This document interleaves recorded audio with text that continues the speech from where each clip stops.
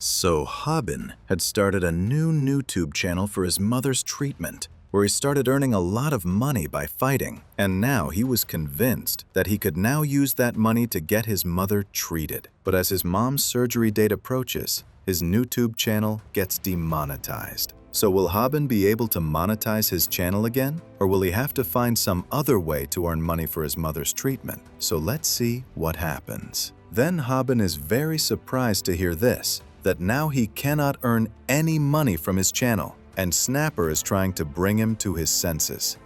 How did all our videos get flagged all of a sudden? How am I going to get the money for my mom's treatment now? I risked my life in all those videos so that I could get my mom treated, and now I can't do anything. Boss, please calm down and drink this digestion medicine. I don't think our channel was demonetized because of violence, because while editing, I had blurred all those parts which were too violent. Gao is absolutely right, because it's impossible for all the videos to be flagged for violence so suddenly, because if that were to happen, all this would have happened before. And I also noticed that the videos in which there was no fighting were also flagged. So this can mean only one thing, that some group has targeted us. But for now, I can't say anything for sure. So for this, I have sent a mail to YouTube, but it will take at least a month for the reply to come. Hearing this, Hobin is very surprised because his mother's surgery is scheduled for the same month, and if he can't bring the money, his mother's surgery is not going to happen, due to which he is not able to understand what he should do. Then Hobin runs away from the hospital. My mother has been waiting for this surgery for a long time, but now I don't know what I should do. I have to raise $18,000 at any cost. Then, Hobin gets ready to collaborate with Rumi to earn money, and Rumi, along with Hobin, goes to buy designer things so that she can get the attention of her viewers. Looks like you need money pretty badly, Hobin. But don't worry, I'll give you half of whatever we earn from donations today. Come on then, let's go shopping. I have no choice. I have to earn money at any cost, and I can do anything for it. But Rumi's viewers are very harsh. They are insulting him. In comparison, my viewers are much better. At least they support me. Then Rumi starts trying on different clothes, and her viewers are criticizing her. But Rumi is not affected by this because she is getting the attention of her viewers, due to which she is busy with her shopping. Then Hobin starts looking at the cost of the clothes kept there, seeing which he is blown away. And he starts thinking that he can buy 100 clothes from the flea market with that much money. It seems Rumi's family has a lot of money, and maybe that's why she's not worried about money. And she is easily blowing $18,000. But for me, this money is very important. Then Rumi gives all her bags to Hobin to carry and starts leaving with him. Wait a minute, where are we going? I thought our shoot was over. Hobin, you'll be with me for the whole day today. Then Rumi starts smiling very nicely, and her viewers are telling Hobin to stay away from this illusion because 6 YouTubers have already been sacrificed because of this smile. Then on the other side, Snapper's mind is going crazy because he still doesn't understand why their channel was demonetized. And if their channel was really demonetized because of fighting, then why were those videos demonetized in which there was no fighting? So Snapper starts asking his subscribers about it. But then a subscriber starts pulling his leg and tells him about the fight between Sasuke and Naruto. Seeing this, Snapper's mood gets even worse. Has this never happened to anyone before? Can YouTube really flag us for violating policy? And if this is true, then we're in big trouble. Then Snapper sees another comment where a subscriber had talked about the YouTuber Chirangi, who had gone through the exact same thing. Meanwhile, Rumi and Hobin are eating and making a video so they can gain more views. And with that, Rumi ends the video. I can't believe it, Rumi, that you can eat this much. Because you eat so little at school, right? What are you talking about? I love to eat. Okay then, it looks like our shoot is over, so I'll be going now. Then Hobin starts looking at Rumi's bedroom. It was the first time he had ever been in a girl's bedroom, which is why he gets very excited looking at her room. But he's also feeling a little weird there. Then Rumi starts changing her clothes right in front of Hobin, which makes Hobin blush a lot. Sorry, Hobin. I was just kidding. Besides, if I wear the same clothes in the next video, my viewers will think that we made this video on the same day. So let's go. Let's make another eating video. Are you crazy? After eating all that, you still have room in your stomach? I'm not as funny as other YouTubers, so I have to make a lot of videos. So when I stop making eating videos, I'll also have to do unboxings of all those things that we just bought. And after that, I'll sell them all. Aren't you going to keep them for yourself? Why would I keep them for myself? With that much money, I could buy 100 outfits from the flea market. Then Hobin realizes that the rumors at school about Rumi being very rich are a complete lie, because Rumi, just like him, is a normal person, and her situation is exactly like Hobin's. Will you keep this a secret from my viewers? Because everyone thinks I'm a spoiled princess, so I don't want them to know anything. So Hobin gives Rumi some digestion medicine so that she doesn't get indigestion after the food video. You really surprised me, Hobin. If you were a little taller, I would have been totally charmed by that. Seriously, who taught you this? You really know how to win a girl over. Wait a second. She's starting to treat me like a little kid. So Hobin, understanding Rumi's condition, asks her about making more videos together. And Rumi hands him a straightener and asks him to style her hair so she can make a video about it. But this is the first time Hobin has been so close to a girl, which makes him blush a lot. And Rumi, to tease him, pulls him even closer, which makes Hobin's fuse blow. Just then, he sees smoke coming from the straightener, and he realizes that he accidentally burned Rumi's hair. So he starts apologizing to Rumi about it. But then he finds out that it was just a prank video, which leaves Hobin completely stunned. And the viewers also start laughing a lot about it. When did you start recording? I started recording as soon as I put the straightener on to heat up. Did you really think I would just let any guy touch my hair? A girl's hair is her life. Are you really depressed because your videos got flagged? You're right, and I need a lot of money too. You need the money for your mom's surgery, right? Well, I have an idea for that. You need money, and I need views. So from now on, we'll collaborate a lot more. That sounds good, right? Then, Rumi cuts her bangs short, which surprises her viewers, and they start calling her beautiful. Just then, Snapper is calling Hobin repeatedly. You idiot, Hobin! Ditch Rumi and pick up my call! I figured out why our videos are getting flagged! This is no time for a collab, you fool!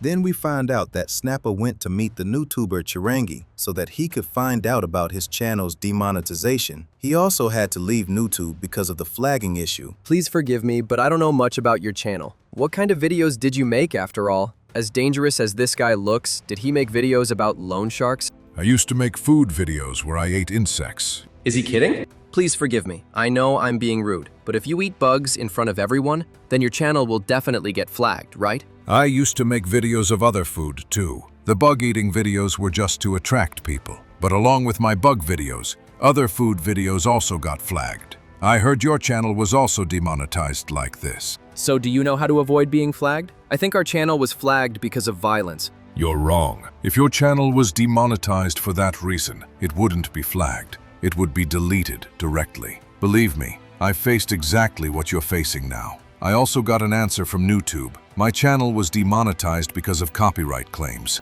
Are you kidding? Did you upload someone else's content? I didn't do anything like that. So did you try to get the demonetization removed? Absolutely. I changed my channel's thumbnails and videos, but it didn't help. So it means only one thing. Your channel has been targeted, just like mine. What do you mean? I can understand someone reporting our videos, but it takes a lot more than that for a channel to get demonetized. I have checked everything, and I didn't find anything to suggest someone is targeting us. Anyway, we haven't done anything that would make us a target. So, does that mean you were targeted too? You're right. And very soon, you'll also be forced to quit YouTube. Hearing this, Snapper is very surprised and doesn't understand what's happening. Meanwhile, Rumi divides the donation money from the viewers half and half with Hobin and starts calling him for another collab, which Hobin agrees to. But then Hobin tells Rumi she gave him $9.30 less than his share. Rumi apologizes and gives him the rest of the money. Hobin is thrilled, having earned about $267 in a single day. He believes that if he continues to collab with Rumi, he'll soon have the $18,000 he needs. But now, he only has 15 days left and has to earn that money with all his might. We then find out that Rumi doesn't actually care about him. She is just using Hobin. She knows his channel will be shut down very soon and isn't interested in making more videos with a loser. She plans to keep collaborating with Hobin only until she finds a new scapegoat. Deep down, she doesn't like doing this, but she needs the money herself and will do anything to earn it. She then looks at the digestion medicine and starts thinking, how did Hobin know that she was sick? We then see Gail eating with her father, worried about how Hobin will arrange for the $18,000. She demands the money from her father. Are you crazy? Do you think money grows on trees? I thought you would ask for $1.75 to $2.30, which I would have been ready to give, but you asked for about $18,000 all at once. This must be Hobin's idea. So now you want me to give the money I saved for the house to him? Yes, that's exactly what I want. Stop your nonsense! I will not give my money to some scam artist. Don't expect anything from me. If you really want money for that guy, go and sell some of your clothes. Gail actually likes this idea and goes online to think about selling some of her things. Then we see Bomi Park arriving at her workplace to arrange for about $18,000. She is guaranteed to get that much in her severance pay. So when her boss tries to explain something to her, Bomi leaves without listening, completely sure she'll get the money. However, her boss was trying to tell her that she hasn't even worked there for a year yet. Because of this, she can't get any severance pay. Later, Bomi goes to the hospital to meet Hobin's mother. I was so happy that you came to meet me instead of Hobin. I can't believe you're his friend. But now you're scaring me. Who holds a knife like that? Are you an assassin? I'm sorry, I was just copying people I see on TV. Looking at you, I thought you were threatening me for not paying my debts. I was very surprised when I bumped into you at the hospital, though. I knew a friend of Hobin's was here, but I didn't know it was you. And yes, my son is very lucky to have a friend as cute as you. Because of this, Bomi starts blushing. By the way, another very strange thing has happened. Ever since you came here to meet me, the nurses have been treating me very well. This has never happened before. A nurse starts to talk about Bomi's father, but Bomi quickly silences her so her secret doesn't get out. The nurse then tells her that her father is looking for her, so Bomi leaves to meet him. We see that Hobin's mother has now realized Bomi is the doctor's daughter. Bomi forgets her phone, which was unlocked. Hobin's mother picks it up and starts watching some videos on YouTube. She is surprised to see a fighting video. Just then, Hobin arrives to see her, and Hobin's mother starts asking him what he does on YouTube. Hobin gets scared, thinking his mom has seen his fighting videos. In a panic, he snatches the phone from her hand, but as soon as he looks at the video she was watching, he is completely shocked. We then cut to the conversation between Chirangi and Snapper. You too will be forced to quit YouTube, just like me. After all my videos were flagged, I couldn't make any new content, and then I found out that someone had made a channel exactly like mine. Just like Hobin's viral hit YouTube channel, someone else has created a channel called Viral Hook. Hobin is shocked to see it. Videos just like his have been uploaded, featuring a guy who looks exactly like him. But Hobin doesn't understand what's going on. I have just uploaded the video, and there won't be any problem with it. I just want the company to do well. I'm sure we'll gather subscribers on our channel very soon. But for me, it's very difficult to act like a rookie like this. We then see the guy who created the Viral Hook channel. He now has 80,000 subscribers. Then Hobin and his friends are lying down and watching the Viral Hook channel. There is a video with the exact same content as the one Hobin made, because of which that channel starts becoming very famous. These people have copied us, boss. They have done it, but we can't do anything about it, and we can't even file a case against them for this. But what about our subscribers? They will support us, right? Well, they are saying in the comment section of Viral Hook that they have copied us. But on YouTube, no one is loyal. They don't care who copies whom, they just want to watch things. And those people will subscribe to both channels. So does this mean we now have to compete with Viral Hook? We can't do that at all. Because Viral Hook releases 3 episodes a week, which means he fights 3 times a week. I don't think this guy is weak either. He must be a pro fighter who is just trying to look like Hobin. The faster he keeps posting these videos, the more viewers will compare his channel with ours. And soon this channel will get ahead of us. And we have another problem. Our channel is not even showing up on YouTube search anymore. Because when the AI decides that your channel is harmful, it also stops showing our channel in the search results. And that's why if we search for Viral Hit on YouTube right now, then all the videos of Viral Hook appear there. Because of this, we aren't able to gain new subscribers, and our loyal subscribers are also moving towards our competitor. So if we don't do something soon, our channel will be finished very quickly. Then Hobin becomes completely sad. After listening to Snapper, he goes into even more depression because he doesn't understand how he will collect the money for his mother's surgery. Then Gayul starts encouraging him, but Snapper tells her to leave Hobin alone at this time and asks him to edit the videos they had made earlier so that they can stop those who are still subscribed to that channel from unsubscribing. Then Gayul tells everyone that she can't edit it this time because when she was arranging for money to help Hobin, she tried to sell her laptop online, but the buyer scammed her, took her laptop, and ran away. Hearing this, both Hobin and Snapper are shocked. And hearing this, Hobin goes into even more depression and starts thinking about killing himself. Hobin, look, Gaul is also doing her best to help you, so you also have to stand up for yourself. But I didn't ask her for her help. Then Hobin doesn't understand what he is saying at that time.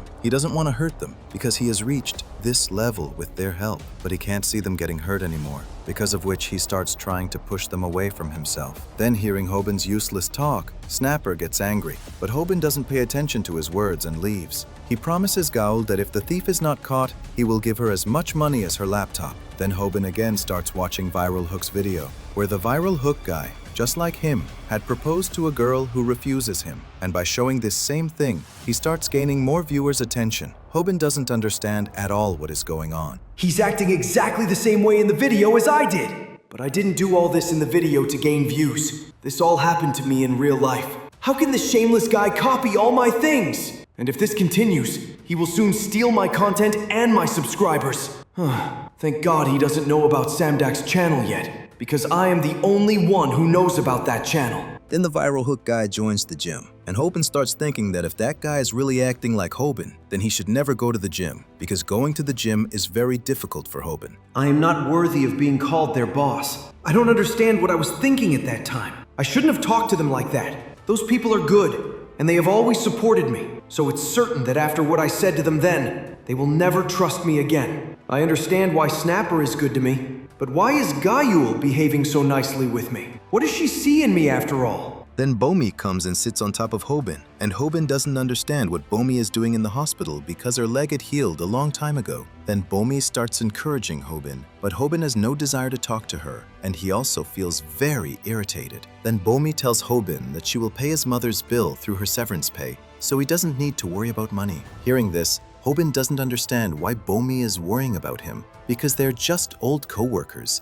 and before that, they didn't even know each other. Snapper, Gaul, Bomi, these people are very good. Now I feel like I'm just taking advantage of their kindness, because I can't do anything for them in return. And maybe that's why I'm feeling very uncomfortable and I can't understand them. I am not special at all. So why are these people talking to me so nicely? Then Hobin explains to Bomi that he hasn't worked for a year yet, so she is not going to get severance pay, and then he leaves. Hearing this, Bomi becomes sad, and she doesn't understand what she should do now. Then Hobin remembers his mother's words, who had told him that she doesn't want Hobin to post fighting videos like other YouTubers. Because of this, Hobin starts thinking about whether he should continue his YouTube channel now. But then, he gets a call. And here Rumi is seeing that Viral Hook has also copied her and Hobin's collab, because of which she starts to feel that Hobin must be very sad. And she had also sent messages to Hobin for more collabs, but Hobin had not replied to her. I want my revenge, but he is not even replying to my message.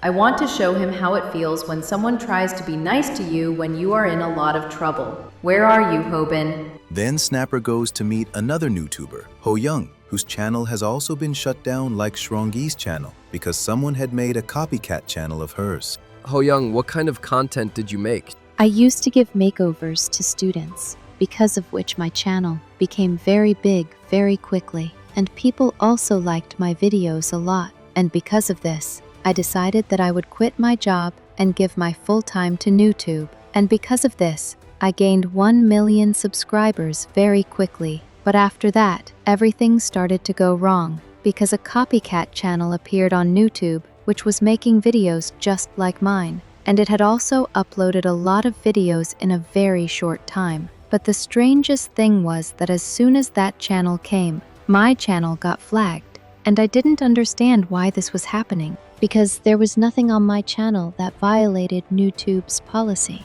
And since YouTube was also my source of income, my whole life started to fall apart. Because of this, I also started to get a lot of stress. and I was completely broken. I started hurting people who were close to me because I didn't want to talk to anyone. So you mean you closed your channel because that copycat channel became bigger than your channel? No, I never closed that channel. When you start losing all your hopes because of that copycat channel, then someone comes to meet you. And that is a new copycat YouTuber who offers you money in exchange for your channel. And it's so much that you can't refuse them even if you want to, because at that time you need the money very badly. You're right, because if someone gives me that much money, I would agree to this offer. So you mean to say that there is an organization behind all this that is flagging and demonetizing our videos?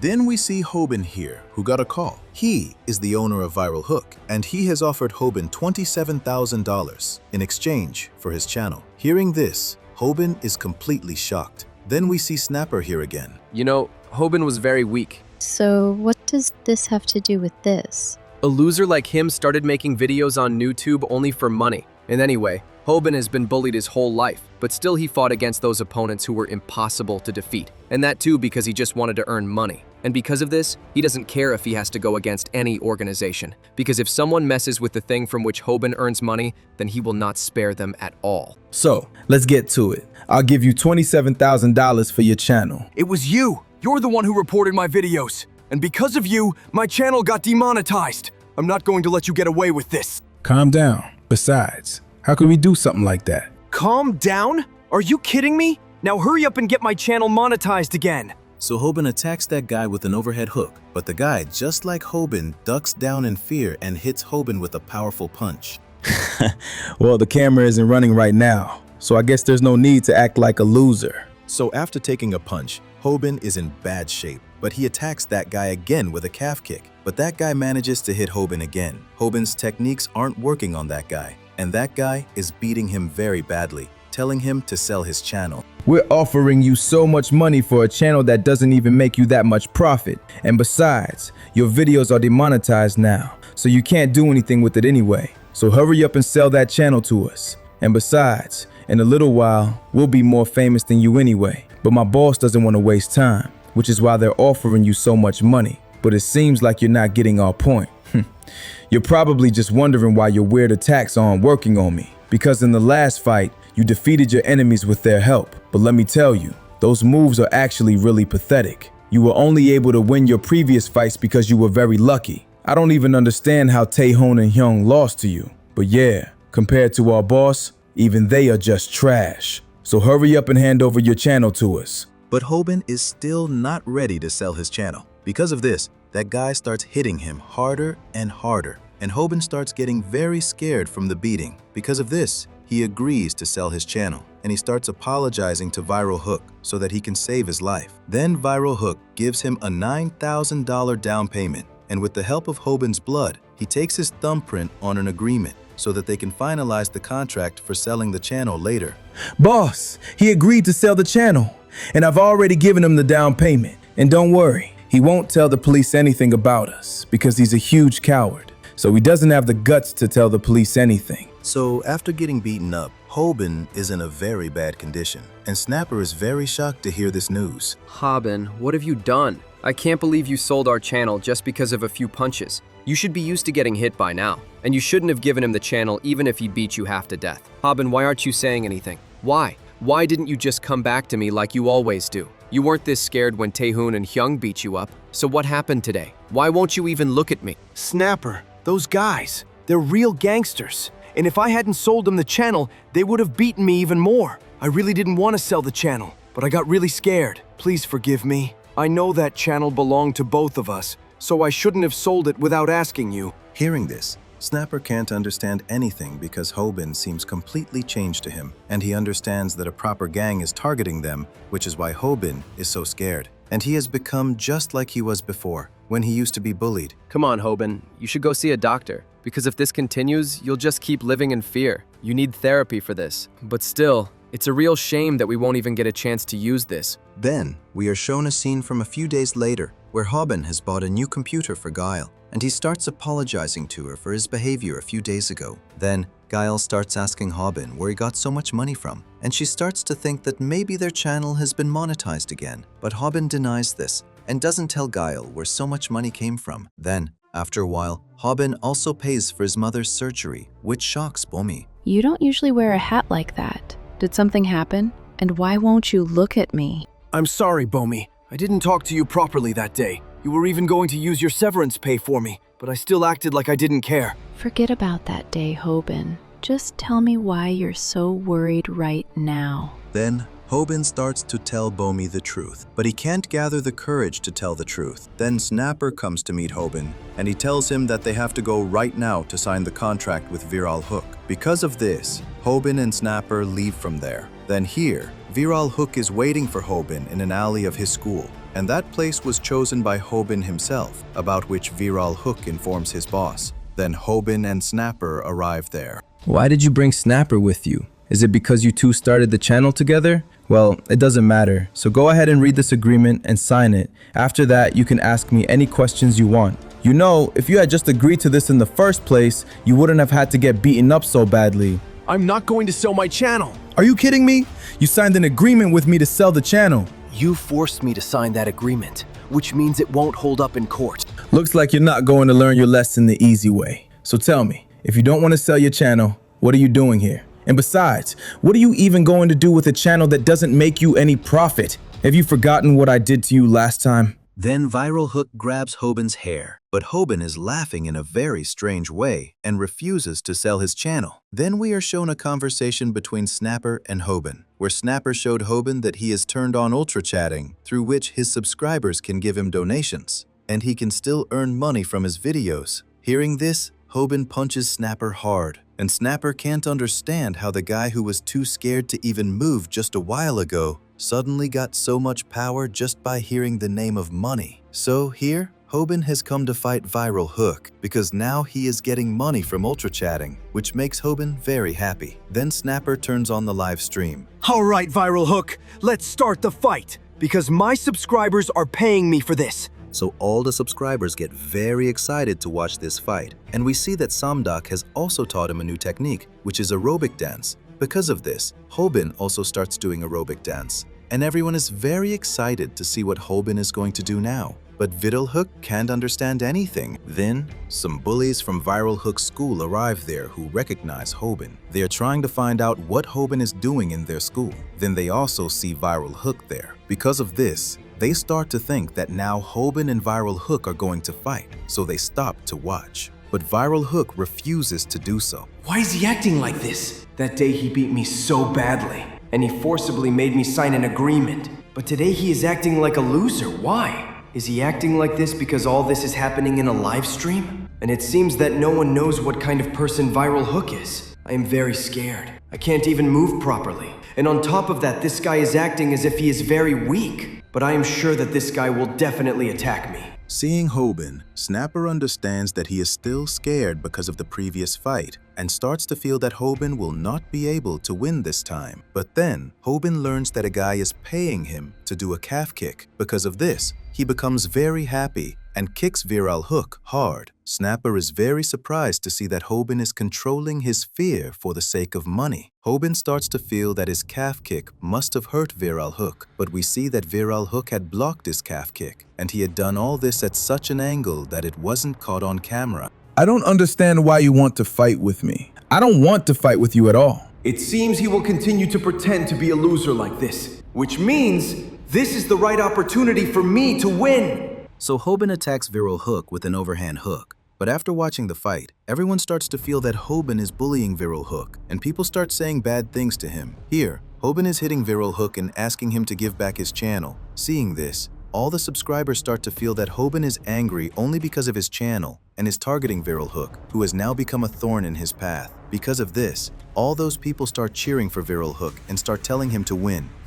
The school bullies are having a lot of fun watching this fight. Then Snapper starts telling Hobin not to attack Viral Hook. No one knows the truth about Viral Hook, because of which all the subscribers have now gone against us, and he has ruined all our planning. Hobin, stop fighting. All our subscribers are cheering for Viral Hook so that he can win this fight. Hobin is very surprised to hear this, and Viral Hook also thanks everyone and bows down, then hits Hobin on his face with his head. Seeing this, all the subscribers start enjoying it a lot. Then Viral Hook punches Hobin hard.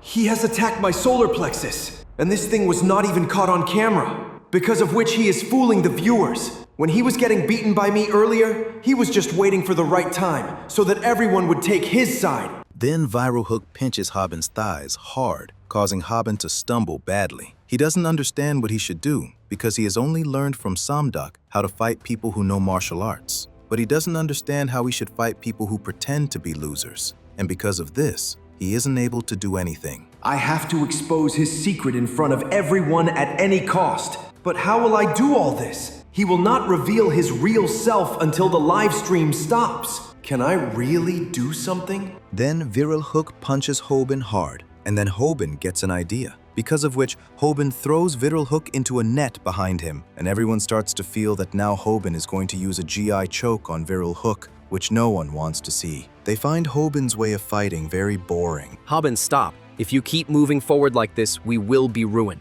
And everyone will think that we are bullying him by coming to Viral Hook's school. Then everyone here is considering Hobin a gangster. Do you really think you will get away with this? What do you think? Who will people consider a bad boy in this situation? Don't worry, everything is about to change, because now I am going to bring out your truth in front of everyone. Then Hobin tears Viral Hook's shirt. Everyone is surprised to see that Viral Hook's body has so many tattoos and how fit he is. Everyone thinks that you are a loser, because of which they feel that I am taking out my anger on you. But now I will show everyone who Viral Hook really is. Do you guys really think that a loser can have a body like this? Do you even know what a real loser looks like? Look at my body. My body doesn't even have muscles, let alone tattoos. There are only marks of bullying. Then Hobin takes off all his clothes. Then everyone is surprised to see Hobin. They don't understand why Hobin has taken off his pants. Then all the subscribers again come in Hobin's favor and start donating money to him again.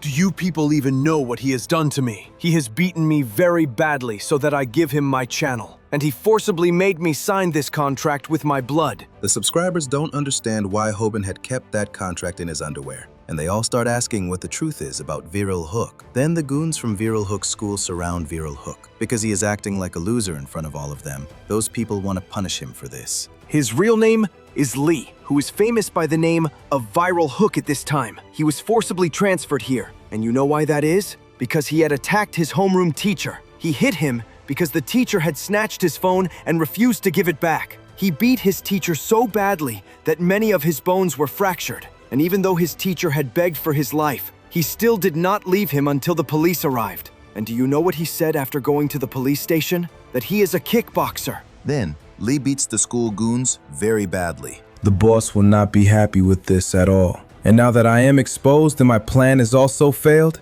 it means that now I can do anything. Really, acting like a loser was very difficult. So all the subscribers are convinced that whatever Hobin was saying was all true. And Lee starts asking Hobin and Snapper where they got so much courage to expose him after getting beaten so badly. Then Hobin gives him the excuse that he can do anything for money. Hobin had said this because his subscriber was going to give him money in exchange for saying it. So for money, Hobin gets ready to fight with Lee because Samdak had told him that kickboxing is like MMA. To defeat a kickboxer, he will have to do an aerobic dance. Because of which, Hobin starts doing an aerobic dance. And everyone starts to feel that this time Hobin will be beaten very badly. It seems I would have to take you to my boss now. And all the subscribers start thinking about who this boss is and with whom Lee is associated. Then we are shown the scene where Snapper had found Lee's old video. And from there, they found out that in just 3 years, Lee had become a professional kickboxer. Because of this, he won a national competition and also won the regional teen championship title. I don't know why, but I can't find any more videos on this. But I'm a genius, right? I managed to find this video too. Anyway, he has no right to beat up an ordinary guy despite being a professional. So now we don't need to sell the channel. And on top of that, ultra chatting is also on, which is getting us money. So let's go, Hobin. Now, quickly watch his video and find his weakness to start practicing. But Hobin wasn't listening to him at all because he and Kaul were practicing aerobic dance. And Hobin even refuses to watch the video because he knows that if he watches those videos, he'll just get scared for no reason. That's why he is only learning the aerobic dance taught by Samdak so that he can defeat a kickboxer. And Kaul is just supporting him to build her abs. Because of this, even Snapper can't understand what to do with these two. Then, after watching Samdak's videos, Hobin understands that watching videos won't do him any good, because the last time he used a G-choke on Taehoon after watching videos, he couldn't deliver that technique perfectly at all. That's why he now understands that he has to practice those techniques. Only then will he be able to use those techniques. Then, Hobin goes to Kim's gym to practice those techniques, where Hobin starts sweating just by seeing the guys practicing. Hobin, you finally came here. So you want me to attack you using kickboxing, right? Then fine. Now get ready for it. He's ready to fight, but I'm scared that he might kill me. Then we see Samduk's video here. So you must be thinking that kickboxing is not a real martial art. It's just made by adding kicks to boxing. Or you might be thinking that kickboxing is nothing compared to boxing, taekwondo, and karate. But you are completely wrong, because kickboxing is the perfect combination of kicking and boxing. Then here, Lee starts beating Hobin very badly with the help of kickboxing, and Hobin understands why Samduk had said that he should not underestimate kickboxing, because when a kickboxer gets into his rhythm, it becomes impossible for an amateur to defeat him. You chose a very wrong place to fight, Hobin. Because if you had chosen a place where you had something to hold on to, then maybe your probability of winning would have increased a little. But you will die here today. Then Snapper starts telling Hobin to do something, and his subscribers are telling him that Hobin can't do anything now, and they are treating this fight as if Lee is fighting with a bot. I know, Hobin. You have a plan, and that's why you are getting beaten up. You said that you practiced with Kim until your mouth started bleeding. Then we are shown the scene of Kim and Hobin. Kickboxing may look simple, but it's not. Because your opponent can attack you using any combination, and while fighting with them, you might feel like you are fighting with a game character, because it's really difficult to guess their combo. You have fought with many martial art styles until now. Among them, kickboxing is the closest to MMA, so all the techniques you have used in previous fights will not work against a kickboxer at all. Then Hobin attacks Lee with a calf kick, but Lee blocks that calf kick. Then Hobin starts using the technique of getting hit without getting hurt. But Lee makes his technique fail by hitting an uppercut. Then Hobin starts moving towards Lee's legs so that he can tackle him, but Lee knees him in the face. Hobin somehow avoids it and starts attacking Lee with a taekwondo back kick, but Lee dodges it by stepping back, which makes Hobin realize that Kim was absolutely right, that any of his old techniques are completely useless against a kickboxer. And on top of that, since he hasn't learned taekwondo either, he can't defeat an experienced fighter through it either. It seems you've done your homework well, and now you're using taekwondo moves too. But this useless sport can't defeat me. Then Lee kicks Hobin's thigh with great force. Due to this, all the subscribers start to feel that Hobin's bone must be completely broken now, because they feel as if they have heard a gunshot. Then we find out that Kim had also told Hobin that if someone goes up in kickboxing, they are taught that they can even break a baseball bat with their kicks. Because of this, we see that Hobin is in a very bad condition. You used Taehoon's back kick against Hyung, so now use the technique you learned from Kim. Come on, hurry up! And when he punches you, press his arms under your armpits. Or do you have some other move? Because you always come up with something weird in the middle of a fight. Everyone finds Snapper's words completely ridiculous, and they are all telling him to give Hobin a taser gun. But Hobin still has one move left, which he absolutely does not want to use. But as soon as Lee is about to punch him, Hobin uses aerobic dance to dodge his punch. Seeing this, all the subscribers are shocked. I didn't want to do this move because 30,000 people are watching me right now. Well, I've practiced this thing many times, but I feel really ashamed doing this. I have trusted Samduk until now, but this move is really embarrassing me. How on earth can I defeat a kickboxer using aerobic dance? Then Hobin starts using another aerobic dance technique because he has no other choice, and he is laughing in a very strange way. Seeing this, no one can understand anything. Even Snapper starts to feel ashamed, and Lee also doesn't understand if Hobin is mentally stable at this time. Then Lee starts kicking Hobin with great force. But Hobin stops his kick with the help of his own kick because there's some similarity between aerobics and martial arts, about which Hobin had seen in Samduk's video. When you fight a kickboxer, you will have to pay the most attention to the kickboxer's kicks. But since we don't have that much time, we should only practice one aerobic move, which is the Muay Thai guard stance. The move I taught you is just a copy of this stance, which means it will only work once. So you have to do it as soon as possible. So I will call it Samdak's aerobic combo. Then Hobin starts to do that combo, and Snapper, out of shame, leaves the camera and runs away from there. Then we find out that Samdak had told Hobin to do the aerobic combo, because through this, he can confuse the opponent, and this is its first part. And in the second part, he has to get close to his opponent. Because of this, we see Hobin gets right next to Lee, and seeing this, Snapper gets excited again, and he picks up the camera and starts recording his video. But then we see Lee grabs Hobin.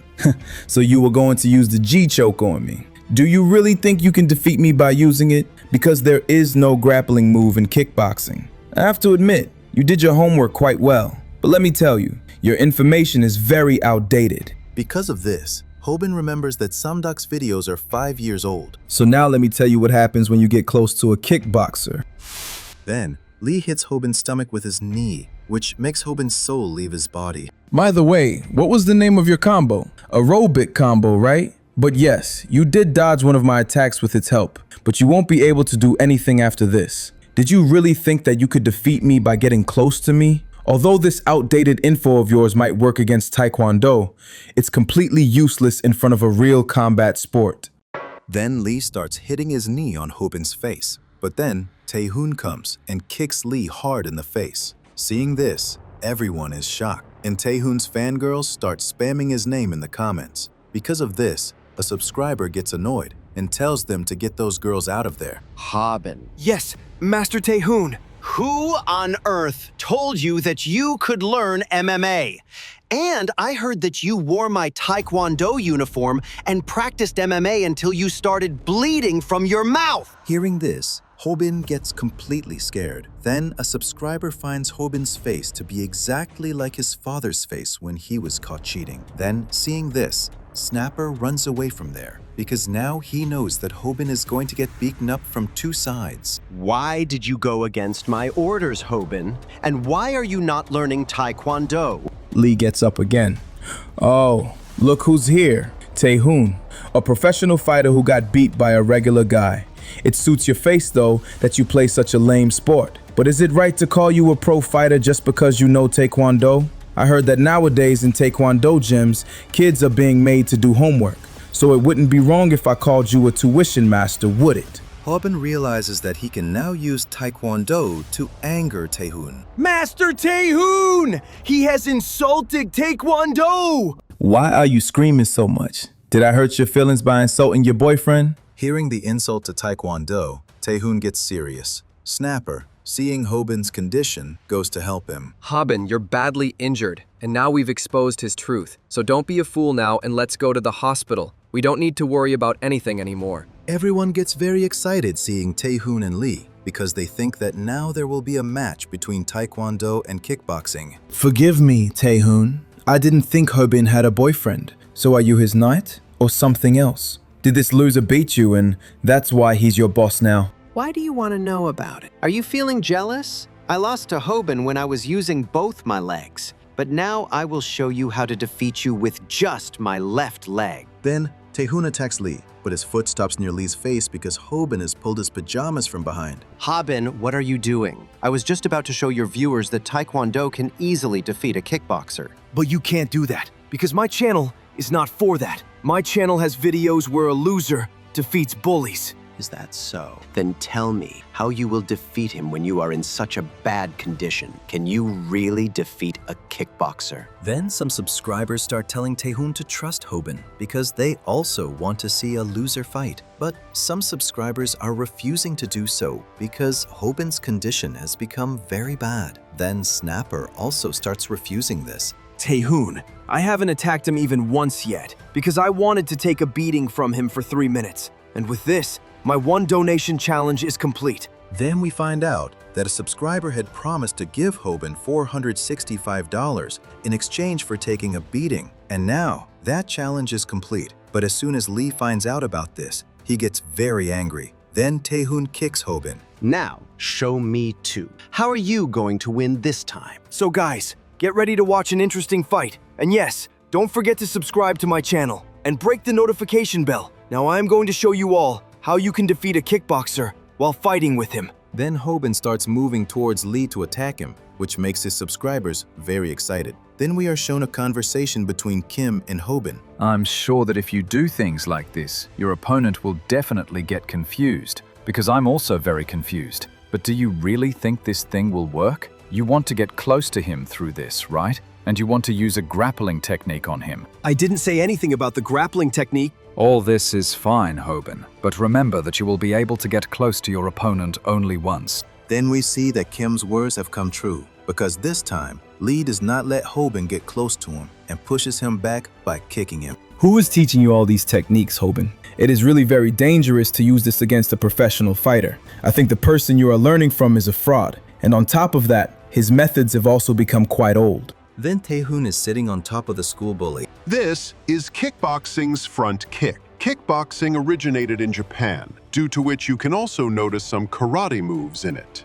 The front kick of kickboxing and the front kick of Taekwondo may seem similar to you, but they are both different. Because when we do a front kick in kickboxing, you have to turn your toes upwards and hit your opponent in such a way as if you are going to stab him with your foot. And if this kick hits your solar plexus, you can even faint from the pain. But here, Hobin is still conscious, which means that kick hit his stomach. Then we see that Samdak has also told about the front kick of kickboxing, and to avoid it, he is told to attack diagonally. Because of this, Hobin is sure that Samdak is not a fraud, and his methods are not outdated either. Hobin knows that if you try to avoid the kickboxer's attack diagonally, you can somehow avoid their kicks. Which means Hobin has done his homework well. But this looks a bit strange. So let's see what Hobin will do when Lee moves back and showers him with punches. Then Lee starts punching Hobin, which puts Hobin in a bad state. But Hobin is still moving diagonally towards Lee,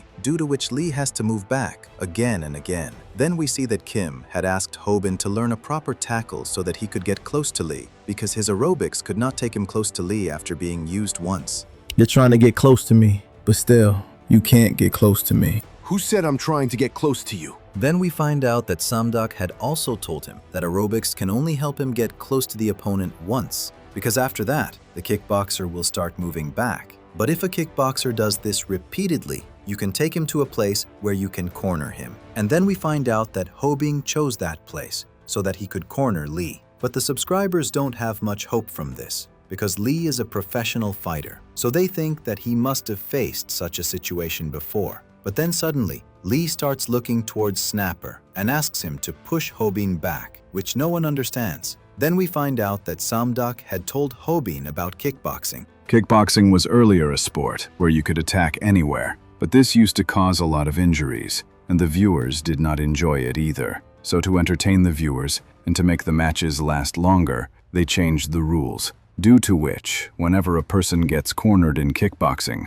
the referee comes in between and separates them, due to which kickboxers train themselves for this. But if this happens to them in a street fight, they will not understand what is happening there, because there is no referee in a street fight. Then we see here, because of this training, Lee calls Snapper, thinking of him as a referee. But as soon as he realizes that Snapper is not a referee, he gets completely shocked, and Hobin starts attacking him. But again, Lee grabs Hobin, and we see that Hobin had tried this on Kim as well, and Kim had also grabbed him in the same way, and told him that at such a time, the enemy attacks him with his knee. Then Lee also attacks Hobin with his knee, due to which Taehoon starts to feel that now he has to come in between the fight. But then suddenly a miracle happens, and Hobin attacks Lee's mouth with his elbow. I practiced the aerobic moves for this reason and repeatedly moved my hands and feet. And I chose this fenced place so that I don't miss this thing. And I wanted him to grab me and attack me with his knee. Then Kim is also very happy watching his live stream, because we see that Hobin had done the same thing with Kim,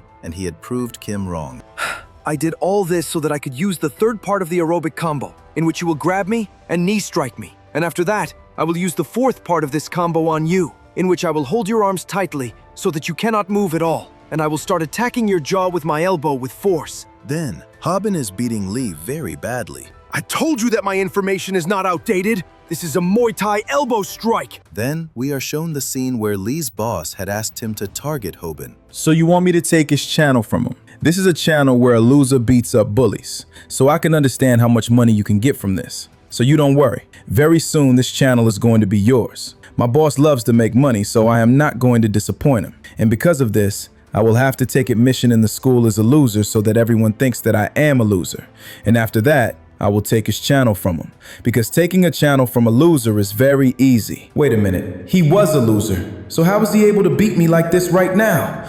Why am I giving up in front of him? This is not right at all. After fighting him, I have understood that he is not a loser at all. Then we see Hobin beat Lee very badly, and he is so lost in himself that he doesn't even realize that Lee has fainted. Because of this, Taehoon has to come to stop him, and Snapper comes and hugs him. What happened? I was so lost in my anger that I couldn't even hear Taehoon and Snapper's voices. Then all the subscribers are praising Hobin, and we see that they have earned about $5,230 from Ultra Chatting. Because of this, Hobin and Snapper become very happy, and Hobin starts saying thank you to his subscribers. Then Snapper tells Hobin that half of the money they have earned is because of Taehoon, and Taehoon doesn't even care about it. Because of this, he takes his bike and goes to play games. Then Taehoon's fans start calling him. Because of this, Hobin tells them to ban all of them. Then we see that after Lee's truth comes out, his subscribers are very angry, and they are supporting Hobin. Then Hobin sees that there are some other YouTubers who are supporting Hobin and are speaking ill of Lee because he had stolen Hobin's content. And we also see that Viral Hook has deleted all the videos from his channel, but no one knows where he disappeared after getting beaten by Hobin. Wait a minute. If he comes after me again, what will happen to me? I don't have any tricks left. And on top of that, he is not going to fall for my aerobics trick either. Maybe I should go back home with Kim for some time. Or I can also ask for help from Taehoon, but he is very scary. I understand. I think I should buy a stun gun. Then Gayul comes to meet Hobin, but then suddenly Rumi comes and pushes her down, and she starts apologizing to her for this. But Gayul realizes that Rumi has done this intentionally. Then Rumi goes to Hobin. Hobin, did you see this? If we work on this idea, we can get a lot of views. But Hobin is not listening to her because he is thinking about buying a stun gun. Then seeing Rumi and Hobin so close, Gayul starts asking Rumi when she got so close to Hobin. Because of this, Rumi tells her that Hobin had given her medicine for indigestion. Gayul remembers that she had given that medicine to Hobin to drink. Boss, do you remember that I gave you indigestion medicine? So did you give that medicine to this girl? Yes, I didn't need it. That's why I gave it to her. But why are you asking? Are you having indigestion? Then Gayul gets very angry about this, and she goes trekking with her father and starts screaming on top of the mountain. Then here Hobin has paid for his mother's surgery. Because of this, he is quite happy. Ultra Chatting is really amazing. Because of this, I was able to pay for my mother's surgery. And I also returned Kaol's money for her computer.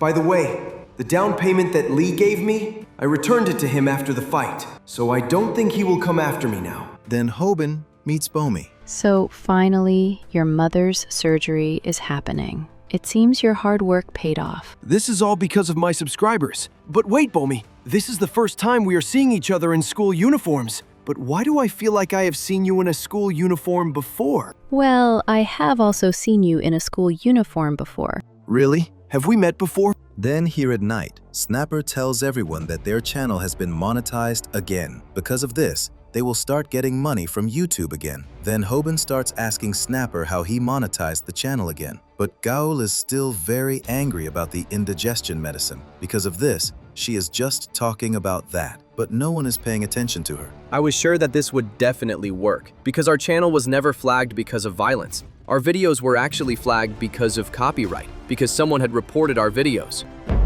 Hearing this, Hobin gets very shocked because he doesn't understand how this happened, because all his content was original. I first thought that maybe YouTube made a mistake, but it was nothing like that. Actually, even before our channel, a post was created where they were talking about getting beaten without getting hurt. Hearing this, Hobin is shocked, and he starts to think that maybe that post was made by Samdak because he used his tips. Seeing that post, I thought that everything was destroyed, but then I found one thing, because of which I found out that that blog was bought. And after that, he edited that blog and showed it in such a way that it is related to the content of our channel. Because if we edit the blog, the original date of that blog does not change. And that's why he was able to report us. and that's why our channel got flagged because of copyright. The other YouTubers I met, the exact same thing happened with them, and that's why their channel was ruined, and after that, someone bought it. From all these things, we only know that whoever is targeting us is not alone, but a whole group.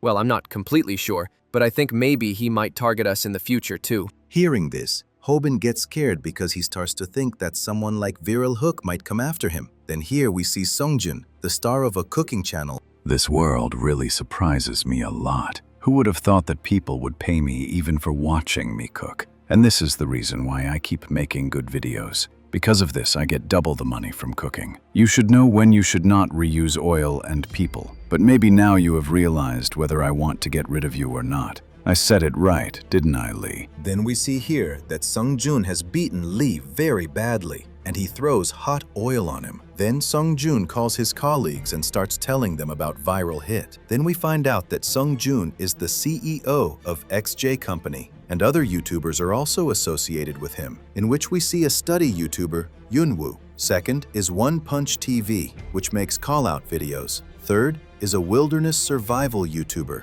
And fourth is a YouTuber with beauty and animal-related content. And all of their subscribers are in the millions, out of which Sungjun's subscribers have reached 5 million. And Sungjun is telling them that he wants to hire Viral Hit because he has the potential to earn money. So he wants to see if Viral Hit will support him or work separately from him. The next day, we see Hobin, who has received a voucher from a subscriber. And Hobin is very happy seeing this, that he has become so famous. This is a food place, but looking at this voucher, it seems that this place is going to be very expensive. Will I eat here alone? Wait a minute, it says dinner for 2 here. Does that mean I have to share my food with someone? Are you stupid? You both will get separate food. Yeah, I knew that. I was just pretending like I didn't know anything. Yeah, right. Don't act so smart. I know you don't know anything about this because you've never even stepped out of the house before today. So tell me, who are you taking with you? Then Rumi comes there. And after hearing about Hobin's voucher, she starts telling Hobin to take her with him so that she can go there and make food videos with Hobin. It will be so much fun to eat in front of the camera. And besides, I don't think anyone else will go with you. That's not true. I have a lot of friends. Then Snapper realizes that Hobin has become very famous, and Rumi starts teasing Hobin, which makes Snapper feel jealous. Then Rumi sees that the voucher Hobin has received is from a very famous sushi shop, where the prices are very high. You know, some people also sell these vouchers on the online market. So, do you want to sell it? No, absolutely not. My subscriber gave this to me as a gift. Think about it, because this voucher will sell for about $58. No, absolutely not. I will use it. Is that so? Then let's go. Tell me quickly, when are we going? Hold on. I never said I was going there with you. Just think about it, Hobin. If we both go together, people will give us a lot of money. This voucher is very precious to me, so I have to think carefully about it. Then tell me, who do you want to go with after all? Then Gaul comes there with indigestion medicine and is still reminding Hobin about that medicine so that he apologizes to her. But she sees that Hobin is busy with Rumi, so she starts asking Snapper about it. Hobin got a dinner voucher and Rumi wants to go with him. Then we see that Snapper starts hatching his own plan and starts thinking that he can use this voucher to go on a date with Gaul. Then Gaul starts to think that if Hobin is not going with Rumi, then maybe he wants to take her with him so that he can apologize to her for his mistakes. What are you even thinking? You're just an editor. You don't have feelings for the star of your channel, do you? It seems I really have feelings for him. Then Rumi starts teasing Gaul about this, and Hobin doesn't understand what is going on. You guys, listen carefully. I'm sorry, but I've already thought about it. Then we see Bomi here, to whom Hobin tells everything. It seems that situation was quite strange for you. So did you tell them that you are not taking them? Yes, I told them who I want to take with me. Hobin has really changed a lot. Before, he couldn't even make eye contact with me, and now he's asking me out on a date? He has completely changed. So Hobin, when are we going? And yeah, what's the dress code for that place? What are you talking about? Then we see Hobin, wearing a suit, has gone to that restaurant to have dinner, where he has taken Snapper with him, and he is telling Snapper everything and asking him what his mistake was. Because as soon as Bomi found out about it, she was about to hit him, and hearing Snapper's name, Rumi and Gaol were also surprised. Shut up! You're just trying to make me feel jealous. Now tell me this, who gave you this voucher? Then Hobin tells him that the person who gave him the voucher is YouTube superstar Songjun. Then Songjun comes there, and we find out that the restaurant belongs to him. Seeing him, Snapper gets very surprised. Seriously? He invited us here? Hobin, how did you even make a connection with him? It's not like that. I wanted to meet him myself because I am a very big fan of his channel. So I hope that you two will talk to me together. Because when I found out that you two were coming, I closed this shop too. Seriously? You did all this for me? He looks so classy even while pouring sauce. I have to admit, his 5 million subscribers weren't made for nothing. Then Songjun starts cutting the fish for them so that he can make sushi for them. So, do you like maguro sushi? What the heck is that? I've only eaten canned tuna till today. It means you are going to try my handmade sushi for the first time. I'm very happy to hear this. He'll be very happy even if you give him canned tuna with soy sauce on it. Then Snapper and Hobin start praising Songjun, and Songjun starts asking them about Viral Hook, for which Hobin thanks him. Because Songjun had taken Hobin's side and supported him in his difficult time. You don't need to worry about that. Anyway, I called you here for another reason. Hobin, would you like to join my team? Although it's not public yet, I have created a team of YouTubers and have also started a company, and its name is XJ Company, which has been created only to make money, and I am asking you to join it because you have shown us how hard you can work to make money. And on top of that, seeing you reminds me of my past because I used to be very poor like you, and this is the reason why I want you to join XJ Company, because our team members help each other in making money. Thanks for this offer, and I really don't know anything about your company. Our company has only one goal. We want to change the thing about YouTube that focuses on the individual.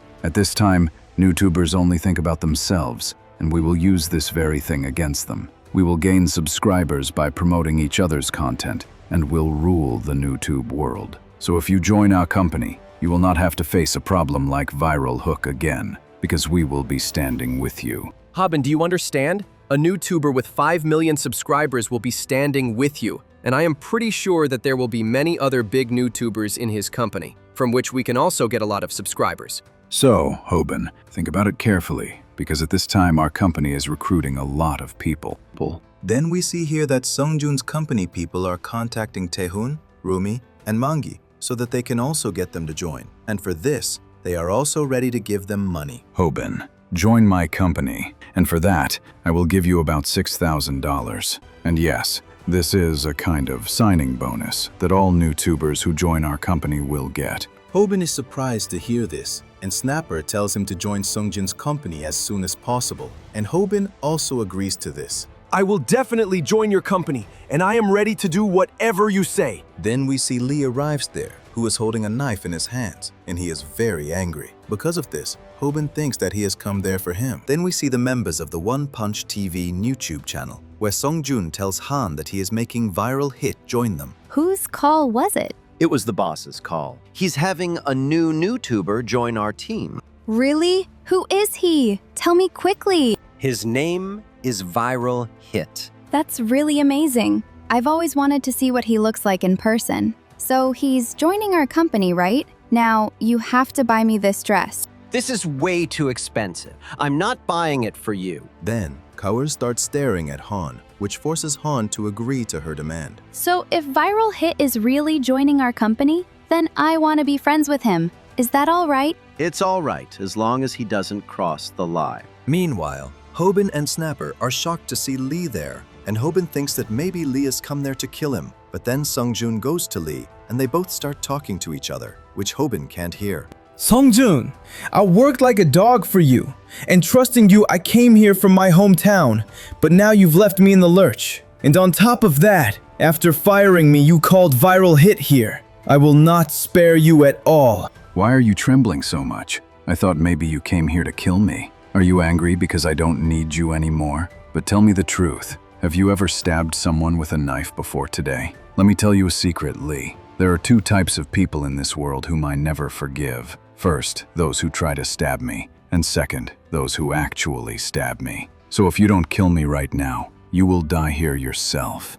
Lee gets scared hearing this, and Hobin doesn't understand anything, but he sees that as soon as their conversation ends, Lee attacks him, and Songjun comes in between and throws Lee down, which saves Hobin. But Hobin feels very strange. The next day, Snapper tells this whole story to Rumi and Gaul, and they're very surprised to hear this. Then, Rumi turns on her camera and asks Snapper to tell the whole story on camera. Meanwhile, Hobin is thinking about something. Hobin, are you okay? You didn't get hurt, did you? I've decided. I'm definitely going to join Sungjun's team now. Snapper is also very happy with Hobin's choice, and Hobin asks Rumi and Mangi if Sungjun has invited them too. But then suddenly, Mangi comes behind Rumi, which scares her completely. It's a great pleasure to meet you. Would you believe that I fell in love with you the moment I saw you? I am Mangi, the Korean traditional wrestling YouTuber, and I have created a channel on balding, on which I have 30,000 subscribers. Then, Rumi and Gaio pick up Mangi's wig and start blowing on his head, which the subscribers are enjoying a lot. I have to admit, Mangi, you have really changed a lot. Before, you used to be very sensitive about your hair. When you exposed my baldness in front of 30,000 people, I realized that there's no point in getting angry about it anymore because my hair is not going to come back because of it. So that's why I created this channel. Then Snapper starts asking Hobin if he called Taehoon there, but Hobin denies it because he knows that Taehoon is not going to come there. Then Hobin starts asking Rumi and Mangi if they will join Sungjun's company. Then we see Gaul arrives there. So you're here, Hobin. Then we see Sungjun and his associate Ju. So you've met Viral Hit. It seems like you like him a lot. So let's see how much fun it will be to work with him. But in my opinion, you shouldn't have told Gaul about this because you know she's a time bomb. I don't know what she'll do now. So, Hobin, this is what you look like in person. Are you really 18? You know I'm 17 and my name is Kaurhan. Gaul, it's a great pleasure to meet you. So you're my fan. Hobin, can you give me a piggyback ride? Of course! Why not? I can do anything for my fans. Wow, you're so amazing.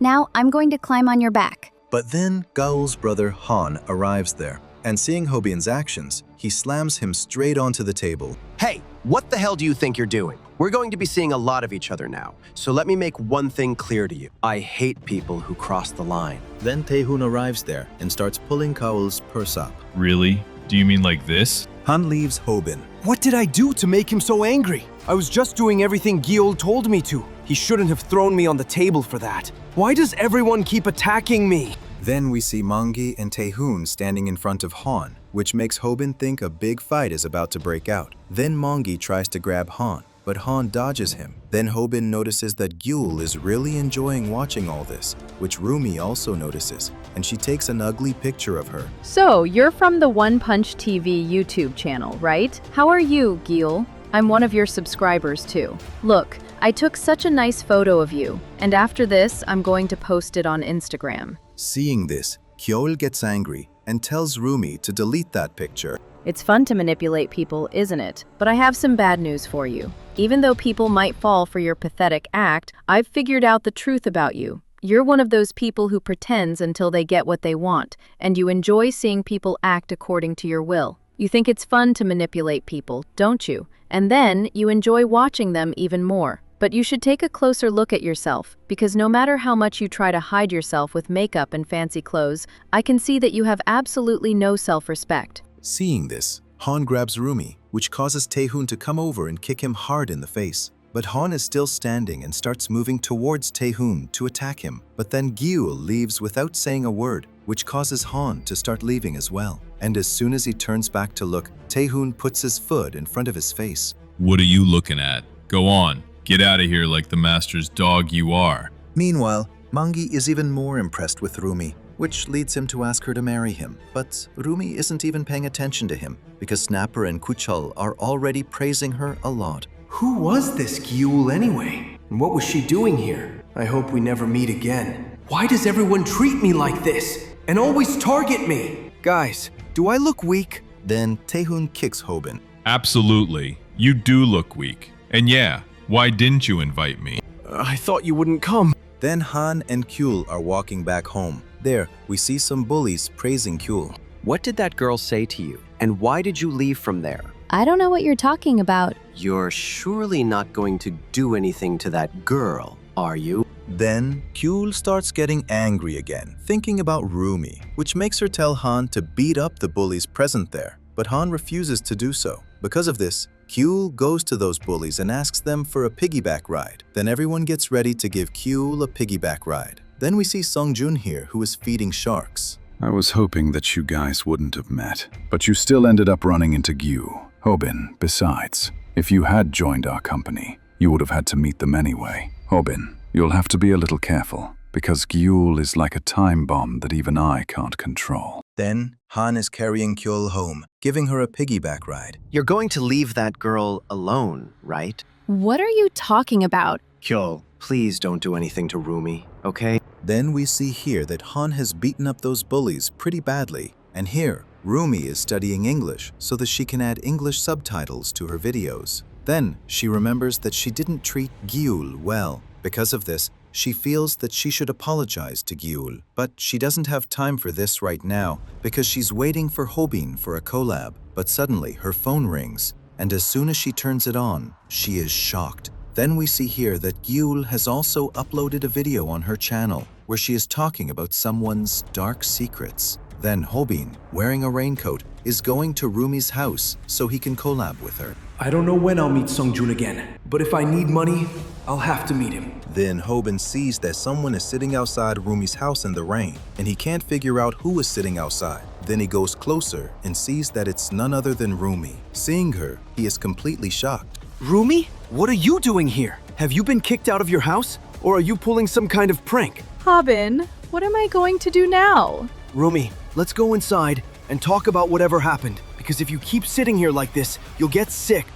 At that time, I didn't know that Rumi was crying because of those terrible people. And I also didn't know that after mastering Somdok's beginner-level fighting techniques, I would learn the next technique to level up, and then fight another battle. Then here, Gyul had posted a video against Rumi. So how are you all? Today on this channel, we will check whether the rumors sent by our viewers are true or not. So guys, you must have heard about the popular, beautiful YouTuber. But do you know that even though she is in high school at this time, she has had many scandals in her past in which she was living with her boyfriend and was selling her videos by working as an escort? You are thinking absolutely right. I am talking about the beauty YouTuber Rumi. So let's tell you today whether these rumors against Rumi are true or not. Then we see here that the subscribers are not believing this. Because of this, Gyul shows them an old post where all these things are written about Rumi. And on the basis of the post, Gyul is going to expose Rumi in front of all the subscribers,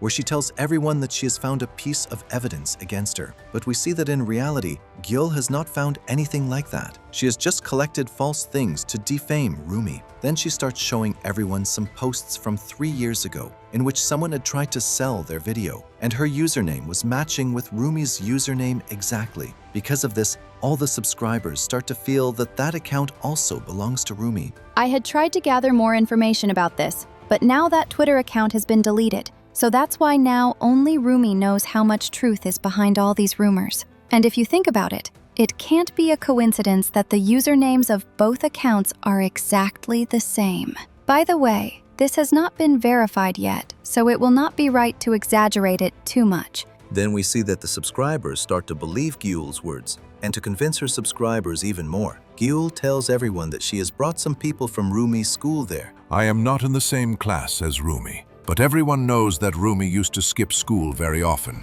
and I have also heard that she lived alone due to family problems. Looking at her, it seemed as if she was struggling financially because her uniform was very old. But still, she loved to do expensive makeup. Because of this, she used to borrow money from the school children. But it's a very strange thing, isn't it, that she used to return so much money at once? I don't understand this. I don't understand why she used to buy such expensive makeup. Then all the subscribers start believing Gyul's story even more. Then Gyul starts asking the school children if they feel that Rumi is an escort and sells her videos for money after hearing all this, to which they both say yes. So let's go, guys. Now I will end my interview here. And we didn't find out whether Rumi lives with a boy or not. By the way, people say that when children don't have the money to buy the things they want, they start doing such things. But I have a question for my viewers. Do you really think that this is the right choice? By the way, Rumi has not said anything about this yet,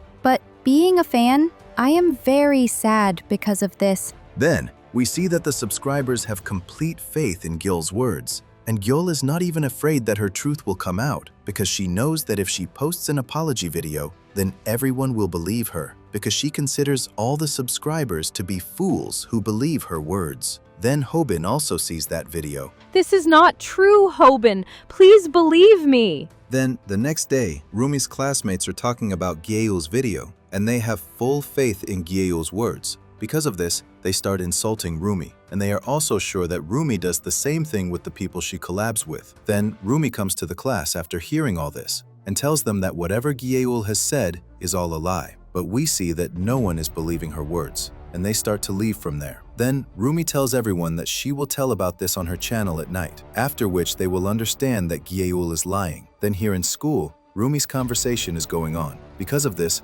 Rumi starts telling everyone while giving them yogurt that she will clear all this up at night. Then in the evening, Rumi starts going back home, where we see some schoolboys start calling her by giving her money. Because of this, Rumi gets scared and starts telling them that it's all a lie. Then Mangi comes there and catches a boy. Don't worry, Rumi. I will handle these people. And yes, don't get me wrong. I came here to meet Hobin, but when I saw that these people were bothering you, I came here to save you. So that's why I leave all this to me now. Then at night, Rumi turns on the streaming so that she can tell her truth to everyone. But we see that her subscribers trust Gyul. Because of this, they start insulting Rumi. Then, Rumi had also prepared a script for this, and the subscribers start to feel that now she will read that script and cry crocodile tears. Then Rumi starts reading that script, where it is written about her past, and it is also written in the script that she does not have to cry at all. But Rumi becomes completely emotional while telling her truth. How bad is this that I am being blamed for something I haven't even done? Why do I have to explain my past? I know I shouldn't cry, and still I am crying. And these people will also think that I am acting to cry after seeing this. I don't want to share my backstory with anyone.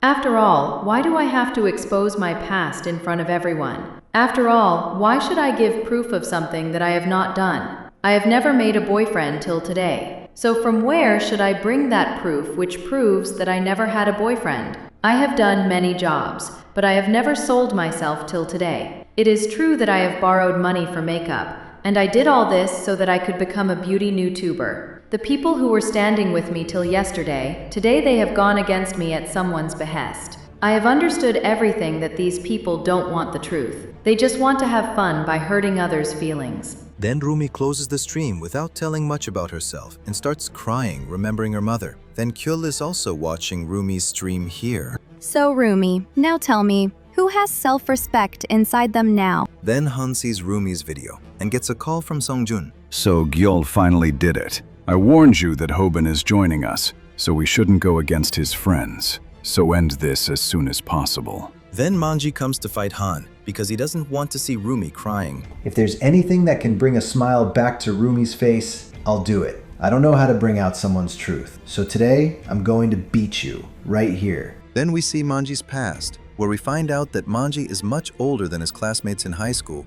and is also the champion of the Cyrium world. But still, some people come to bother him and try to bully him, and as soon as they start calling him bald, Manji grabs them. Because for Manji, they were just insects that he didn't even consider a threat. And when he grabs someone, no one could stand against him. But then we see that Manji is serious for the first time in his life because the people from One Punch TV have troubled him a lot. Let me get straight to the point. I know that the rumors you spread about Rumi are false. So I want you to go home now, make an apology video, and then smash your computer. You understand, right? Then Han refuses to do so and tells him to leave. But this makes Manji even angrier, and he attacks Han. But we see Han hits him with a powerful jab because Han is actually a professional boxer. And this is the first time Manji has been in a serious fight. Get out of here, because I don't want to fight you. But we see Manji isn't ready to leave. Boxing is a simple combat sport that runs on a basic principle, according to which you have to defeat the opponent using your fists. And boxing has a basic technique that has always attracted people's attention. This is a technique that no one can avoid,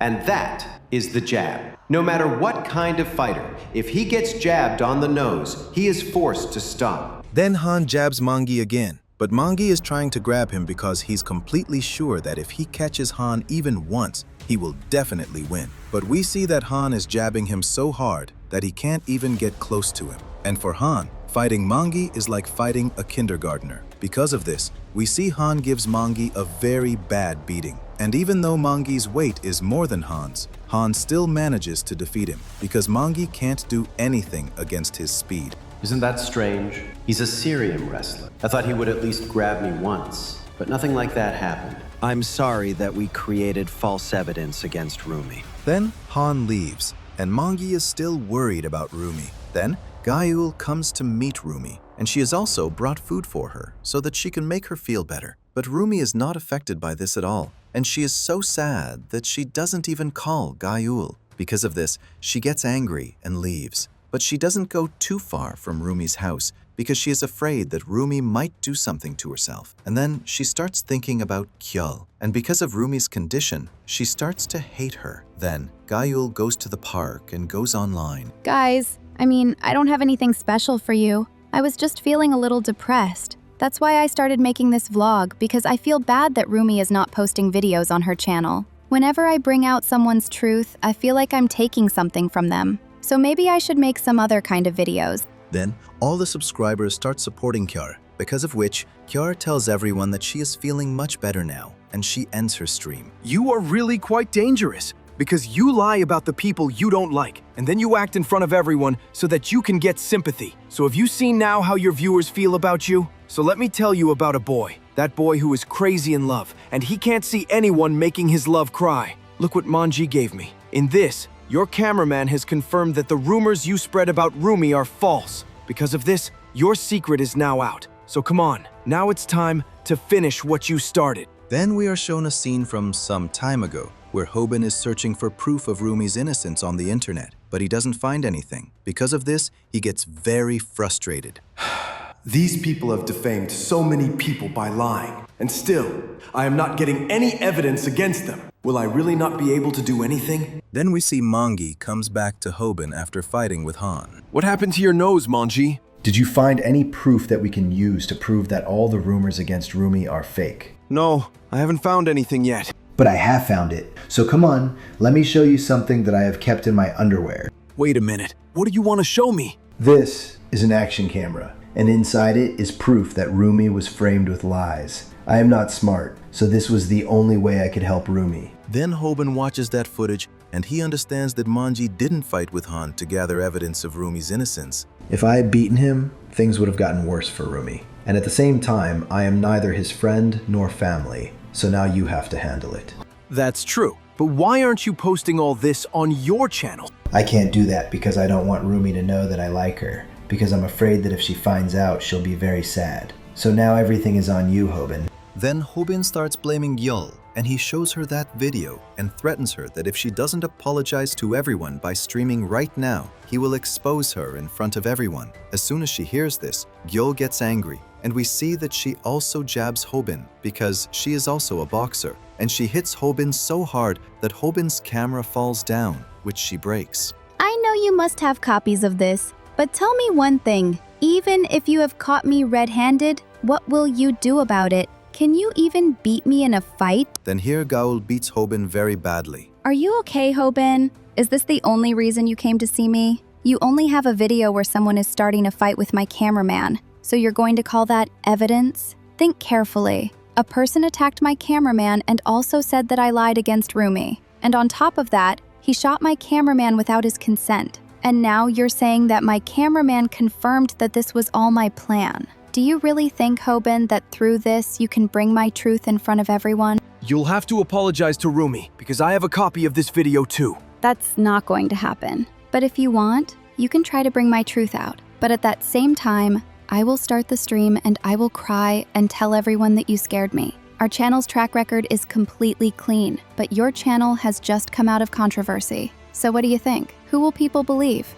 People will only believe what they see. Or are you going to call me to fight instead? But what do you think people will think when you fight with a girl? Hearing these things, Hobin realizes how dangerous Gaul is, and that none of his methods will work on her. And if he challenges a channel with 1.5 million subscribers, the same thing will happen to him as it did in the fight with Viral Hook, and he will start to get defamed again. Let me tell you one thing, Hobin. I didn't find any evidence against Rumi. Otherwise, I would have found at least one post where someone had done something. But I didn't find anything like that against Rumi, which is why it took me a long time to create evidence. So will you console her in my place? Well then, bye now. Then Gaul punches Hobin again, and here Songjun also comes back to his house, where he sees that Hobin is sitting outside his house in the rain, crying. Because of this, he starts asking Hobin the reason for this. Songjun, I really need your help. Gaul, the star of One Punch TV,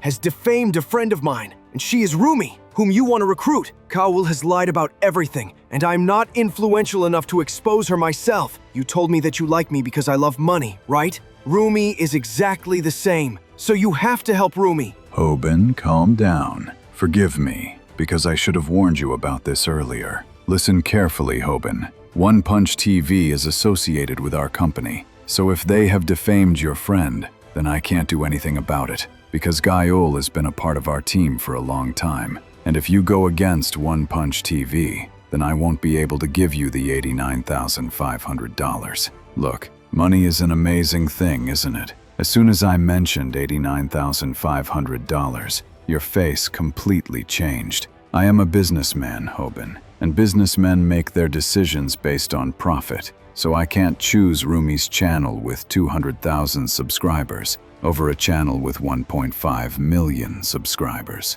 So you will also have to choose carefully. So do you want to be on the side of that friend, whom you will never even meet after graduating? Or do you want to get the $89,500? $89,500 is a very big amount, so forgive me, Rumi. Then Snapper and Hobin come to meet Han, and they tell him that they have signed a contract with the XG company, which is why they have come to meet him. Then Han starts apologizing to Hobin for his mistakes, and asks him to fix things with Gaul too. Forgive me, Rumi, because I thought of abandoning you for money. Then Hobin opens his jacket, and on his vest is written, "I'm sorry, Rumi," and he has come there to bring the truth of One Punch TV in front of everyone. Then Snapper starts streaming. All the subscribers are surprised to see this and wonder what Hobin is going to tell about One Punch TV. Then Hobin tells everyone that One Punch TV is spreading rumors about people, but we see that none of the subscribers believe him, and they feel that maybe Hobin is doing this because of Rumi. Then Hong starts asking about all these things, and Hobin tells him that this time there is no way for them to escape because he has proof, hearing which all the subscribers are shocked. This all started with a blog. I'm talking about the same blog that got our channel demonetized. And with its help, I proved that no copyrighted content was being put on our channel. And then we found out a very strange thing about that blog, that we were not the only ones who were being reported incorrectly, because there were many more such blogs that were being used to incorrectly report famous channels like ours. At first, we thought that Lee had bought that blog and had reported us and the other YouTubers incorrectly. But then we found out that Lee was not behind this, and he also said that he had nothing to do with those blogs. But after that, he didn't even take the name of the person who had done all that, because he was quite scared. Because of this, we didn't get any further proof. But then we found one mistake of the mastermind behind all this, and that was his old comment where he was buying a blog. And because of this, I was able to find his phone number too. And when I called his phone number, do you know who picked up that call? It was you, Han. Then Hobin also calls that number, which makes Han's phone start ringing, and we see that the subscribers start to believe Hobin's words, because of which all of them side with Rumi and Hobin. And here, Gail also starts getting angry after watching Hobin stream. Hobin tells everyone that whatever rumors have been spread against Rumi are all lies, and Gail is behind it. Then Hobin starts to hold a mirror up to the subscribers as well, and tells them that it was because of them that Rumi's rumors came true, because they had believed Gail. Because of this, we see the subscribers start to apologize, and Hobin tells them that he has put all the evidence against Gaul on his channel. They have ruined the careers of many YouTubers. They broke the nose of a man who was in love. They have deceived their viewers. And the biggest mistake they made is that they have slung mud on that friend of mine who has worked very hard, and she has stood on her own 2 feet. Then, everyone starts cheering for Rumi and Hobin. Listen, you sewer rats! I have never been this angry in my life before today. And do you know what is the biggest crime you have committed to date? That you people have snatched the opportunity to get $89,500 from me. The subscribers are shocked to hear this, and start telling Hobin that he has ruined the whole mood. Then Hobin gets ready to fight with Han, and here Gayul also starts moving towards Hobin to teach him a lesson. But just then, Gayul arrives there and knocks Gayul to the ground. You know, I don't like to get angry at all, but I want to tell you that you can't do this to people because you hurt them. You want to know who I am, right? I am the first person who has learned all the methods that Hobin uses. So let's go, Kyle, and settle this with a fight. Then, we're shown a scene from a little while ago, where Snapper is trying to find online evidence against Han, but he can't find anything, which makes him very annoyed. Why can't I find anything at all? I even found evidence against Lee because I knew his username, but I can't find anything about this guy even though I know his username. Why is this happening?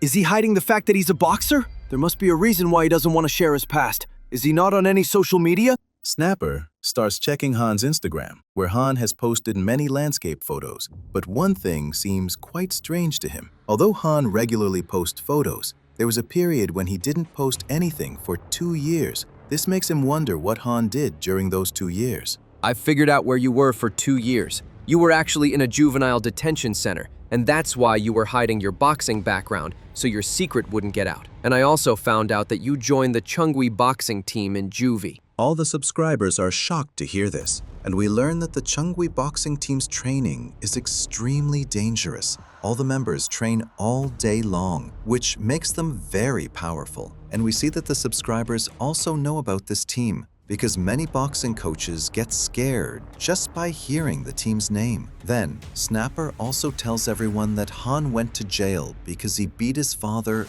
very badly. Hearing this, all the subscribers are shocked. So you finally revealed my truth to everyone. I tried so hard to hide my past, but you people have made me very angry by bringing it out. What do you think? Don't you think I can win a fight against a boxer? Then, Hobin bends down to fight with Han. All right then, now I'll show you how to win a fight against a boxer. Everyone is surprised to see Hobin like this, and they are also very curious, because they are sure that Hobin will definitely do something. Then we are shown a scene from a little while ago, where Gayul is feeding Rumi, and as soon as she starts to leave, Rumi asks her to stay, but she refuses. Because of this, Rumi starts asking for the reason. I always try to stay calm because I don't like to fight, and that's because it could ruin my face. But this time, things have gone too far, so now I want to go and hit someone. Then we see that Gal has a diary in which she has written down fighting techniques. Just then, Gyol and Gal grab each other's hair, and Gal is telling Gyol to apologize to Rumi,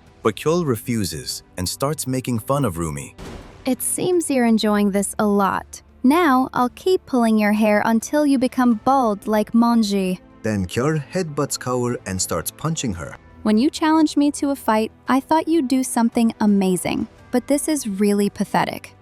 I don't consider pulling hair a fight. Look, this is how a real fight is fought. Then we see that Cole has blocked Gyol's punch using the method of taking a hit without getting hurt, and she's trying to figure out what kind of fighter Gyol is. I knew it. You must have been trained. And the way you threw that punch and rotated your ankle to put force behind your fist tells me that you're a boxer. Wait a minute. What did you say? You're taking hits without getting hurt? Are you copying Hobin? But there's no point in that, because a novice like you can't do anything against a boxer. Do you really think I'm copying Hobin? That's not it at all, because I'm the one who knows everything about these methods. Then we find out that Samdok's methods are written in Gyol's diary. The person who taught me how to fight told me that there are different styles of boxing. And I don't think you're a slugger, nor are you an outboxer. So I'm pretty sure that you're an infighter. Then Gyol starts attacking Kaul and tells her to think until Gyol defeats her. Then we see Gyol land a powerful punch on Kaul's stomach, but it's Gyol who starts feeling the pain because Kaul had placed an iron plate inside her jacket. When you're fighting a boxer and she's an infighter,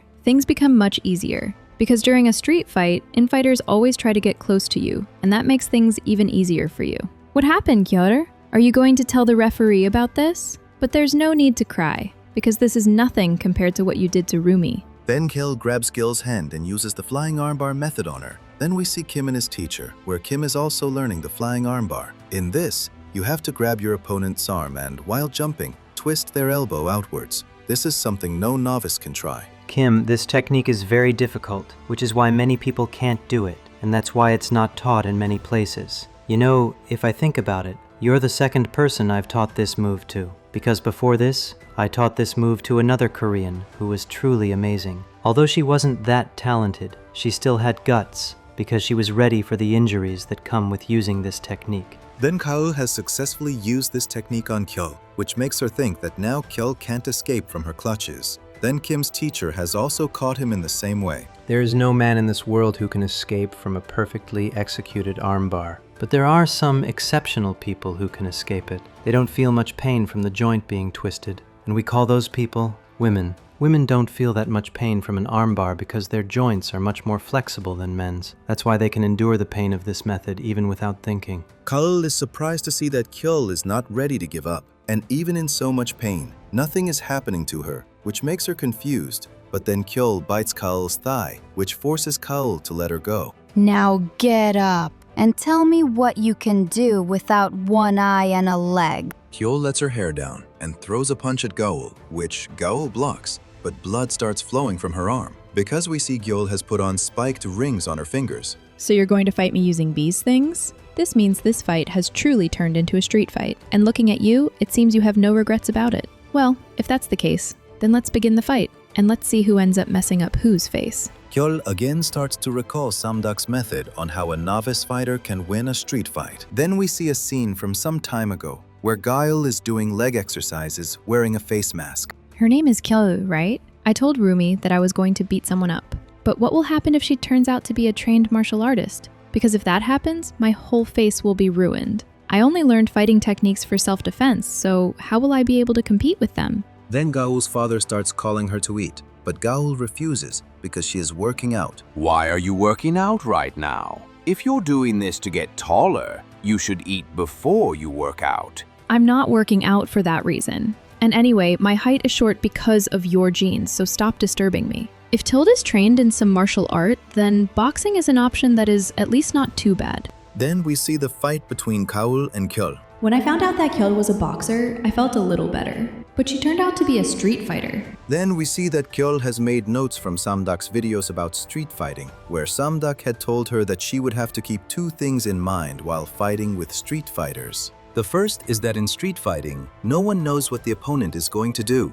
because it happens in a place where people fight without a referee, and a street fighter can also use weapons. Then, here, Kyeol also starts attacking Gyal wearing spiked rings, which Gyal is trying to avoid. And she is surprised to see that Kyeol is punching with only one hand, which makes her think that Kyeol's other hand is very badly hurt. And then, Kaul takes advantage of this and grabs Kyeol. If you think I can't throw punches, don't forget that I can still use my elbows. Then Kyeol hits Kaul's back with a strong elbow, which makes her fall down, and Kyeol gets on top of her. Then we find out that this is the second thing Samduk had warned about, because a street fighter always attacks their opponent by throwing them on the ground. Then Kyeol starts punching Kaul, but we see that Kaul had already trained for this by watching Samduk's video. And with the help of the leg exercises she did at night, she kicks Kyeol hard and starts choking her by holding her. Women may be very flexible, but no one can escape a chokehold. So now I will beat you until you learn your lesson.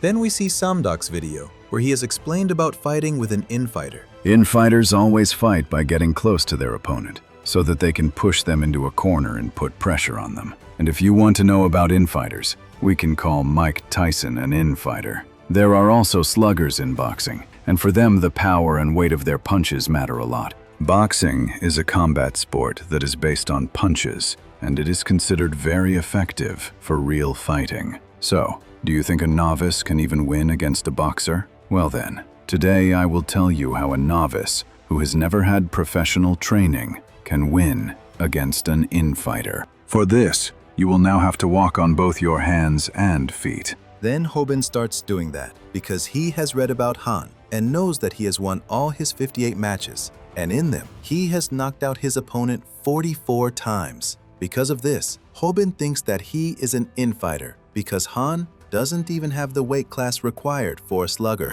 Then Snapper also comes to meet Hobin, and he is very surprised to see Hobin doing such strange things. And it seems to him as if a cockroach is moving around. Then Hobin explains to him that through this technique, he can win against the person who knocked out Manji. You know, even though you look very weird walking on your hands and feet, in reality it is a full body workout. And if you do this exercise with full form, you will feel that your core muscles, breathing capacity, and your flexibility have also increased. If you want to make your punches powerful, then you have to make your core muscles strong. And to not get tired quickly, you also have to increase your stamina. So if anyone still has doubts about this exercise, I will tell you that the name of this exercise is the bear crawl. Then here Han is very surprised to see Hobin like this, and the subscribers also do not understand anything. They are just waiting to see what Hobin is going to do, and Snapper is also excited for this reason. Then Hobin starts moving around Han, which makes Han even more confused, and Hobin starts to growl. If you want to defeat a boxer, you have to become a beast, and you have to take inspiration from those people who defeat their opponents by throwing them on the ground. And I am talking about wrestlers. Wrestlers train their core a lot so that they can tackle their opponent and also save themselves from losing. Wrestlers are very tough opponents for infighters because infighters do not know how to escape from a tackle. So let me now tell you how to win a fight against an infighter and why I told you to do the bear crawl. Then we see Hobin trying to grab Han's legs because what Samdak taught him is an upgraded version of the double leg tackle. Because even the best boxers cannot punch on the floor, which makes it easier to defeat in fighters. But then, we see that Han avoids this attack from Hobin and hits Hobin with a strong punch, which makes Hobin unable to understand how an infighter can escape from his tackle. Because of this, Hobin starts to feel that maybe he was wrong about Han. Because of this, he also starts to feel that maybe Han is not an infighter. Then we find out that Han is very dangerous in Juvenile Hall, where he has beaten up a lot of people. And actually, he is an outboxer who hits his opponent by creating distance. The subscribers are also very surprised to see that Han is an outboxer. So now I have taught you that you can defeat an infighter with an upgraded version of the double leg tackle. And this is because the infighter comes close to you. But think for a moment. If you have to face an outboxer, how will you defeat him? Because outboxers are very fast, which is why a novice can never tackle them. Then Hobin tries to grab Han, but Han, while avoiding his attack, hits him with a strong punch, seeing which everyone is surprised. And everyone starts to feel that Hobin will not be able to win. Hobin, are you okay? Why on earth? A guy like Han is fighting for Gaul? Then everyone starts to think that maybe Han is Gaul's boyfriend, which is why he's fighting for her. But then Han tells everyone that he is Gaul's brother, and everyone starts telling Han that if he's her brother, he should have disciplined his little sister, not defended her. Then Hobin stands up again. I've managed to get back up somehow, but I don't think everything's going to be okay, because my opponent is an outboxer. I'll judge my sister's actions myself, but I want to tell you one thing. You can't get near my sister. Then we are shown the Juvenile Detention Center, and it's the only juvenile facility in the country that has permission to form a boxing team. And that boxing team's name is the Chungwol Boxing Team. Then we see all the juvenile prisoners gathered for exercise, and we see their training is so intense that it becomes a form of torture for them, which makes them very dangerous. Then we see their coach here, who has trained Han and wants to make him a champion. Then here, Han starts beating Hobin very badly. Analytical. The double leg takedown may have been upgraded, but it still won't work on an outboxer, because a novice can never tackle an outboxer. Seeing Hobin getting beaten up, Snapper doesn't understand what's happening, and he starts getting very emotional. And then everyone is surprised to see Hobin, because Hobin gets into a boxing stance so that he can face Han. But no one understands why Hobin is doing this, because he can never win while boxing against a professional outboxer. Takedowns may be a threat to boxers, but a novice can never tackle a professional outboxer. So let me tell you how to defeat an outboxer. Then we see the past, where Hobin has come to learn the jab and straight punch from Taehun. You're going to fight against a professional boxer, right? So why do you want to learn 1-2 punches? I just want to do this, so you'll teach me, right? I'll teach you, but if you keep staying so far away from me, how will you learn? You just stay away from me. As soon as you get close to me, I feel like everything turns into Taekwondo. Then, Taehun starts teaching Hobin the basic form so that he can put power into his punches and also protect his jaw. For the jab, you have to punch in a straight line, and you have to do it very quickly. And this is much faster than a novice's punch, because when a novice throws a punch, he swings his arms, which wastes a lot of time. But yeah, a jab doesn't have much power. It's just used to check how far you can punch. And with it, you can also corner your opponent. But remember one thing, Whenever you throw a jab, you have to guard yourself as well. I think after seeing you and Kim, I've understood what I have to do now. So now, I'll throw a jab with my left hand and a straight punch with my other hand. This is even more uncomfortable than I thought. What on earth are you doing? When you throw a straight punch, you have to rotate your hip too, you idiot. You got close to me again. I told you to stay away from me, didn't I? Hobin attacks Han in the same way, and Han hits him with a powerful uppercut, which makes Snapper and everyone else think that nothing can be done for Hobin, because he doesn't even know how to box. Hobin, what on earth are you doing? Why aren't you using any other technique? Then we find out that Hobin isn't using any other technique, because he realizes that none of his techniques will work on Han. You must be thinking that boxing won't work against an outboxer. How dare you think that? Do you think I'm that stupid? Of course, I know that a novice can't beat an outboxer. So the boxing we're doing is just a diversion. You've now mastered the beginner level technique, so it's time to level up. Now I'm going to teach you a new technique, which is a combination, and it's also used in the Ultimate Fighting Championship. When you try to hit your opponent with jabs and straight punches, all his attention will be on your fists, which is why you can use the single leg tackle combination on him. Then Hobin also uses this technique, which allows him to catch one of Han's legs, and Han is very surprised to see this. Then we see that Tae-hoon is also watching Hobin's stream, which makes him understand why Hobin learned basic boxing moves. And he starts to think that the practice Hobin did by crawling on his hands and feet was to learn this single leg combination. Then Manji also starts to believe in Hobin, that he will handle this. Then Kim and his friends are also watching Hobin's stream, where they start to think that now Hobin will defeat Han, because boxers don't know how to tackle. But then suddenly Kim is very surprised, and here Snapper and the other subscribers are also very surprised, because Han has escaped Hobin's takedown. I thought Han was an outboxer. So how is a takedown not working on it? Boxers are weak against takedowns, and when someone successfully tackles them, they have a full chance of winning. But let me tell you, Hobin, in Juvenile, there were many people who thought the same way. That place was a hell, where if your focus wavered even for a short time, you would be defeated very badly. People there used to try to tackle me because they knew what my weakness was, and because of that, they defeated me by tackling me 100 times. But let me tell you, because of this, I have also won by escaping 100 takedowns. So now, I have automatically learned to counter. I have realized that if I bend my knee down and push my opponent, I can escape from a takedown. You probably thought that you would defeat me by tackling me because it works against other boxers, but it's not going to work on me. Then, Kim also realizes that Hobin can't win against a boxer on whom a takedown doesn't work, which is why he stops the streaming. I thought so, that this wouldn't work. Everyone is surprised to hear this. By the way, there is no boxer who can save himself from this single leg takedown. But if you find such a boxer, then that boxer must have lost many times due to takedowns. In a martial arts match and a normal fight,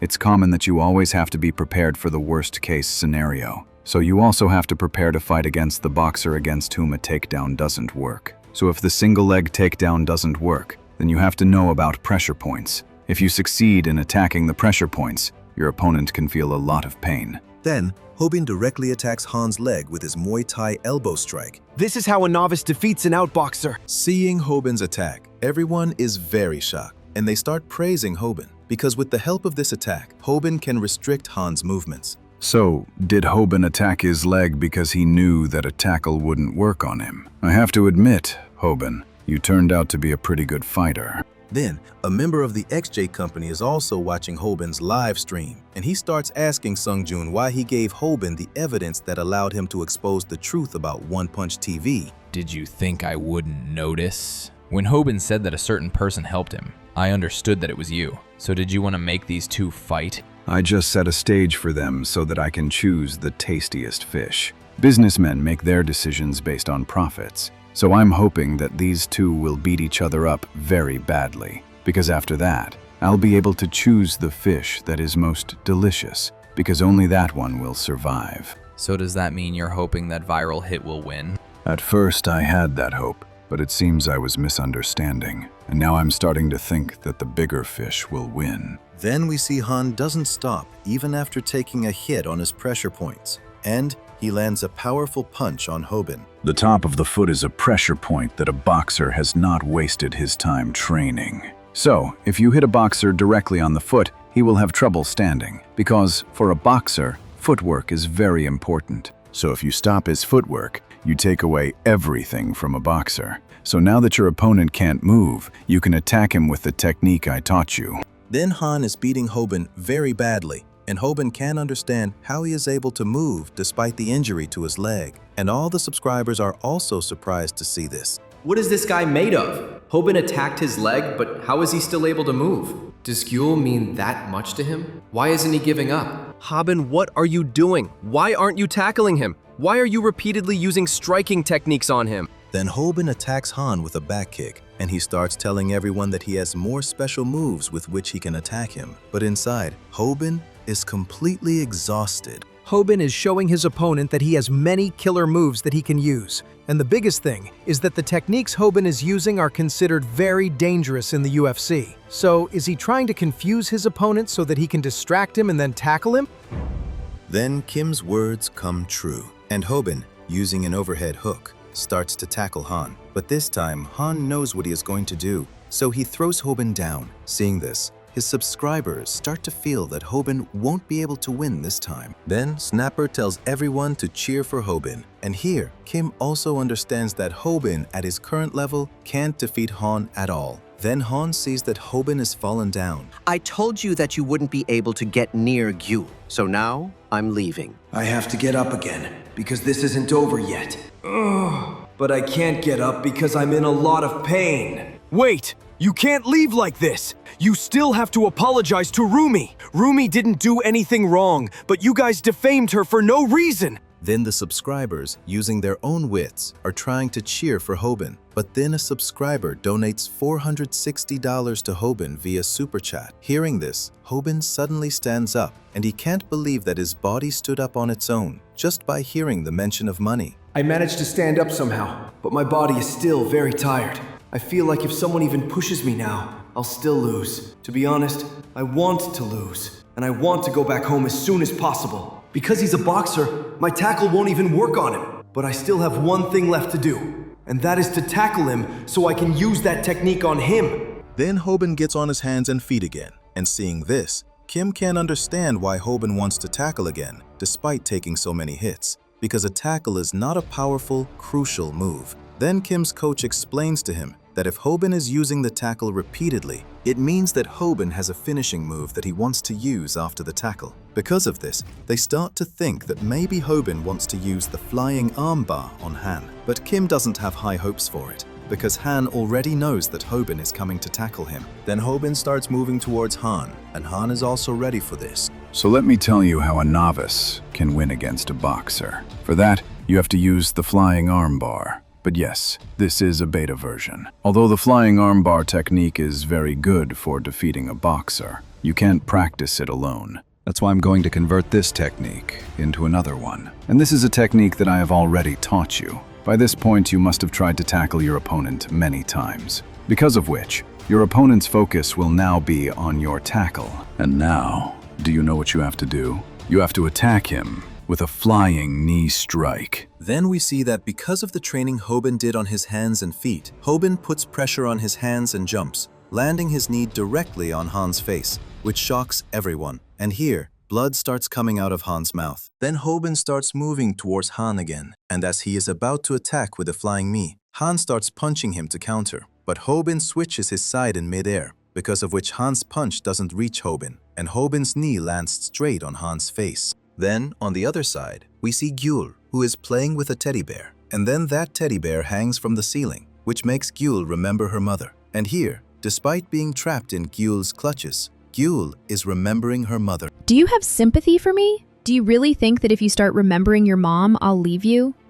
What do you think? It's not just you who doesn't have a mom. I don't have a mom either. So what do you think, that you are the only one who has suffered a lot in life? I have also suffered a lot in my life. Look what you did to my eye. And on top of that, you've also cut my thighs. So my dream of becoming a celebrity is in danger. Then, Kao starts hitting Gyul hard, and at the same time, she's choking her, because of which Gyul's breath is stopping. Then Kaol is asking her to apologize to Rumi, but Gyul refuses to do so. because she doesn't even realize that she has done something wrong. Because of which, Kaul is also not leaving her, and she faints right there. Then on the other side, Han's condition is also bad, and as soon as he comes to his senses, he sees that Hobin and Snapper are giving him a massage, and Han also understands that he has lost. Then Hobin gets a phone call, and he starts showing in front of everyone as if Kim and Taehun have come there to pick him up. But actually, that phone belongs to his mother, but his mom's voice is coming out of the phone, because of which everyone gets to know about it. Because of this, Hobin thinks that now, Han is going to beat him very badly again, but Han starts thanking him. Hearing this, both Hobin and Snapper are surprised. I am thanking you because after this, I can quit. Then no one understands what Han is saying, and Hobin and Snapper start celebrating the fact that they have taken revenge on Rumi. And we see that this time, Hobin has earned $4,500 from ultra chatting, for which he starts thanking everyone. And this time his video reaches 5.8 million views, and his subscribers become 500,000. Seeing this, everyone is surprised, because Hobin has reached from 200,000 subscribers to 500,000 subscribers in a very short time. Then the next day, Hobin and Snapper are making a vlog, where suddenly Hobin starts crying, and no one understands anything. Then everyone comes to know that Hobin is crying because he has not found any other sponsor after the body spray ad. Because of this, everyone starts abusing him. Then Hirumi is also crying in her live stream, and we see that after the truth of One Punch TV comes out, all the subscribers are again on Rumi's side, and they are considering Rumi's crying as very cute. Then here Rumi thanks her friends, and all those people start acting as if they have hit a big shot. Then, here One Punch TV has deleted all of its videos. I can't believe they deleted all their videos. Well, I don't expect Diol to do this. So does this mean Han did this? Could it be that Diol is feeling regret? That must be what happened. Because Diol is also a human, right? Then we see here that Kyol also doesn't understand how all her videos got deleted. Where did all my videos go? I just wanted to show everyone that I am repenting for my mistakes by doing a part-time job so that people will have mercy on me. And after that, I can come back again. But where did my videos go? Then, where Kyol is doing a part-time job, some people are asking for things from her. But Kyol ignores them and runs away from there because she wants to know how her video got deleted. Then those guys recognize Kyol and start talking about her, but Kyol is only worried about her channel. If any new YouTuber signs a deal with XJ Company, and because of them the company starts getting harmed, then the ownership of that channel goes to XJ Company. Maybe Gyal doesn't realize yet that I've deleted all these videos, because that contract was made between me and Han. By the way, this is a very bad thing that I had to leave a channel with 1.5 million subscribers. But I am not worried about this thing, because there are many such people in this world who can make money for me. And now I want only one thing, and that is that now I want to see One Punch TV completely finished. Then some other YouTubers throw food trash on Gyol because they had taken this challenge, due to which Gyol is very surprised, and those people start bad-mouthing her, because of which Gyol does not understand anything, because this has happened for the first time that people have treated her like this. And there all the people start making fun of Gyol, because they have realized that Gyol is just doing a part-time job to gain their sympathy. Then those people ask Gyol to leave from there. Because of this, Gyol becomes very emotional and runs away from there. Why is this happening to me? I haven't done anything for which this should happen to me. I have to find a way to get back on top somehow. Then Hobin decides that he will stay away from Sungjun and will think carefully whether he has to sign a deal with XJ Company or not, because he finds Sungjun very strange. And we see that Rumi also agrees with this. Then here Rumi is feeding Gaul with her own hands, because Gaul has also taken great care of her. But then Snapper sees that Gaul has started streaming again, because of which the four of them start watching Gaul's streaming. Hello everyone, how are you? I have come here to apologize for my behavior, and I have thought many times about how I will finally repent for my mistakes. So now I have only one way left, that I will commit suicide by falling down from this bridge. Then we come to know that Gyol is doing all this because she starts to feel that maybe after seeing this, all the people will start showing sympathy for her, and she will be able to rule their hearts again. Then we see that some people start taking her side too. But then this plan of hers backfires, because a subscriber starts telling her to die. And here Rumi starts moving towards Gyol. Rumi, where are you going? She's just deceiving others so that she can gain everyone's sympathy. Don't worry, she won't jump. This is not true. She is not okay at all. The truth is that Kyol was never okay. I don't know in which environment she grew up, and she doesn't know how to talk to society. She doesn't even know what is wrong and what is right. She does everything on the basis of her mood, because of which she is a time bomb. Then all the subscribers are telling Gyul to die, because of which Gyul doesn't understand if she has made such a big mistake. Have I done something that I can't be forgiven for? Do you people really want to see me dead? I just wanted to live like everyone else. Why are you acting like you haven't done anything wrong? I know that many of you must have cheated someone or the other so that you people can move forward in your life. So why are you telling me this? I was just doing all this to live. So why are you people telling me to die?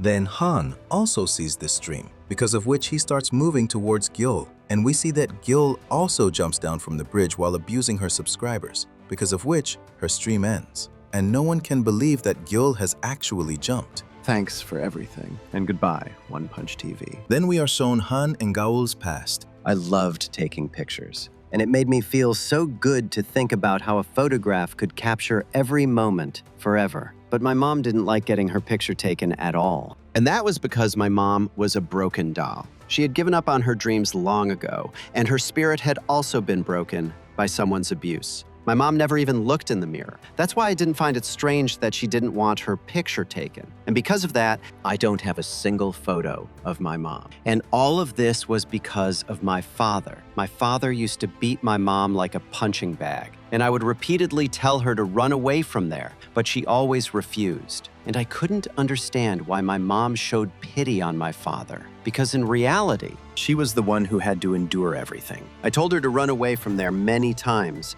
but she always said that she couldn't leave because of me and Guile. But what she did after that, I couldn't understand if she really wasn't leaving because of us. My mom committed suicide, which was a completely selfish decision. People say that if you see something traumatic in your childhood, your brain suppresses that memory to protect you. And that's why I was hoping that Gaul's mind would suppress what she saw in her childhood. Our mom was gone, and she left this advice for us, that we should do anything to survive. Her funeral was so pathetic because there wasn't a single photo of her there. Because of this, I wanted to kill my father right then and there. But then I saw him crying. And that was the first time he had shown his emotions. And he was apologizing to my mom, but I couldn't control my body. Then it occurred to me that if I killed my father too, Gaul would lose her father along with her mother. Because of that, I stopped. But then one day, I realized what a huge mistake I had made, because that person could never change. Because on that day, he beat Guile just like my mom.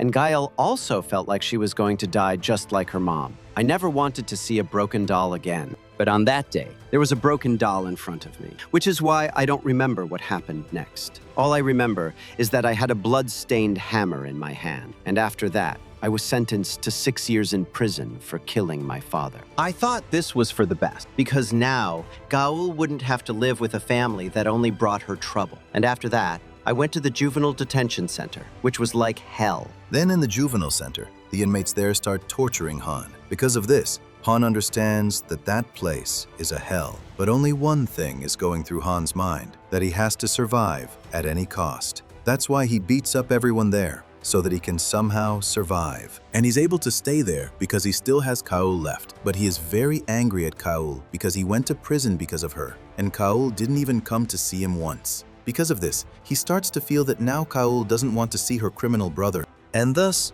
Han's anger starts to increase even more. Then, after 2 years, Han gets out of prison, where many prisoners' families have come to pick them up. But Han has no one there. Because of this, his anger towards Kaul increases even more. I was sentenced to 6 years for killing my father, but I was released on parole after 2 years, after which I went straight to Gaul's place to take out my anger on her. But after going there, I found out that something was wrong. I realized how unfortunate I was to have been sent to prison, but I never thought about Gail, whom I had left all alone. While I was trying to live my life in prison, Gail was slowly dying at home. She was in elementary school, so she didn't know how to take care of herself. And it was my fault that I left her behind. Gail, what happened to you? Who did all this to you? Tell me quickly. Han, you have to come to school with me tomorrow because all the kids keep telling me that I don't have a family. But I have you, right? Why did you leave me all alone? I'm sorry, Gail. This is all my fault. After that day, I promised Gail that I would spend my whole life taking care of her. And then I found out that she has hoarding disorder, in which a person can't throw anything away. Gail had become very lonely living alone at home, which is why she had filled the entire house with trash. And then, after that day, I taught Gail how to survive. I taught her that to live in this world, she has to get ahead of everyone, for which she can do anything and harm anyone. I was the one who made Gail what she has become today. I always wanted to tell her that. Framing people by showing false evidence is wrong, but I could never say it to her because I was afraid that she might distance herself from me. But when Hobin exposed my secret, I thought that maybe we could finally leave YouTube. But why did things turn out like this? Then Han also reaches the bridge from where Gaul had jumped, and he also starts to jump after Gaul. But Hobin, Rumi, and Snapper also arrive there, and Hobin and Snapper start to stop Han, and Han is loudly calling out Gaul's name. Just then, Gaul starts swimming in the water. Do you really think I'll die just like that? You know what I've realized? All this is happening because my truth has come out. So why should I have to die for it? You all want me to die, don't you? But I have endured so much to get here, so I can't die like this. This thing can't end like this. How long will it take to reach the side of this river? This is actually quite tough. All of you all want to see someone dead, right? Then go and die yourselves, because I am coward and I am not going to die. Then, everyone is surprised to see that Gaul is saved, and Rumi starts crying. Rumi, why are you crying now? See, she's perfectly fine. I'm not crying because of that. If I had saved Gaul from the river, I would have gotten 100 million views. Then Gaul gets furious seeing all of them and starts moving towards them. But she gets scared seeing Gaul there. Because of this, she makes an excuse about her ring and leaves from there. But still, Hobin is not feeling right about something, and he is realizing that they will definitely meet those two again. Then, Han starts thinking about earning money because no one is ready to give him a job due to his criminal record. And this was the reason why he started the YouTube channel. And he did all this at the behest of Sungjun because he considered him his elder brother. Then Han goes to meet Sungjun. After everyone is done with everything, why do they come crawling to me? I taught you everything you needed to know to win in this world. And as long as you were making money, you didn't care about any of this. But now you're blaming me? My opinion still hasn't changed. And I'm still very grateful to you. I felt really bad for our viewers and the people we used to ruin with fake evidence. But I don't regret it at all because it helped us survive. But maybe you don't remember. I warned you to leave my sister alone, or else I would tear you apart with my own hands. I don't understand what you've come to me for. Don't you remember that you signed a contract with my company? That if my company is harmed because of your channel, then the ownership of your channel will be given to us. I thought you knew about this. You know very well how much I love money. And now that you can't make money for me, you're of no use to me anymore. Taehoon starts to think that he wishes he had never met Sungjun in juvie. He gets angry and attacks Sungjun, but Sungjun picks him up and throws him down and tells him to earn money for his sister. Then, Hobin and his companions go to the K-Star event, where many big YouTubers have been invited so that they can interact with their fans, and at the same time, they can be given awards. Then, we find out that Hobin has come there with his friends because his channel has reached 500,000 subscribers. That's why he got an invitation to that event, and he has also come there to show his viewers something important, for which all the viewers are very excited. Then some people come there and surround Hobin, and they are cursing him while giving him money. Because of this, all the viewers think that now Hobin will not spare them. But we see that Hobin is very happy to see the money, because of which he is not saying anything to them. Then Sungjun also comes there, who is going to get an award there, and all the girls, seeing him, want to take a photo with him. Seeing this, Hobin and his companions understand what a new tuber with 5 million subscribers is like. Then Sungjun has a cut on his face, about which everyone starts asking him. Then Sungjun sees Hobin and starts calling him. Seeing this, everyone is shocked, and the girls also surround Hobin so that they can reach Sungjun through Hobin. But Hobin is thinking how important he has become, because of which he becomes very happy. Then Hobin is lost among the girls, because of which Gaul pulls him and takes him from there so that they can stream, and she is explaining to him how important today's stream is. Hearing this, Sungjun doesn't understand what they are going to stream today. Then they start looking for Snapper while eating ice cream and are roaming around in the event. I didn't think that so many people would come to the K-Star event. I had heard that it is a popular place where people come on dates, but I didn't think that so many people would come here. School children should focus on their studies. But look here, they have come here to date in their school uniforms. Wait a minute, if we are talking about a date, doesn't it seem like Hobin and I have also come on a date? Is that why he came in a school uniform? He is more dangerous than I thought. He must have chosen this day so that I could feel that we have come on a date. Wait a minute, why is he looking at me like that? He knows that this thing is not going to work on me. Then Hobin starts removing the ice cream from Kaul's face, but Kaul is thinking something else, because of which she starts telling him that they are students right now, but Hobin doesn't understand why Kaul is screaming like that. Then the award ceremony starts, because of which Hobin starts looking for Snapper, and holding Gao's hand, he starts going towards the award ceremony, due to which Han becomes very happy, and she starts to feel that maybe she has really come on a date with Hobin. Then the award ceremony is about to start here, and Hobin gets the perfect place to shoot his content. And all the subscribers are getting excited, thinking about what Hobin is going to show them today. Then, in the award ceremony, it's time to give the grand prize, where the Streamer of the Year award is being given. And we see that award goes to Sungjun, because of which Sungjun starts thanking everyone and starts telling them that he has reached there only because of his subscribers. Because of which, everyone starts to think what a good person Sungjun is. Then, host asks him about his hobbies. Sungjun tells them that he watches YouTube videos so that he can know how to improve his content, and mentions about viral hit. Hearing this, everyone is shocked because they can't believe that Sungjun knows about a channel with 500,000 subscribers. Then Hobin's subscribers start cheering for him, and Hobin goes on stage where the host is praising Hobin. How did this happen? There are so many people here, and in front of them, I can't even say anything because of nervousness. I didn't think that so many people would be watching me. Then Hobin tells everyone that he has come there to shoot his content, because of which Sungjun starts asking him about it and tells him to show his content in front of everyone, for which Hobin gets ready at once. And everyone is excited to see what Hobin is going to do. So guys, today on Viral Hit, we are going to bring out the truth of that person who is trash, and his name is Sungjun. Then we are shown a scene from the past where Snapper tells everyone that they have received an invitation from K-Star, but Hobin has no reason to go there, because of which he starts refusing this thing. But then they see Han there, because of which the three of them start beer crawling there, and Hobin starts telling Han that Taehoon and Kim are also coming there, because of which he can't harm them. Viral Hit. I want to tell you something about Sungjun, and this thing is very important. By the way, I could have ignored this thing, but I felt that this is something that you should know about. You will have to read this, Hobin. You heard it right, friends.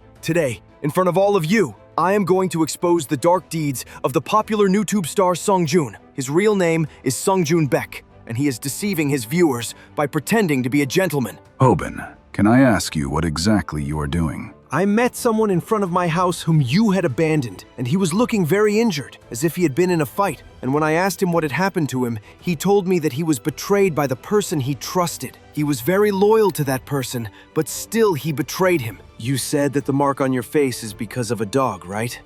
Let me tell you, that same dog gave me this. I am not doing all this for justice, nor am I doing it for revenge. Nor am I angry about this thing that you betrayed that person because that person deserved it. Rather, I am doing all this so that you do not betray me like that person. And the most important thing, I am excited to know that when my channel reached 500,000 subscribers by bringing out the truth of a 1.5 million subscriber channel. What will happen when I bring out the truth of a 5 million subscriber channel? so get ready for this. Then we see the juvenile detention center again. When I was sent to the juvenile detention center, I was beaten up a lot by the people there. My mother had told me that I had to survive at any cost, but at that time I had no idea how to survive in this world. That's why someone there taught me that if I want to survive in this world, I have to defeat people. And that person was none other than Sungjun Baek. So Hobin and his friends are shocked to hear that Sungjun was a criminal. I considered him a big brother, and he taught me how I could expose people based on fake evidence. Seeing him, I always felt that he could never do anything wrong with me, but I never thought that he would remove me from his path like this. I have only been able to gather this much evidence against him so far, and in my opinion, this will be enough to expose him. So go and expose him. But why would I do that? Why would I make an enemy out of a YouTuber with 5 million subscribers? And what do you think? The person who has been framing people on false evidence his whole life, I'll believe his words? Why should I take revenge on your behalf? For me, you are worse than Sungjun. It's very easy for you to say that we should expose him, but if we can't do that, then you know what can happen to us, right? So now, I won't do anything like that. So here Han is also watching the video of Hobin exposing Sungjun, and Han is very shocked to see that they are bringing out Sungjun's truth only for their own benefit. Because of this, he is not able to understand whether he should consider Hobin good or bad. Then Kjol starts forbidding Han from watching his video and is cutting him off. Now everything is over for you, Sungjun Baek. The USB drive that YouTuber gave me, I was completely shocked to see what was inside it, because in it, I found out what you had done to me. I'm sure you all remember that some time ago, my channel was flagged because of a blog. And I had told you that One Punch TV was behind all this, but in reality, neither Lee nor Han was behind it, because someone had sent both of them after me, and that person was none other than Sungjun, but he hid himself the entire time. So, no one was believing Hobin's words, and his subscribers were also criticizing him. The people who came to the event were also taking Sungjun's side, and everyone was thinking that Hobin was doing all this so that he could get attention. Because the person standing in front of him was a YouTuber with 5 million subscribers, in front of whom Hobin's channel was nothing. Then, Snapper asks Hobin to show the proof against Sungjun, due to which Hobin opens a diary and starts showing it to them. But suddenly Sungjun starts laughing, because of which no one could understand anything. I'm sorry, Hobin, but I don't do things like that. This is the same thing you told me about, right? That you wanted to make me angry by playing a prank. What do you mean by prank? Do you really think you can get away with this? You should stop now, Hobin. I ruined this by laughing. Hobin, I know I told you that you can prank me anywhere, but it seems that was my biggest mistake, because I didn't think that you would do this to me in an important event. Then, all the subscribers and people start to believe Sungjun's words, and Hobin is trying to assure them that he is there to bring out Sungjun's truth, but no one is believing his words, and everyone is telling him not to do such a prank. What is happening? And why is everyone acting like this? Has my plan failed?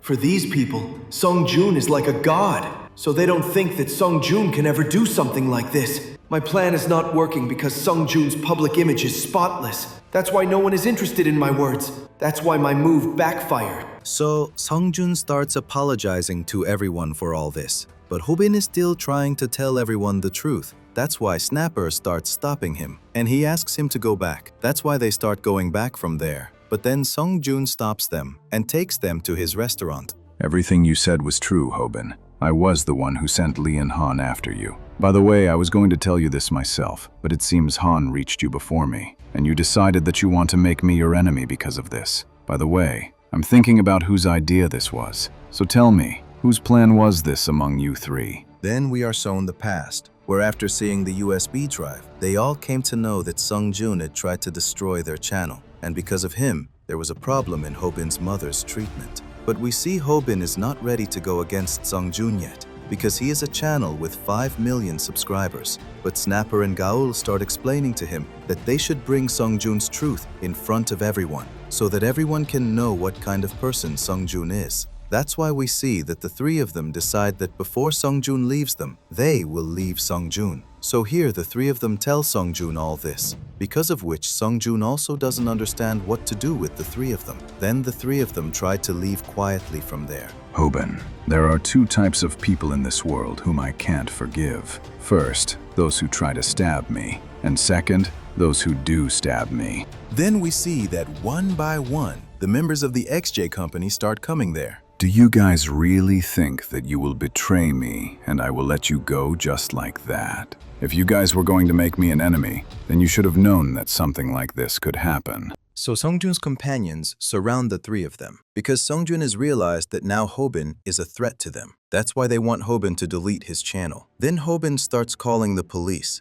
but then a member of the XJ company snatches his phone and he sees that Hobin didn't call the police, but Taehoon. That's why we see Taehoon coming there. I came here running as fast as I could, but tell me one thing. Who is this dog that looks like a girl? Then we see that Mangi also comes there, because of which Sungjun's companions start having fun, because they don't expect that something like this is going to happen. Hobin, will you explain what is happening here? I am very impressed with what you are doing. That's why I have decided that now I will make my own organization. So let's go. I will introduce you to my newly formed Hobin U company. Then Sungjun and his companions are very surprised to hear about Hobin's company. And then Rumi also arrives there while streaming. So guys, I'm here to start the party. I heard that a lot of new YouTubers are coming here, but why do you all look so serious? You all heard right! We are all going to start the Hobin U company, in which Taehoon will be a gaming YouTuber, and Mangi and Rumi will also be with him. Snapper will be the cameraman, and Gaiul will edit all of their videos.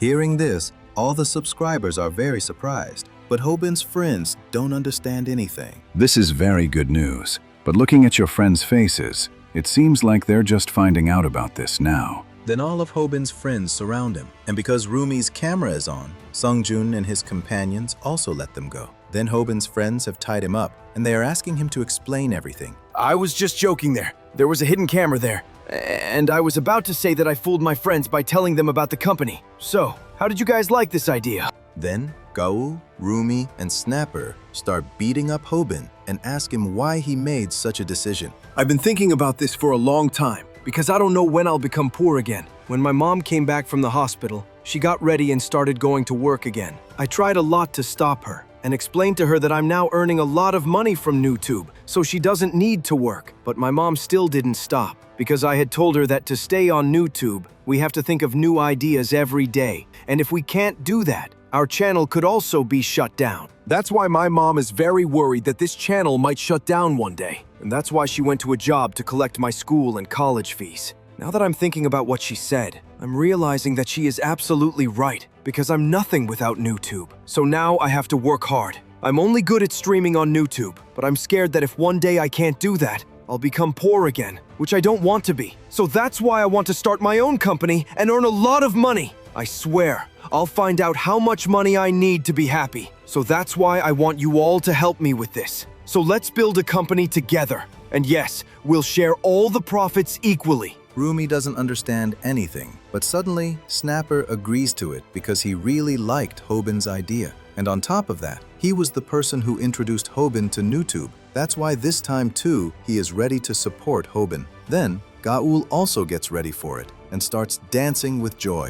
I don't have any friends, so I'll do this work too. But in return, I have to become the head of the company. Okay, I accept. Well, it's a bit difficult to become the head of the company, but you can be the company's figurehead. Kal gets very happy after hearing this, and the three of them start dancing. Because of this, Rumi also starts to like this idea, so she also says yes and starts dancing with them. And Mangi also forcibly gets in the middle. Because of this, only Taehoon is left, and they all look at him with hope. And seeing them, Taehoon starts threatening to beat them up. Then Snapper gets an idea, and as soon as he says that thing in Taehoon's ear, Taehoon also gets ready to join their company. Well, I'm happy with this, but why do I feel like I'm being used? So come on, guys! From today, Hobin U company starts so that we can recover the damages caused by the XJ company and tell everyone about their crimes. So from today, our fight with the XJ company starts. Then they also post about this on Hobin's channel,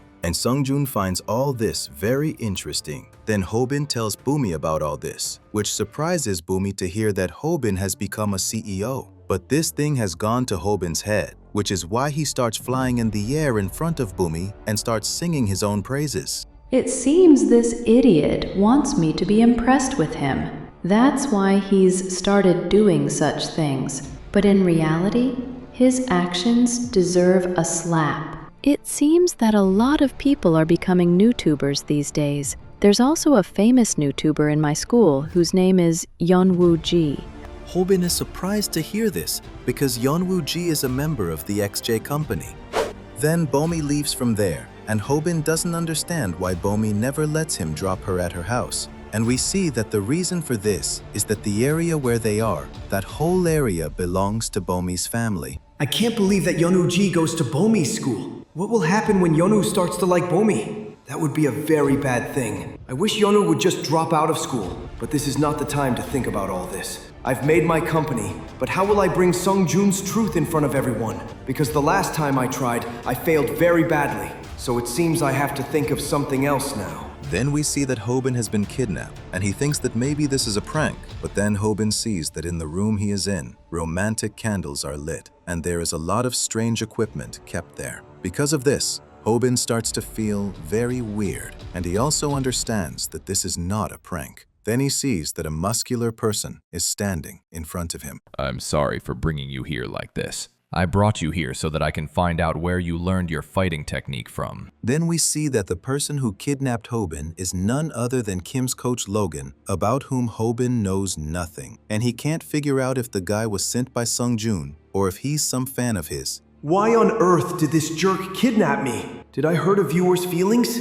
Or did something inappropriate get into our video? Should I tell him that Kaul edited this whole video? But the biggest problem is that I don't know how to speak English. And this person doesn't even know Korean. Because of that, we can't even talk. Hobin isn't understanding anything Logan is saying, but he feels that Logan can't harm him. Then he remembers the translation app, which he explains to Logan, and Logan translates and tells him that he is a huge fan. Hearing this, Hobin is surprised. Then Logan starts praising Hobin's fighting skills and asks him where he learned his fighting techniques.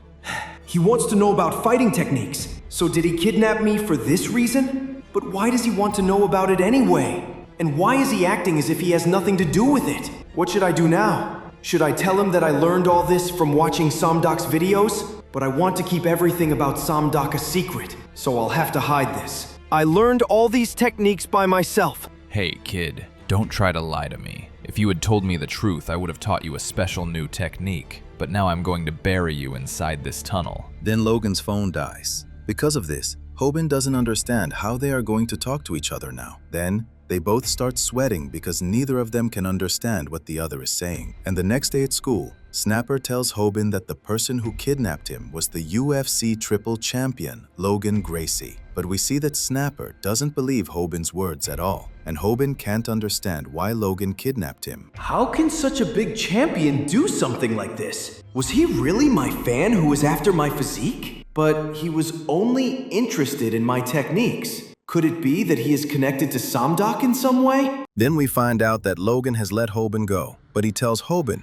that he will kidnap him again. Then, Hobin and Snapper are looking for a space for their office, which they are also live streaming about. Snapper tells Hobin that once they pay the security deposit, they will get the office. Because of this, Hobin starts asking about the security deposit. But we see that as soon as Hobin finds out that the security deposit there is $270,000, he starts refusing. And turning upside down, he starts thanking his subscribers for their donations. Then they both decide that they don't need an office. And just then, Hobin gets a message from Bomi, which shocks him. Meanwhile, Sungjoon is also watching Hobin's stream, and his associates are also there. So what are you going to do about him, Sungjoon? If you say so, I can beat them all to a pulp. If you do that, people will think that Sungjoon did all this. Because right now, there is enmity between Hobin and Sungjoon. He's absolutely right. So for now, we'll just keep an eye on Hobin. And yes, I called you all here for a meeting. But where on earth is Yuno? Meanwhile, Yuno is doing volunteer duty at the hospital to earn some extra school credits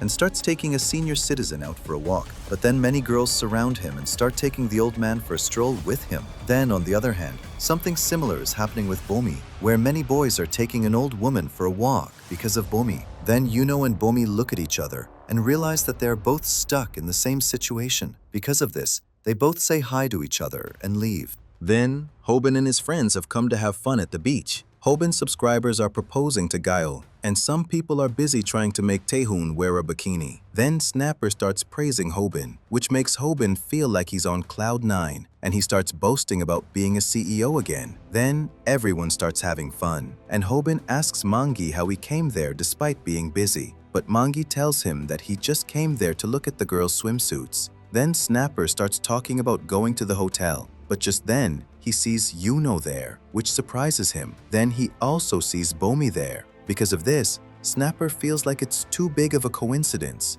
I was just thinking why you were screaming so much after getting Bomi's message. Tell the truth, Hobin. You brought us here because you found out about Yuno and Bomi, right? And you came here to stop Yuno so that he doesn't hit on Bomi. Then Hobin starts to deny it, but Snapper is completely sure that Hobin brought them there for that very reason. Then Snapper finds out that Hobin had also put up a post about coming there, where many subscribers had supported him. Influenced by their comments, Hobin had come there. Then Hobin starts apologizing to Snapper and promises him that if he helps him, he will cover all the expenses for the trip. Then Taehoon tells everyone to go to the hotel, and no one can understand how Taehoon agreed to come there with them. That night, they go to the hotel, where Hobin is still thinking about Bomi, and then they see that Taehoon is missing. Then, Taehoon is sitting somewhere trying to record himself so that he can start a gaming channel, but Taehoon is unable to say anything out of embarrassment. Just then, he hears someone laughing while saying his name, and as he goes towards that voice, he sees that the voice belongs to Yuno. Because of this, he gets very angry. He throws Yuno down and puts his foot on him. Were you just laughing at me? Answer me right now. Are you two going to fight or kiss? And why are you acting so tough? Don't you realize, Taehoon, that it was me who was laughing at you? When Hobin exposed my truth to everyone, I decided to take revenge on him. And when I found out that Hobin was coming here on a trip with his friends, I followed them here so I could see if they'd do anything wrong here, and expose their truth to everyone. And then I saw a fool making a joke of himself, which made me unable to stop myself from laughing. Actually, I wanted Taehoon to hear the sound of my laughter. And it worked out well because now I'll get to see a fight. So, Yenu starts apologizing to Taehoon. Because of this, Kyeol doesn't understand why he's doing that. How did you even hear my voice despite such loud noise?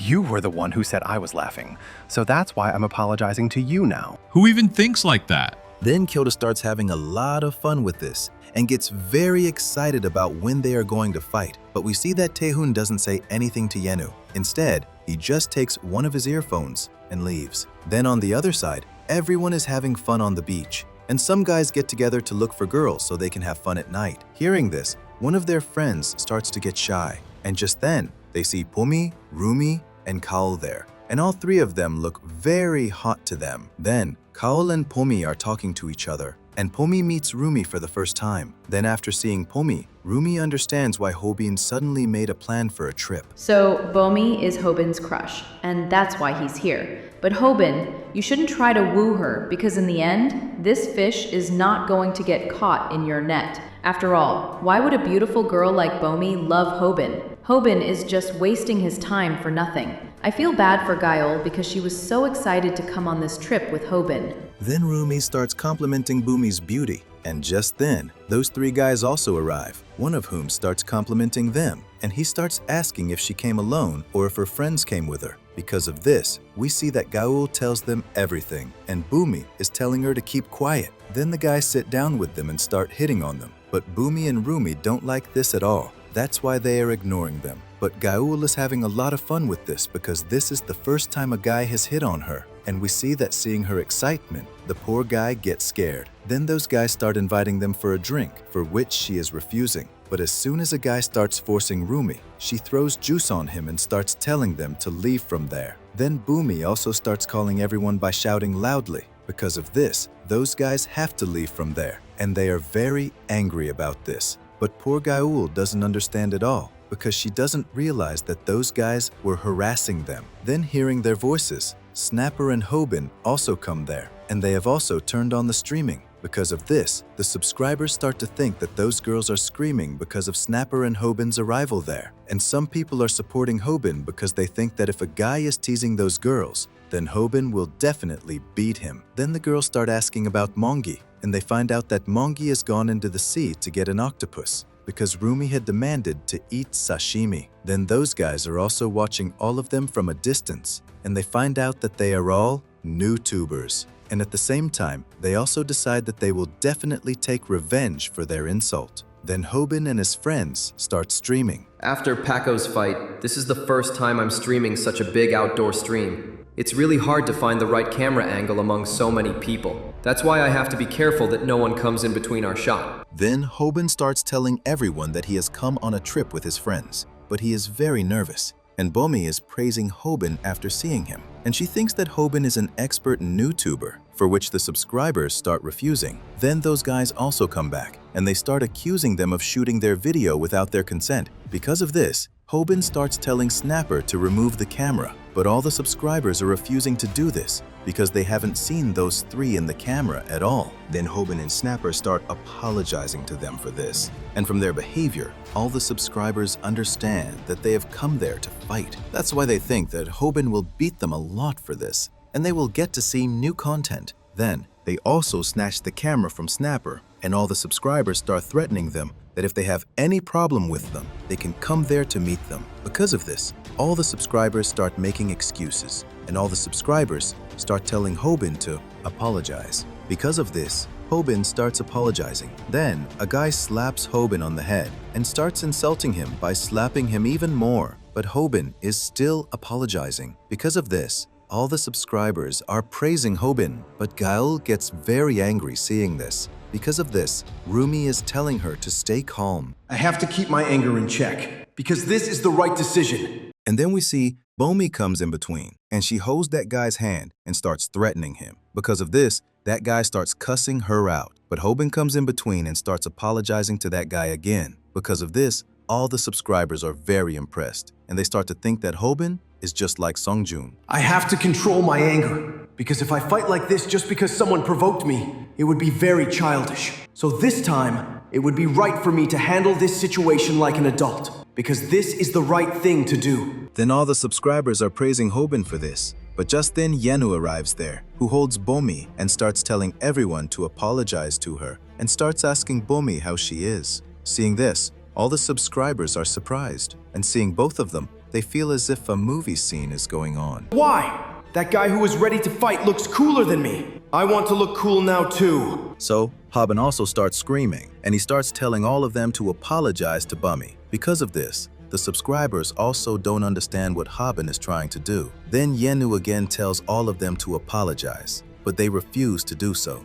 Then one of them recognizes that Yenu is a YouTuber who has 1.8 million subscribers. And on top of that, the camera is still on there. Because of this, they can't do anything, and they get ready to leave from there. But then a guy threatens Yenu before leaving that when the cameras are not there, he won't spare him. Then after they leave, Bummy starts thanking Yenu for this. And those three girls surround Yenu and stand there. Because of this, Hobin gets very angry, and he starts punching the ground. Because of this, Snapper tells him to stay calm. Then one of the guys there realizes how strong Yenu's body is. And here the next day, Hobin and his friends start having fun on the beach. This is really fun! How did the boss know that a trip to the beach could make me happy? Today is the day I've always dreamed of, so I'm going to have a blast. So boss, are you ready for the party too? Then Gael is very surprised to see that Hobin is clinging to Bomi there. And Snapper is also very angry about this. And he mistakenly says that Hobin came on the trip because of Bomi. Because of this, he sees that Gael sits down sadly. I didn't even realize when she came up behind me.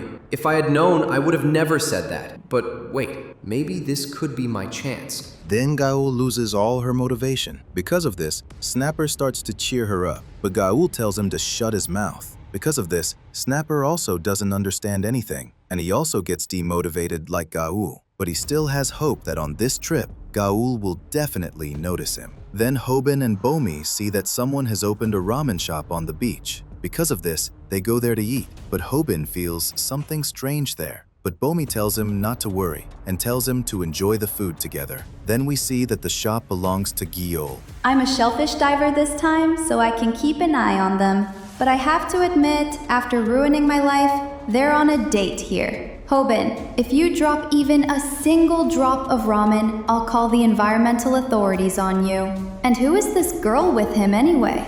And what is such a beautiful girl doing with a loser? Kjol is just making a plan to expose Hobin, but just then, the police catch her because it's forbidden to sell anything there. Then Hobin and Bomi are talking while watching the sunset, and Hobin is just staring at Bomi. But then he sees that Yenu is also sitting there, about whom Hobin starts asking. And Yenu tells them that the teachers have told everyone to roam in groups of 2. Hearing this, Hobin starts to get angry, and he starts to feel that he has come there to be a third wheel. Then Yenu and Bomi start talking to each other. Because of this, Hobin starts to get even more jealous, and he wants to tell Bomi that she should stay away from Yenu. Just then, a wave comes and gets Yenu's shirt wet, which makes his body visible, and Hobin gets depressed seeing his body, and Bomi gets impressed. Because of this, Hobin decides that he will first bring out Yenu's truth. Then Taehoon also comes there. His name was Yenu, right? Seeing him, I'm now sure why I don't like him, and it's because he reminds me of that dog. Then Rumi is clicking her photos and praising herself. So as soon as Rumi is about to leave, she sees an octopus in the water. And we see that Mangi has brought that octopus so that Rumi can eat sashimi. And Rumi thanks Mangi for this. Then at night, Yenu is out for a walk, and he is telling his father about it. But just then, those 3 guys from the morning surround him so that they can take revenge on him, about which Yenu's dad starts asking him, but he lies to them and cuts the call. Then Hobin and Snapper also come there, and they see that those people have started beating Yenu. Because of this, Snapper starts telling Hobin to save him, but Hobin explains to him that there is no need for it, because Hobin has realized that the people Samdak talked about really exist, who don't feel pain even after being beaten. Then Yenu also doesn't feel pain here. There are many types of martial arts in the world. But if I tell you that there is a martial art in which you train your body so much that after that, even if someone hits you, you don't feel any pain at all. And there's a simple reason for this, which is their training. And it's really very extreme. Then every word of Samdak's is coming true here, because no matter how much those people are hitting Yenu, he is not budging. By the way, you might think I'm talking nonsense, but these people's bodies are really like armor. And when someone fights them, they feel as if their body is made of stone, and they start to feel pain themselves from hitting them. So it's impossible for an amateur fighter to fight with martial artists like them. Seeing all this, Snapper and Hobin are very shocked. What kind of group is this XJ company? All their members are gangsters. Hobin, I want to wish you good luck, because maybe Yenu is your next opponent. An amateur can only win against these martial artists when they run over them with a 1-ton truck. Then Taehoon comes in the middle of that fight. Because of this, Hobin realizes that now Taehoon himself will fight with Yenu. I don't know if I've gotten to know you well or not, but I know this much, that you've learned Kyokushin karate. By the way, I also found out that you've learned Taekwondo. And then we find out that Taekwondo and Kyokushin karate are like water and oil to each other. Because of this, they can never be together. When Taehoon comes in between, those boys start telling him to go from there, and they start threatening to kill him. Because of this, Taehoon brings his leg close to one of the guy's face, and his friend Jihoon comes in between and saves those people and takes them away from there, and apologizes to Taehoon. Seeing Jihoon, Taehoon realizes that he knows how to fight. Hobin, go and get some medicines from the pharmacy, because he has a lot of injuries. Thanks for these, but I am not hurt at all. Forgive me. I was talking about the injuries you are about to get. So Hobin and Snapper leave from there, and Taehoon gives a strong kick to Yono. Let's fight then.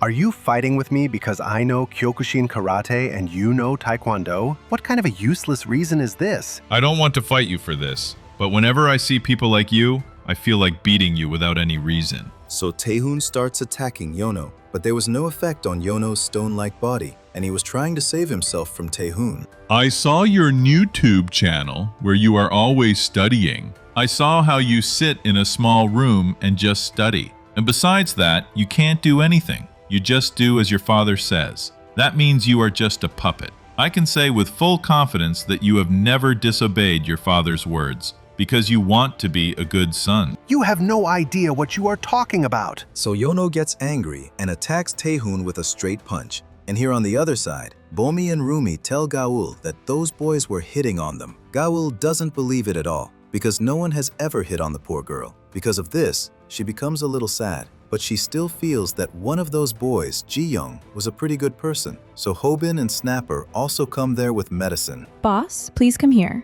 Has anyone ever picked you? Yeah, of course.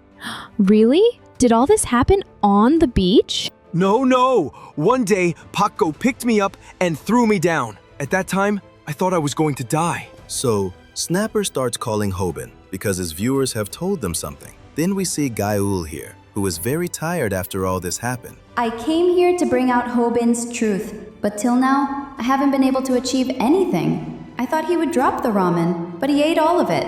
And after that, I thought maybe he would fight with those random people. But there he apologized. Now, what evil plan should I make to defame Hobin? Maybe now I should take a baseball bat and hit him on his head. Hobin, you have really troubled me a lot, because of which, I want to kill you for the whole year now. Then those boys come there, who are fighting with Yono, and they have no idea that Gaul is there, because of which they are thinking of taking revenge with Rumi, Bomi, and Gaul, and start making plans about it, about which Gaul listens. After seeing them, I have understood that these people are really very bad people. Then they start telling Ji-young to go with them too, because of which Ji-young also has to agree with them. But then he goes to meet Rumi and Kaur, where he tells them to go back home, and they both start asking the reason for this. My friends may look like cowards, but in reality people consider them very bad, because of which their reputation is not good at all in our neighborhood.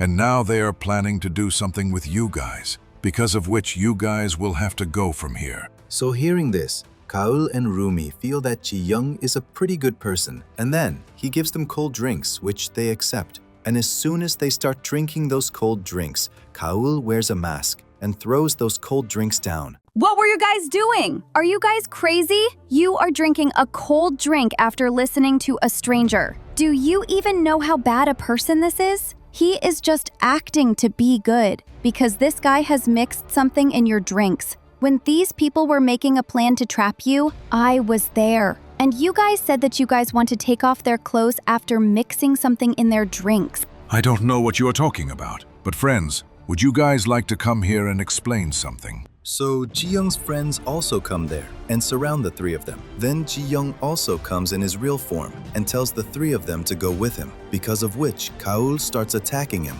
But then Hobin comes there, because of which she goes and hides in the garbage. Wait a minute, why am I hiding? I have worn a mask, right? And above all, why am I helping them? Then we come to know that Hobin and Snapper are hiding there. And they have also turned on the live stream so that they can expose the three of them. So guys, these 3 high school boys used to come here and commit crimes. They used to target drunk people on the beach and do bad things with them. And if they did not get any target, then these people used to mix drugs in their drinks. Even the police could not catch them because they did not have any evidence. So Rumi also comes in between and starts praising herself and brings slight tears in her eyes so that she can win the hearts of her viewers. Then we come to know that the truth of those 3 was revealed to Hobin and Snapper by their viewers, because of which they were able to expose those people. And poor Gail could not believe that the Hobin she was thinking of destroying, she helped in making his content. Then those 3 boys get very scared, and Hobin tells them to stay there because he has called the police. But as soon as they hear the name of the police, those 3 boys surround Hobin, because those people decide that if they have to go to jail, then they will go only after beating Hobin. So Hobin is very scared, because of which everyone starts to feel that maybe Hobin is planning something. I don't know what kind of fighting style these people use, because of which I am not at all ready for this fight, so I have no idea what I should do. It seems I will have to try something that I know will not work. So Hobin attacks a guy with a back kick, seeing which everyone gets shocked. And Hobin is also very shocked to see this, that his back kick worked, because that guy had fallen down, because of which Hobin is not able to understand why he is so weak, and he starts worrying about him. Then Snapper explains to him that in reality, he is not weak, but Hobin has become quite powerful. Hearing which, all the subscribers also start telling Hobin this thing, and they build bridges of his praises, because of which Hobin reaches the 7th heaven, seeing which,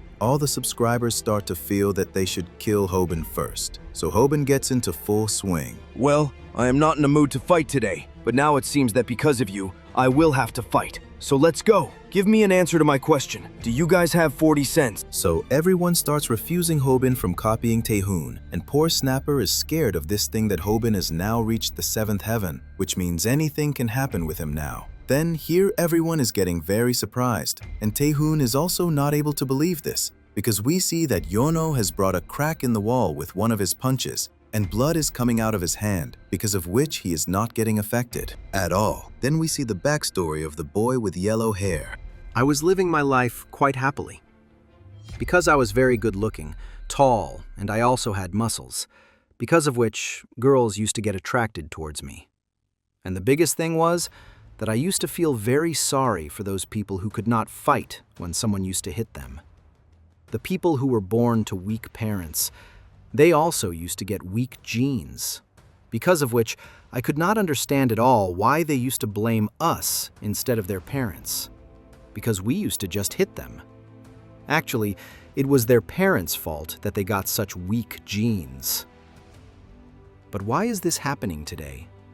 Why is this weak boy able to hit me? So Hobin attacks that boy with a calf kick, because of which that boy is also not able to understand how Hobin is able to do all this. And Hobin is also very surprised to see that his techniques are working, because of which he gets convinced that he can defeat him. Then that boy starts punching Hobin. Then seeing him, Hobin understands that he is a novice, because a novice punches by taking his arm back, because of which Hobin weakens the impact of his punch by moving his head forward. And this time, he has taken care of this thing that he does not lose his temper. Then everyone gets very excited seeing Hobin, and they find Hobin very cool. But the way Hobin is saying everything, no one is liking that thing, and Snapper is also getting shy of this thing. Then Hobin again hits that boy with a calf kick and throws him down with an overhand hook. Then Snapper starts cheering for Hobin. How strange it is that I am not feeling scared at all today, and I am not feeling any kind of nervousness, and still, I am feeling pain from being hit.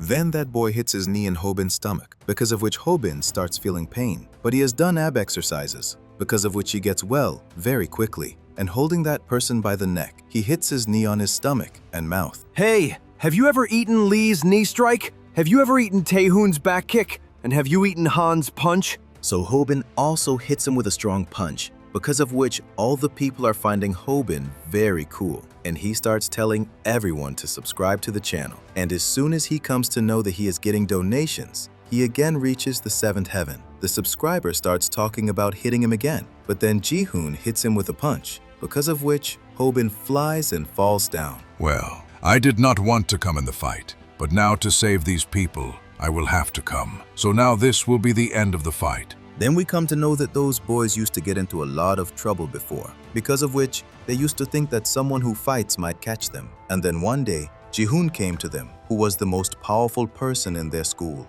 And as soon as he came to know how those people used to earn money, he joined them and promised them that he would save them in times of trouble. Then here, after eating Jihoon's punch, Hobin stands up again, seeing which Jihoon also gets surprised. The way he has punched me, I have realized that he has done combat training. And this is not an ordinary combat training. Actually, he is a boxer, and that too, an infighter. My friends may be weaker than me, but they were not that bad in fighting. And now that you have stood up again, I have realized why those people have lost. So let's go. Then we see Samduk has already told Hobin the way to fight with an infighter, because of which he starts doing a bear crawl so that he can tackle him. And hearing the sound of his growling, Snapper also understands that Hobin's opponent is some kind of a boxer, because of which all the subscribers find the pair of Snapper and Hobin very interesting. I can defeat him, but there is a problem. To defeat a boxer, I have to use a lot of moves,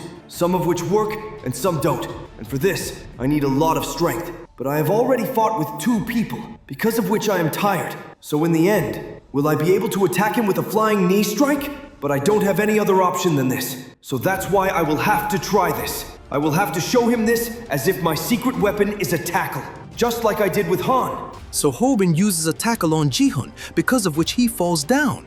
And Hobin and Snapper are not able to believe this thing at all, because Hobin has defeated him very easily. Single leg tackle. If you guys know where you have to hold your opponent from and where to apply pressure, then with its help, you can defeat a big giant too. So Hobin is not able to understand how his tackle worked, because at Han's time, it did not work at all. That tackle did not work on Han because he is a different kind of a boxer. Any boxer does not know how to stop a tackle, but this has happened with Han many times, because of which he had learned it. Oh, so that's it. So that means there are people like this too, who can be defeated so easily. So why did I have to fight with people who are monsters till today? So Hobin is not doing anything, because of which Gaeul comes in between, and pushing him back, she starts attacking Ji-hoon so that he cannot get up again. Seeing which, everyone gets shocked, and in this process, the views of Hobin's video also increase. So Hobin starts asking Gaeul who she is,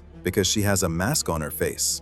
This is a secret. And yes, you can also say that I am the one who wants to see you dead. Someone who wants to see me dead? I should have realized earlier that she will love me till my dying day. It seems I have become very popular, because of which she is stalking me. So Ji-hoon's condition becomes bad, but he is still not ready to give up, because of which he starts to stand up again. But Mangi comes and picks him up with one hand, because of which all the subscribers start cheering for him. Then here, Hobin comes back home, where he asks his mother about his yearbook, because he had kept his yearbook in the wardrobe, but it is on the floor, because of which his mother tells him that Taehoon had come home, and he had read the yearbook. So Hobin is not able to understand anything. What is all this going on, Taehoon? Why do you keep coming to see my yearbook? Then we see Taehoon had taken a picture of him from Hobin's yearbook. I think he is possessed. Because how can it be that these two look alike? You also agree on this, right, Do-eun Lee? Then here Taehoon is teaching Hobin and Snapper Taekwondo, and they are also streaming this. Because of this, many people are asking Taehoon to stream on their channel, but Taehoon is not paying any attention to these things, and he is asking Hobin and Snapper to do the splits, but they are not able to do all this at all. Because of this, he starts hitting them. Hobin, I've given you so many lessons, so why can't you do the splits yet? Then, everyone is quite surprised to hear this, that Taehoon is training Hobin, and we see that Kaul has done the splits in the first try itself, because of which poor Taehoon can't say anything to her. Then Hobin gets completely tired and starts telling Taehoon that now it's his turn, because of which no one is able to understand anything. And then we find out that Hobin is teaching Taehoon how to run a YouTube channel, and he is hitting him with a stick. Taehoon, I have given you so many lessons, so why don't you understand anything yet? This won't do. I'll have to punish you for this. You know that I am hitting you for your own good, right? So why are you looking at me like that? My channel has reached 500,000 subscribers, so you should consider yourself lucky that I am teaching you. Then everyone starts telling Hobin to stop acting like Taehoon, and we see that the three of them surround Taehoon and start taking out their training frustration. Because of this, the subscribers also start cursing them. Then Snapper starts streaming from Taehoon's phone, and he sees that Taehoon has 100,000 subscribers without even uploading a video. Hearing this, even Hobin is surprised, because that poor guy had only 50,000 subscribers, even after fighting with Paco. I think I should leave Hobin and partner with Taehoon, because this will be my benefit. Then Hobin starts explaining to Taehoon that to gain people's attention on YouTube, he should do different things so that people don't leave him. But we see that no one is liking Hobin's methods. And as soon as Taehoon also hangs upside down like Hobin, his abs start showing, which makes Hobin feel jealous, and everyone starts praising Taehoon. Why are you guys watching this useless stream? Are you guys that jobless? Taehoon, you shouldn't behave like this with your viewers. You should respect them as if they are VIPs. Gal tells Hobin that subscribers are leaving his channel and subscribing to Taehoon's channel. But Hobin is still asking Taehoon to apologize to everyone, because this is the only way he can make Taekwondo famous through YouTube. Because of which we see Taehoon very sweetly starts asking the subscribers to stay, and he starts telling them that if they leave, his stream will flop. Because of which all the subscribers forgive him and join him. Because of this, Hobin's subscribers start decreasing, and Hobin also starts asking his subscribers to stay just like Taehoon. But as soon as he says this, his 10,000 subscribers decrease, and the subscribers are still telling him not to act like Taehoon. Then we find out that after streaming for 2 hours, Taehoon's viewers have reached 80,000, and his first stream becomes very successful. Because of this, Hobin starts hitting the ground. Then Taehoon starts to leave from there, and he asks Hobin and his companions to clean the gym, and without listening to them, he leaves from there. Because of this, all of them wear maids' uniforms and start cleaning there. I don't understand why Taehoon is so popular on stream despite behaving like this. I admit that Taehoon is very cool, and he always wins on his own terms. But still, why is this happening to me? I wish I could live like him too. People should always live as they want, because living life on someone else's order is a very bad thing. So if anyone is living their life, they should keep in mind that they should not live as someone else's puppet, just like that useless person is living. Then here, Yunu is streaming while studying, and as soon as his father comes there, he mutes the stream. Why are you still on the 18th question? Is this question so difficult for you? I told you, Yunu, that I am watching you through YouTube, so nothing can be hidden from me. And yes, you are streaming very little these days. You know that if you reduce your stream time, I will start doubting you again. And I will install cameras in this room like before. You promised me that you would study by streaming on YouTube so that I don't have to install cameras here.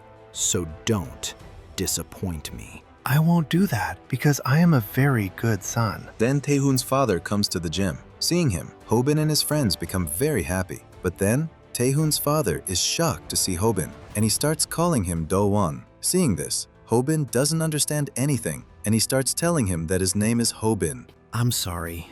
You look exactly like Do-won, and he was Taehoon's friend, because of which Taehoon's personality changed, and he became like this. Then we see Taehoon has gone to his school to meet Yunu, and he found out from his YouTube channel what his class timings are, because of which he was able to meet him. Then he asks Yunu to fight. But Yunu's friends think that they are competing in studies, because Yunu only focuses on studies. Because of this, they also start saying that they want to participate, and Taehoon kicks them one by one and asks Yunu to fight. Really? Taehoon changed because of Do-won? So does this mean Do-won was a very bad person, and Taehoon was a very good person? It seems like Do-won must have been the strongest person in the school. What are you saying? Taehoon may have changed because of Do-won, but actually, Do-won was not bad at all. In fact, he was bullied. Then we see the past, where the kids in Do-won's class are bullying him, and they are telling him to change his brown hair, because they think that he has deliberately dyed his hair.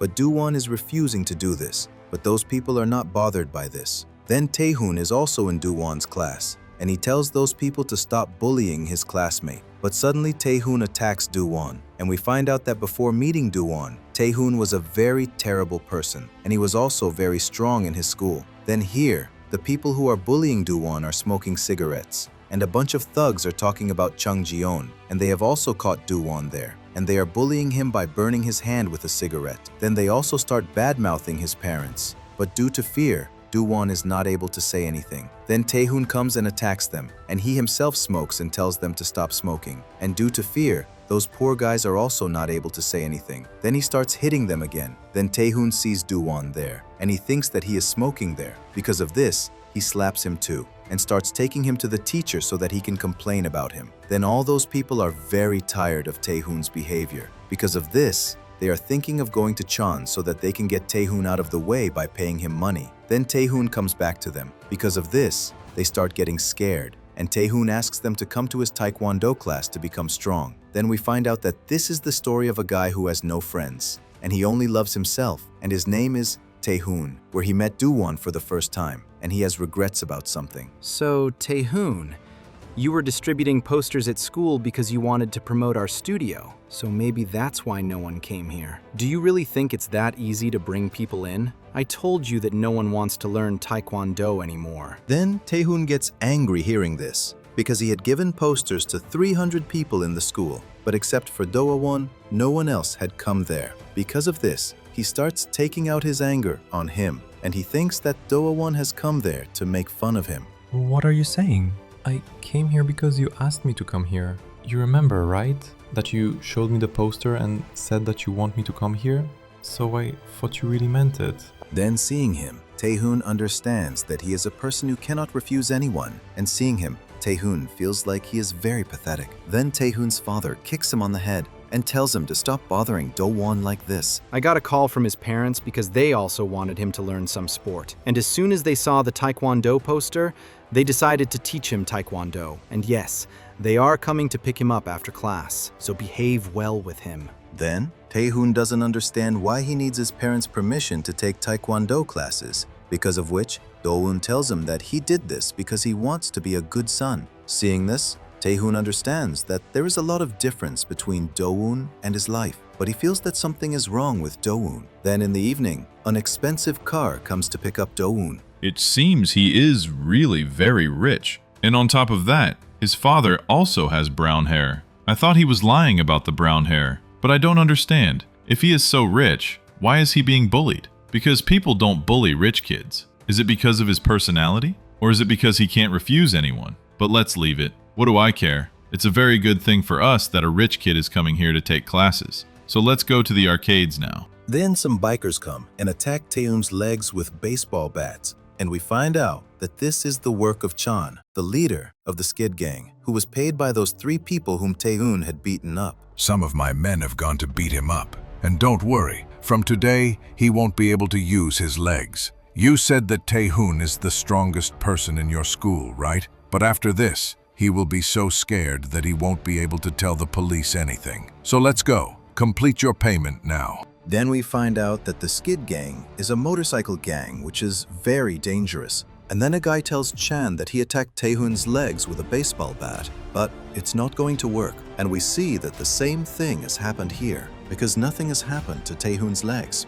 Hey, did you guys really think that you could break my legs so easily?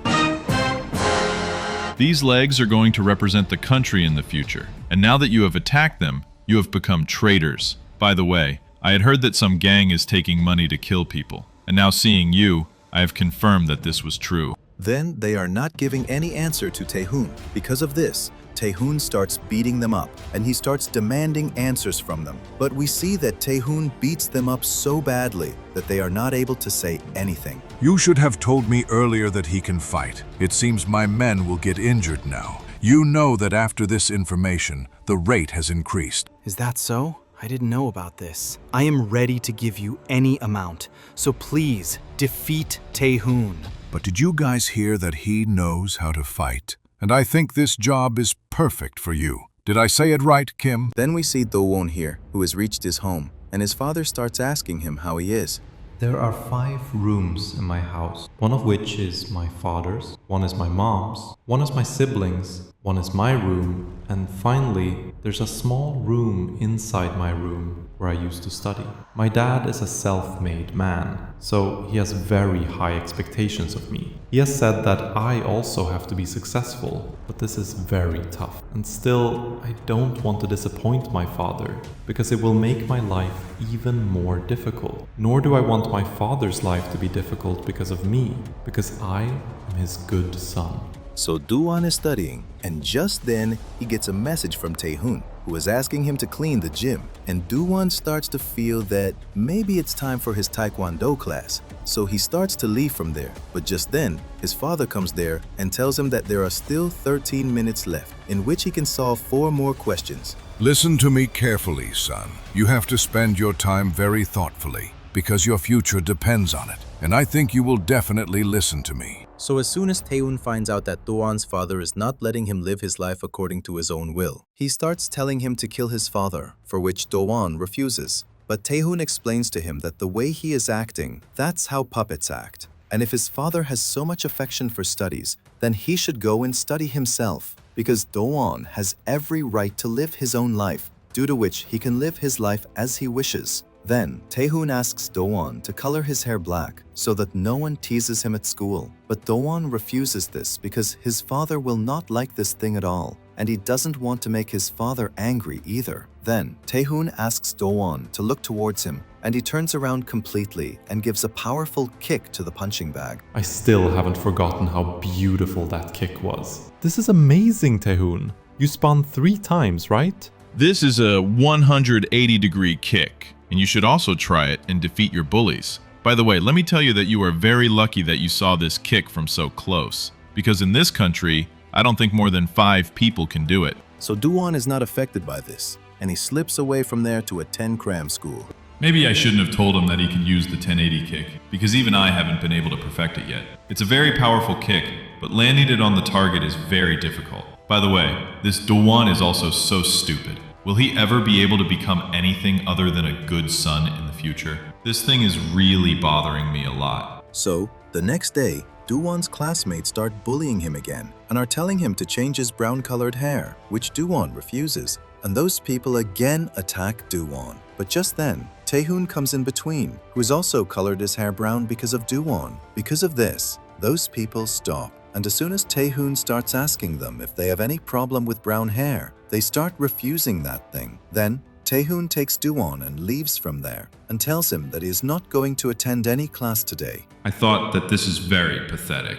And this is a puppet who does what he is told. So that's why I have decided that I will show him what it means to be free. So Taehoon gives Do-won a makeover, and after getting his haircut, he gets his ears pierced, for which Do-won himself had paid the money. Then Do-won starts getting a call from his dad, but Taehoon forbids him from picking up the phone. Then they start thinking about going somewhere. And just then, 2 girls come to them, who are hitting on them, but Taehoon asks them to run away from there. So as soon as Taehoon sees that Do-won is getting very nervous, he gets an idea, due to which he gets ready to hang out with those girls. And they go to a karaoke place, where Do-won sings with fun. But because of the girls, he is also getting very nervous. I shouldn't have fun like this because my dad has already called 300 times. So I should be in cram school at this time and should be studying so that I don't disappoint my dad. I should be a good son today as well, just like I was yesterday. But why am I having so much fun? Then all those people start having fun together, and Taehoon kicks a punching machine and frames someone else for it. Then, in an arcade game, Taehoon starts asking Do-won for 40 cents, but Do-won only has a debit card, due to which he starts apologizing to Taehoon and promises him that when they come to the arcade next time, he will give him as many coins as he wants. Then Do-won and Taehoon start competing with each other in an arcade game, in which Do-won is playing much better than Taehoon, and Taehoon gets angry and breaks that machine and goes outside to smoke. Then a girl is roaming behind Taehoon and is asking his name, but just then, Taehoon comes close to her and starts asking her how much money she got to come close to him. Then we see the Skid Gang people come there and surround Taehoon from all sides. Then Chan starts asking Taehoon whether he will settle the previous score there or somewhere else. If I go with you, will you let Do-won go? He has nothing to do with this fight. Then Chan refuses to do this. Is that so? Then it seems I will have to end this fight as soon as possible. But one thing is bothering me a lot. So can you tell me how much money these people are giving you? Then the girl starts to feel that Taehoon is asking her that question. But we see that Taehoon is asking this question to Kim because he has realized that Kim is the most powerful there. I feel like this guy is not here of his own free will.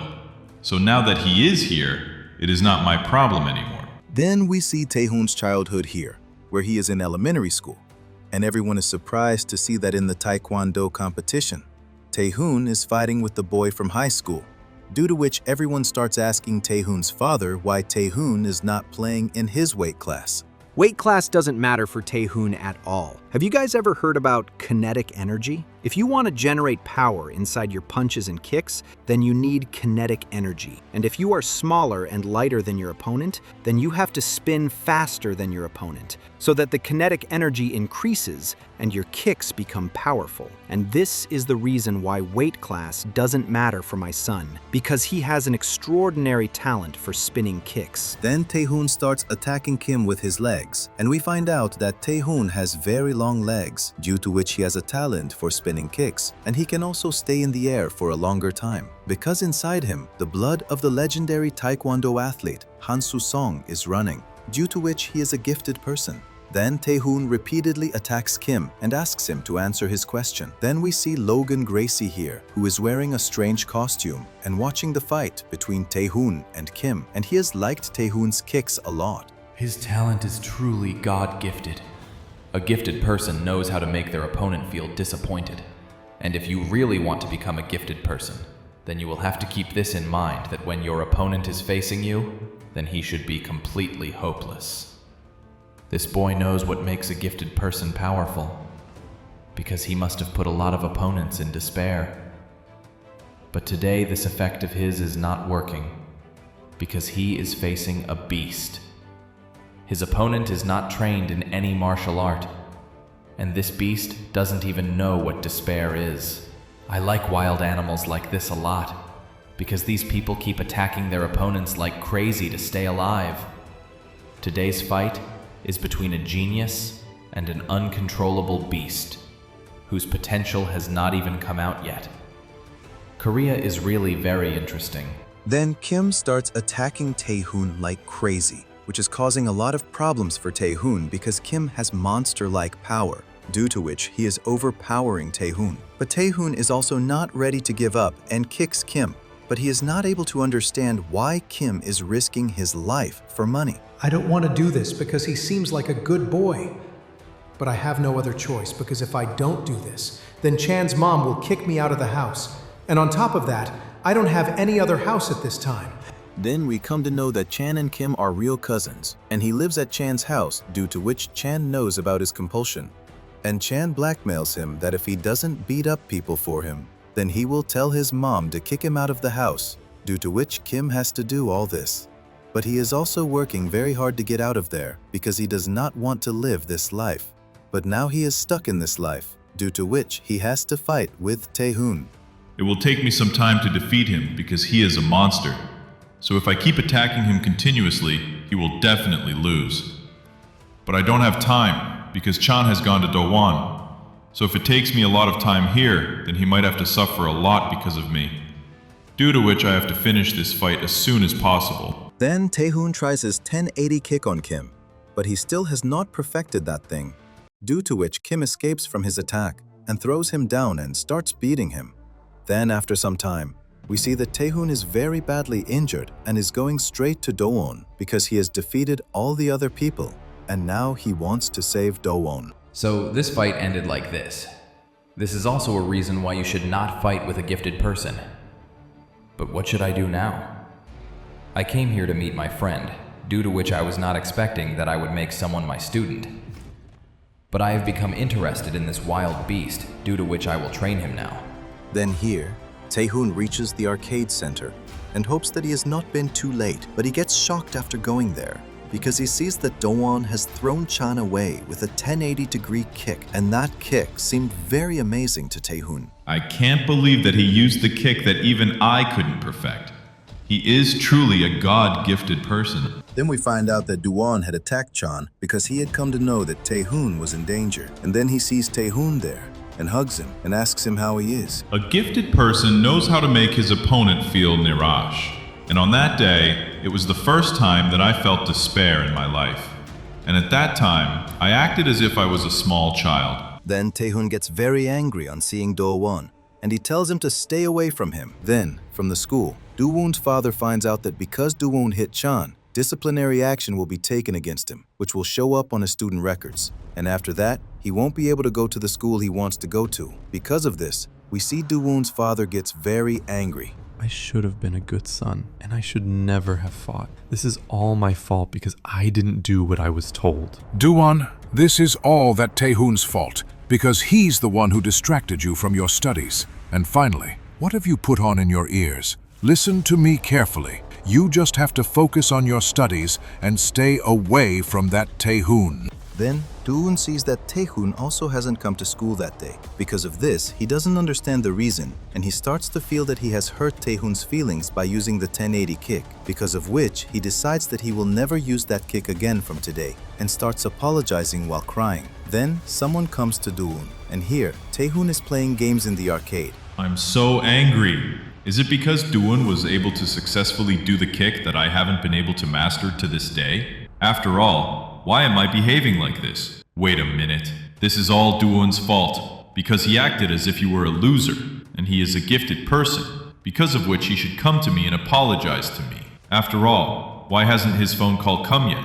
Then Taehoon remembers that his father had told him that Do-won is a very good boy who has no idea what he wants, and he doesn't even realize how to be happy, because of which Taehoon's father had asked Taehoon to take care of Do-won. Then Taehoon himself starts thinking about going to find Do-won, and just then, a boy comes there who starts calling him, but Taehoon, thinking he's Do-won, slaps him. Then that boy tells Taehoon that Chan's gang has kidnapped Do-won and has asked Taehoon to come to them. Hearing this, Taehoon is surprised and goes there as fast as he can. Wait a minute. Why should I even go there? Do-won can fight alone, right? So tell him to save himself by using the 1080 kick. Look, now his phone is ringing too. It seems he has handled everything. Then Taehoon picks up Do-won's phone, in which he hears Chan's voice. So here we see that Chan's gang members have surrounded Do-woon, and he starts calling for Tae-hoon, because of which Tae-hoon gets up and starts going to save Do-woon so that he can save him. Did you hear, Do-woon? Your boyfriend is finally coming to save you. So let's go. Use that fancy move again. Are you scared this time?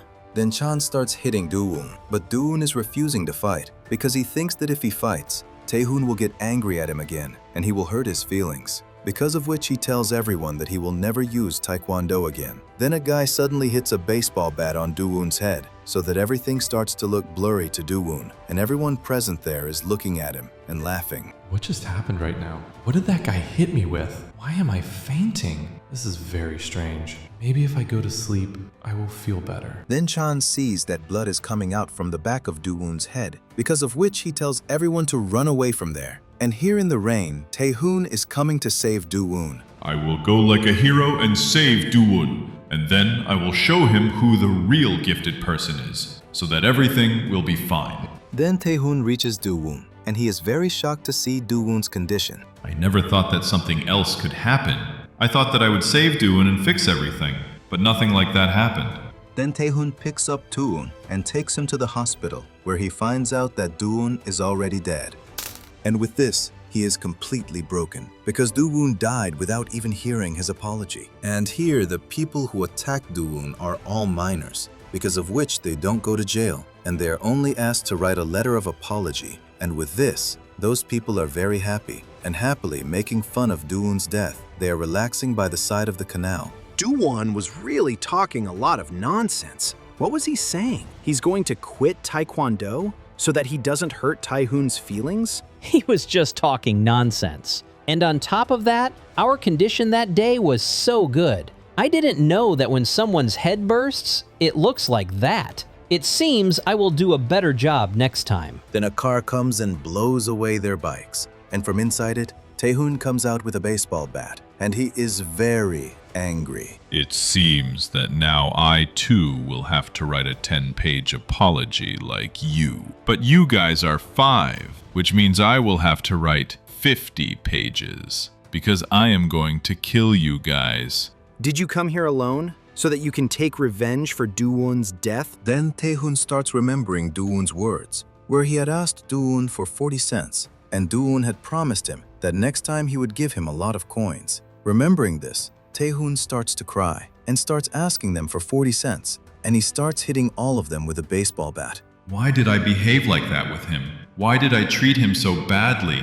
I should have behaved well with him. Why am I realizing that I made a mistake because of a tragedy? By killing these people, I am just taking out my anger. But all this is meaningless, because no matter what I do, I can never bring Do-woon back. Then Tae-hoon has beaten them very badly, because of which Chan takes out his knife and starts telling Tae-hoon if he also wants to kill them just like they killed Do-woon. But Tae-hoon refuses to do so because he is considering himself responsible for Do-woon's death. I should never have befriended him, and I should have left him alone, because if I hadn't taken him with me, this trouble would never have come upon him. I shouldn't have been angry at him.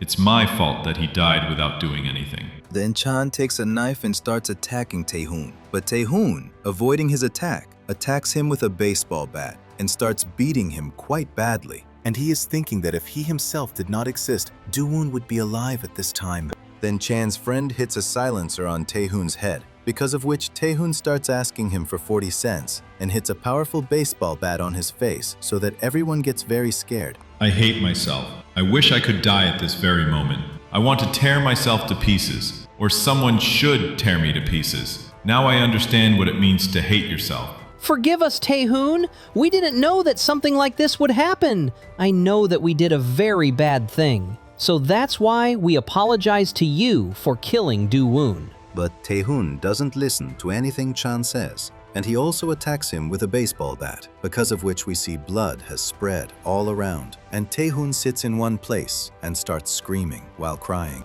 Do-won was a puppet who didn't even realize what it meant to be happy, because he only did what he was told, and he thought that as long as his father was happy, he was happy too, and he died thinking the same thing. I wanted to protect him, but I couldn't do anything like that. I know that I am being selfish now, because I know that Yeonu and Do-won are not the same person, but still I see Do-won inside Yeonu. Then we are shown the scene where Tae-hoon has reached Yeonu's school, and after beating up his friends, he is asking him to fight. I know that what I am doing makes no sense, but if I don't do this, I will never be able to forgive myself. So at least please, someone show some emotion, Do-woon. So Yeonu and Tae-hoon are standing face to face, and Sung-joon is watching this live stream with a smile. This is a really interesting move, Hobin. So you're starting a war with me. Go on. But are you sure that you're capable of winning? Because starting this fight for no reason is not going to be good for your company at all. Then, Sung-joon's words turn out to be true, because the live comments section is on fire. Everyone is confused as to why Tae-hoon wants to fight Yeonu. Seeing this, Hobin, Kaul, and Snapper get very worried. Hobin, the viewers are turning against us, and they are very angry that Tae-hoon picked a fight with Yeonu. Seeing this, Hobin understands that Tae-hoon is making a huge mistake, because in the live chat, people are calling Tae-hoon a bully and a delinquent, and his reputation is being dragged through the mud. Is he trying to ruin our company? Hobin, should I stop the live stream? Then Hobin realizes that there's no point in stopping the live stream now, because people are already bad-mouthing them, and Hobin U Company is now being seen as a group of bullies. But oblivious to all this, Tae-hoon is moving forward. Then Tae-hoon calls Yeonu Do-won, and hearing this new name, everyone in the live chat gets even more confused, because no one realizes who Do-won is and why Tae-hoon is repeating the same name while looking at Yeonu. What's wrong with him now? Does he think I'm someone else? But I can't ignore him anymore. Because of this, I'll let him land a few kicks on me so that he doesn't bother me anymore. Then Yeonu brushes off Tae-hoon's hand and tells him to finish the fight as soon as possible because he has to go to cram school. Seeing this, Sung-joon, sitting far away, smiles. You're doing the right thing, Yeonu. You have to make this fight one-sided, because that's the only way you can make Hobin U Company look bad. Then Hobin screams seeing this and starts telling Tae-hoon not to fight with Yeonu because it will only harm Tae-hoon. But Tae-hoon doesn't listen to a word he says, and he jumps in the air and gives a powerful kick to Yeonu. But suddenly, Yeonu blocks the kick, which surprises Tae-hoon. But Yeonu's attention is somewhere else. I shouldn't be here at this time. Instead, I should go to cram school, because I don't have time to waste on all this at all. I have to spend my time wisely, because my future depends on this very thing. Then Tae-hoon keeps kicking one after another, and Yeonu is just dodging them. Then a kick passes close to his face, but he is still thinking about his studies and hoping that his father will not be angry seeing all this. Just then, Tae-hoon attacks his face with a flying knee. Hey, Do-won, what are you doing? Are you still thinking about cram school? Wait a minute, how does he know that? Did he read my mind? Or is it something else? No, this is impossible. What are you saying? I'm fighting you just like you wanted. So what more do you want from me? Analytical. It seems he wants to make Yeonu angry, but that's impossible, because Yeonu is a puppet, because of which he can't do anything other than study. And I and Yeonu's father have made him like this. Then here, Tae-hoon is still provoking Yeonu and repeatedly calling him Do-won. Annoyed by this, Yeonu gets very angry. I am not Do-won. I am Yeonu. So stop calling me by someone else's name. You are a puppet who does what his father tells him to do. I told you I am not a puppet. Then why are you calling me a puppet again and again? I study because I like to study. So stop calling me a puppet again and again. Tae-hoon feels very satisfied seeing Yeonu getting angry like this. And then he lands a powerful high kick on Yeonu's face. Because of this, Yeonu falls to the ground and his nose starts bleeding. Then, people in the live chat start feeling bad for Yeonu. What am I doing? I shouldn't have gotten angry at a bully like this. Maybe I'm a little too tired today, which is why I'm acting like this. And maybe this is because I couldn't sleep properly last night. Then, the suffocating schedule of his life starts flashing in his mind because he is living a life where he doesn't even have time to sleep. Just then, Tae-hoon comes forward and slaps him on his cheek and starts asking him if he is happy. Hearing this, Yeonu is shocked. Am I happy? Yes, I am absolutely happy. My father is a high-ranking government official, and my dream is to become a doctor, which is a prestigious job just like his. This is a dream that my father likes very much, which is why I can clearly say that I am very happy in my life. But then a tear comes out of his eye and falls on his cheek, and seeing this, everyone is shocked. See? You are not happy. Why am I crying? I'm really happy, right? So Yeonu, tell me, What do you really want to become? I want to become a doctor. I don't want to hear what goal your father has given you after making you a puppet. Rather, I want to know what you really want to become. This question starts echoing in Yonu's mind, and he doesn't really remember what he wanted to do. And just then he gets a faint memory of his childhood when he wore a karate uniform for the first time, and he was very happy. But then the pressure of studies suppressed his passion for karate. Then in the present, he accepts the truth and says that he likes karate very much. As soon as he hears this, a smile appears on Tae-hoon's face and he attacks Yonu with his signature move, the back kick, and asks him to show his Kyokushin karate. Then Yonu sees his childhood, which makes him realize that karate is his passion, because of which he cannot lose to a Taekwondo athlete. Then Yonu spins in the air and throws a tremendous kick towards Tae-hoon's face, and we find out that this is the most famous move of Kyokushin karate, the crescent kick. Then Tae-hoon gets hurt, but Yonu is now ready to fight, and there is hope on his face along with tears. I also want to live happily, which is why I will fight and become Duwon. So, can you save me, Tae-hoon? Don't worry, I will save you. So let's start today's lesson from here. Seeing this, the atmosphere of the live chat completely changes, and the people who were abusing Tae-hoon earlier now get excited, seeing which Hobin and Songjun are shocked. Then we are shown Yeonu's past. Here he realizes that his life is no different from a hamster's, and he is just running on the same wheel. I was stuck in a hamster wheel because when I was only 10 years old, my life ran on a fixed timetable. I didn't even have time to breathe, but there was a ray of hope in my life, and that was Kyokushin Karate. I liked the word Kyokushin because it meant the ultimate truth, but my father didn't like it, which is why I had to leave it. In the present, Yonu attacks Tae-hoon with the most powerful straight punch of that same Kyokushin karate, and he realizes that he is very happy with this thing. Seeing all this, the audience is having a lot of fun, and they all start cheering for Tae-hoon. Then, seeing Tae-hoon getting beaten up, Hobin feels as if Taekwondo is completely useless in front of karate, but then Tae-hoon also starts attacking Yonu. Then we are told that Taekwondo is the national sport of Korea, which was earlier a martial art, but with time, it converted into a sport. But Kyokushin karate is different, because in this, you give your all to defeat your opponent. This is a martial art made for real fights, and that is why when a Taekwondo fighter fights a Kyokushin fighter, it is very difficult for him to fight him, because Kyokushin fighters fight as if they are fighting in a real fight, which is why they are used to fighting without any gear. A Taekwondo fighter has to be very nimble on his feet to defeat a Kyokushin fighter. Of course, Kyokushin also has footwork techniques, but their footwork is slower than Taekwondo, which is why in a street fight, Taekwondo fighters can overpower Kyokushin fighters. But Kyokushin karate is called the most powerful martial art in the world, and that is because its fighters are trained to take blows, which is why their body is ready for it. So that's the matter. Your body can bear the pain, but your face is not trained for it, right? Then Tae-hoon directly attacks his face, due to which Yonu gets badly injured, because in the rules of the Kyokushin karate match, it is forbidden to punch on the face, which is why those people are not used to taking blows on their face.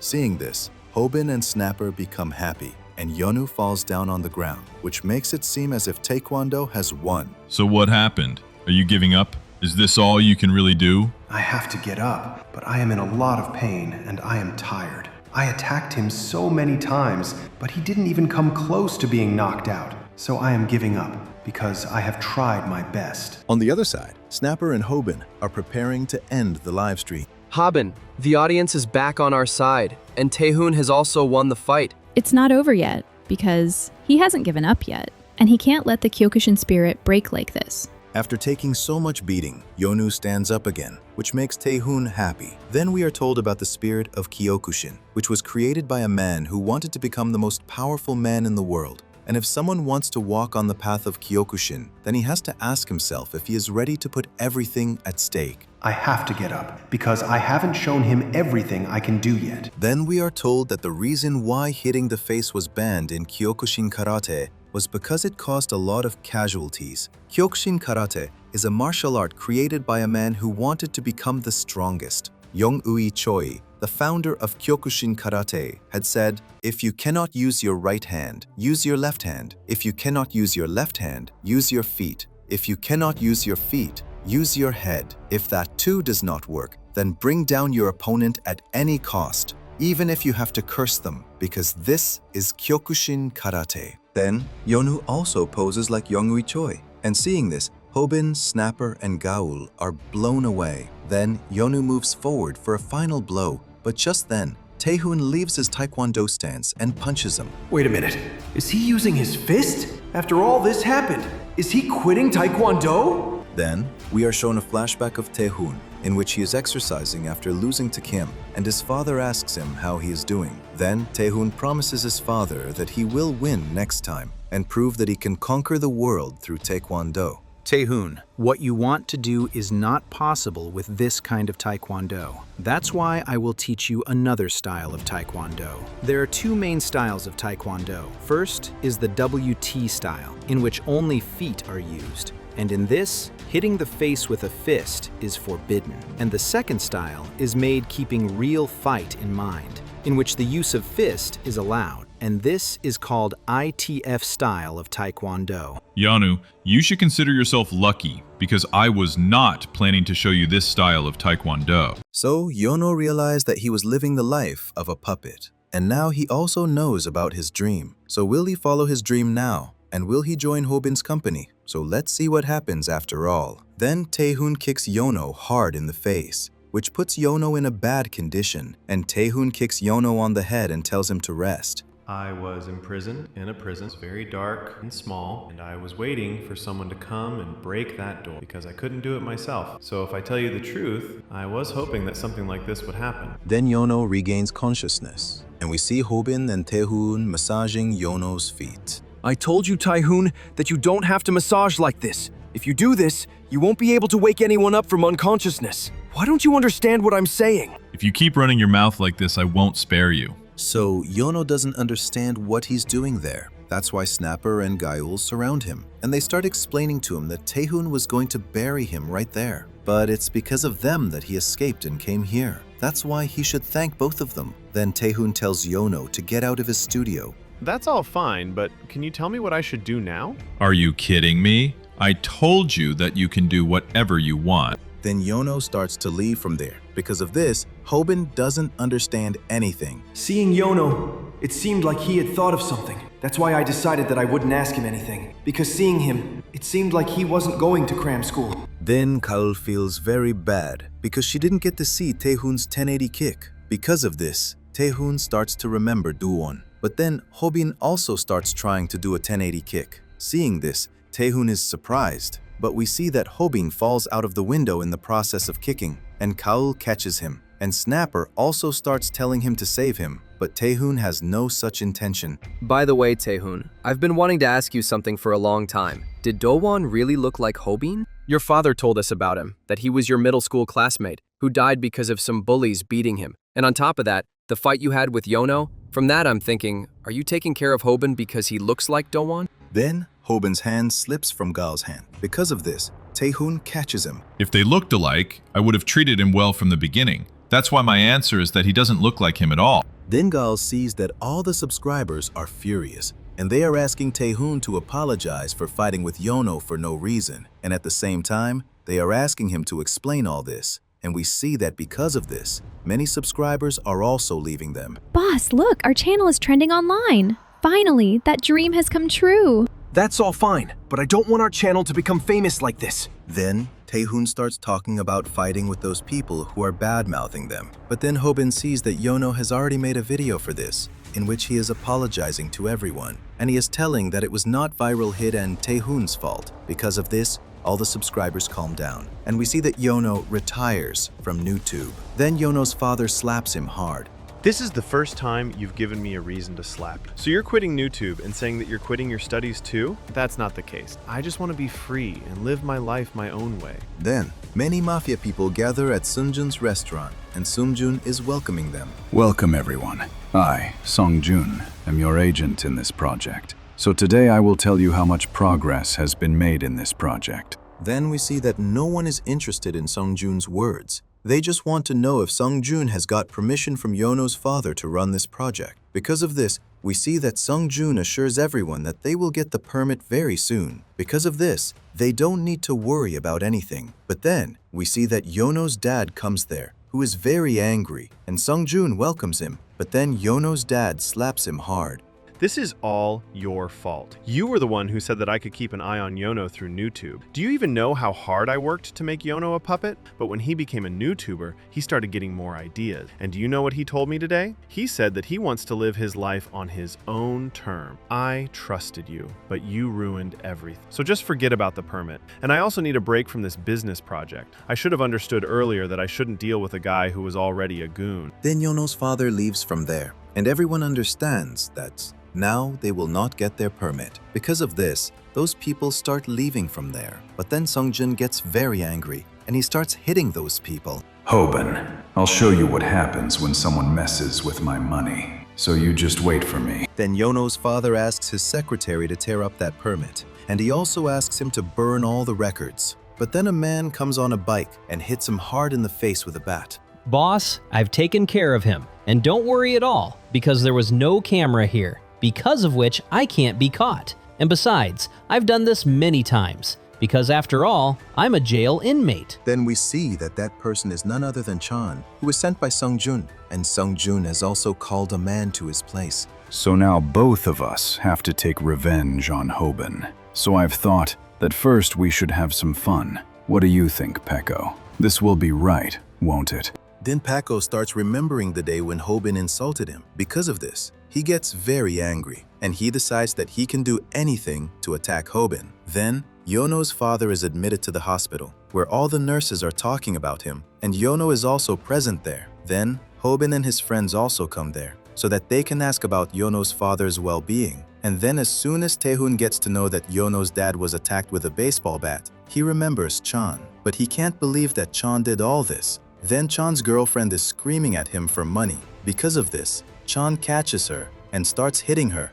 and tells her that the money she got is what she deserves. Then Chan starts apologizing to Sungjun because Sungjun had asked him to kill Yono's father, but Yono's father is still alive. Then Hobin's mother tells Hobin that she has quit her job. Because of this, Hobin becomes very happy, and he starts to think that maybe his mother has understood that Hobin can earn money. I didn't quit my job for the reason you're thinking. I quit my job because I got a new job, and in that, I'm getting $2,700. That's really amazing, Mom. But what kind of job is this, in which you're getting so much money? Don't worry, Hobin. I won't do any strange work, so you can now relax and focus on your studies. Then we see Sungjun's restaurant here, where Sungjun is talking to Paco about Hobin, and he tells him to take revenge on Hobin, for which Paco gets ready, because he wants to defeat Hobin at any cost. Because of this, Sungjun gets ready to help him. Then Hobin asks Gaul to sign some important documents, and we see that as soon as he signs, they get their own new office. Because of this, everyone becomes very happy. Then we see that that office is actually a house, which is quite big, where on the first floor there is a meeting room, a lounge, and also a soundproof studio. And on the second floor, there are rooms for girls to stay so that they can sleep there peacefully. Seeing this, everyone becomes very happy. Then Rumi and Mangi are changing their clothes in their rooms, and Gaul goes and starts watching them, due to which Rumi doesn't understand anything, and poor Mangi gets completely embarrassed. Then Hobin and Taehoon are outside putting up the Hobin U company sign, and there, Taehoon's fans have sent a cutout of him, which Taehoon tells them to throw away. And Hobin can't believe that he has actually become the CEO of the company, and he becomes very happy thinking about this. Then Gaul starts calling herself the boss, but Hobin explains to her that she is just a figurehead who approves important decisions. Then Hobin's phone starts ringing, which shocks Hobin a lot because we see that Hobin is getting a call from Sungjun. Then Hobin picks up the phone and starts talking to him while trembling. Because of this,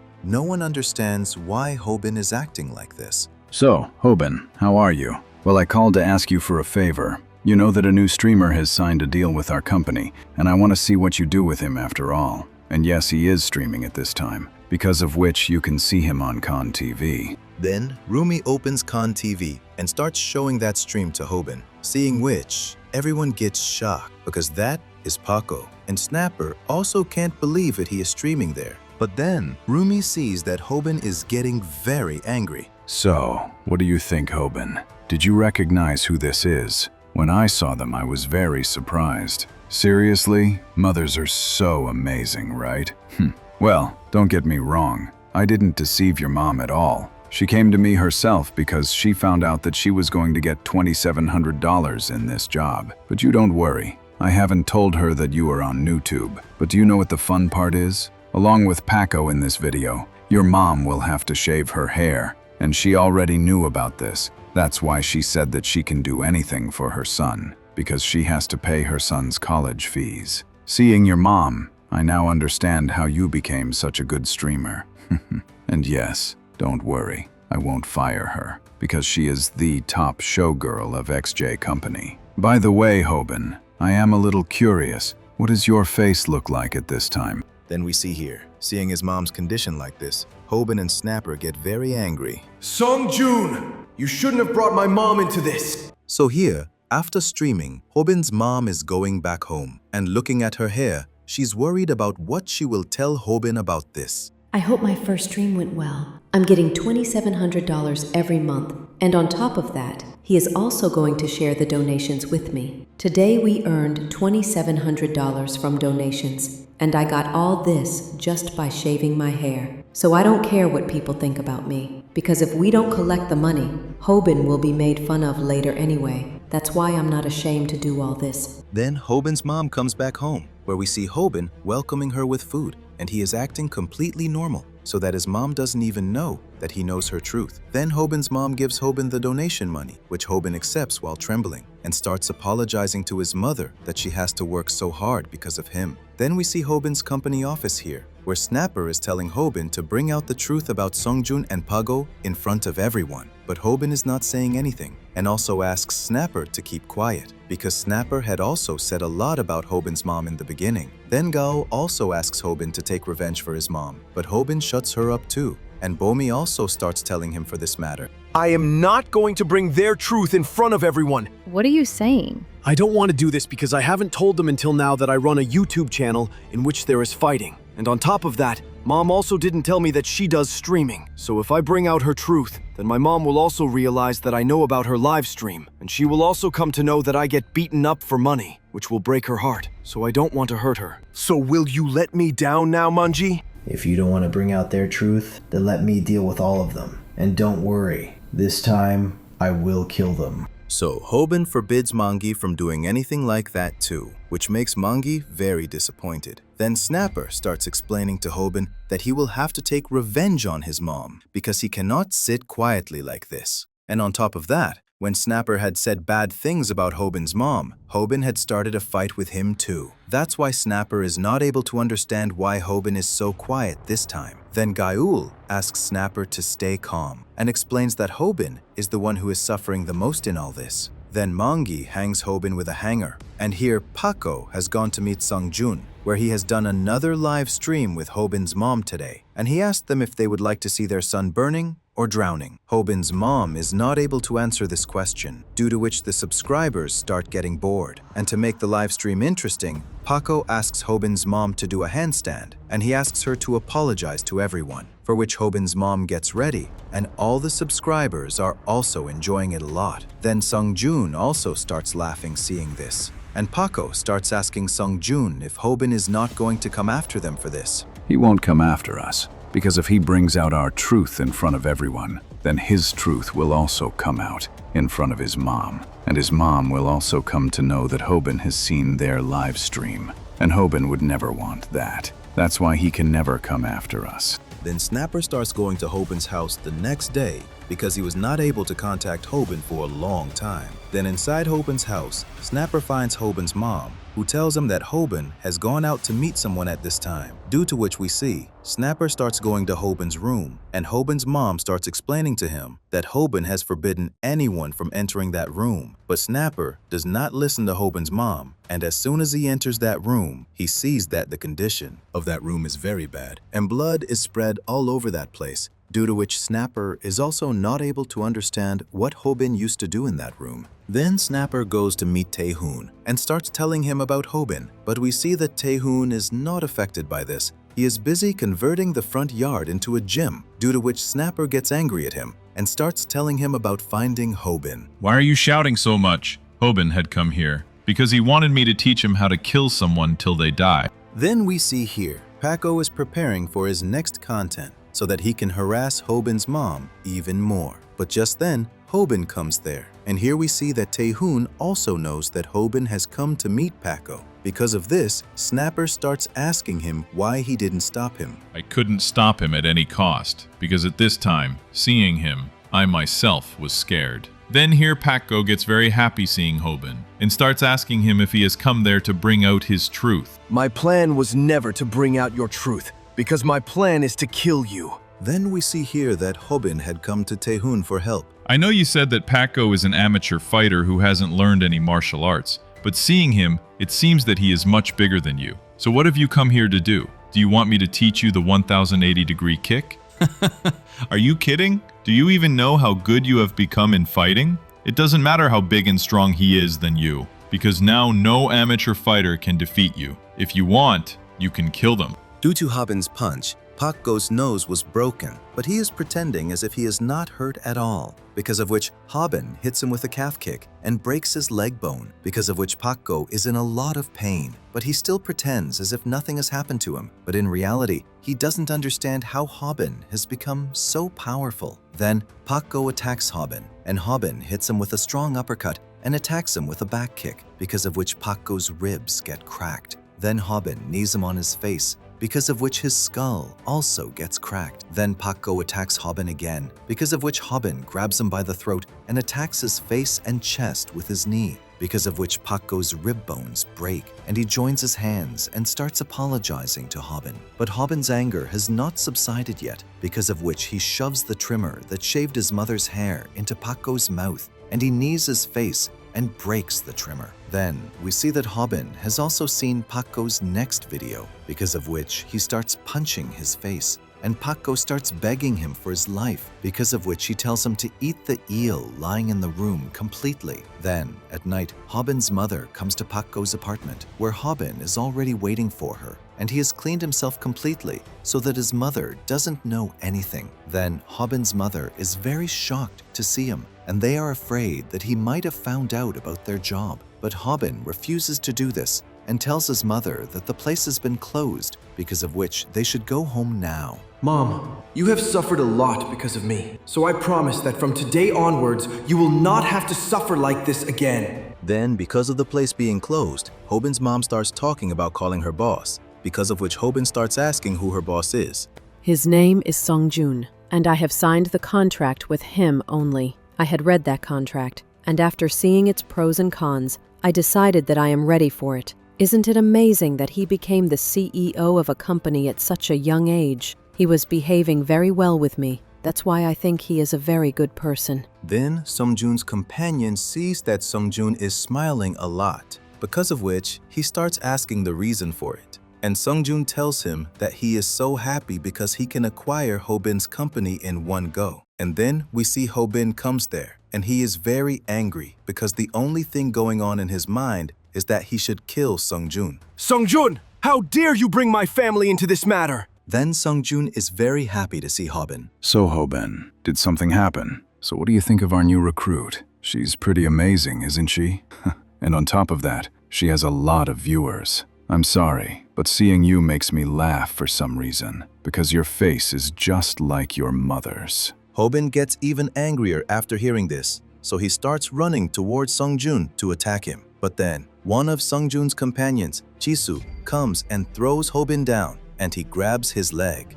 Don't even try to move, or you won't be able to walk for the rest of your life. But Hobin is still moving. Because of this, Jisoo tightens his grip, and Hobin starts screaming loudly in pain. And because of this, fear sets in inside him, and his anger subsides. And we see that the technique Jisoo used is a jujutsu martial art technique. So Hobin is telling Jisoo to let him go, but Jisoo is starting to enjoy this. After bearing so much pain, my anger vanished, and I even stopped thinking about fighting, because I realized that I couldn't stand up to him. As soon as he grabbed my leg and twisted my ankle, I realized that when he catches someone, he can ruin their life. Hobin, this is the first time I'm seeing you not wanting to fight. You're viral hit. You can't be this scared. Is this your first encounter with jujutsu? I didn't think you'd be this scared. Well, now you should get some rest, because you won't be able to talk to me in such shock. Anyway, you came here for this, right?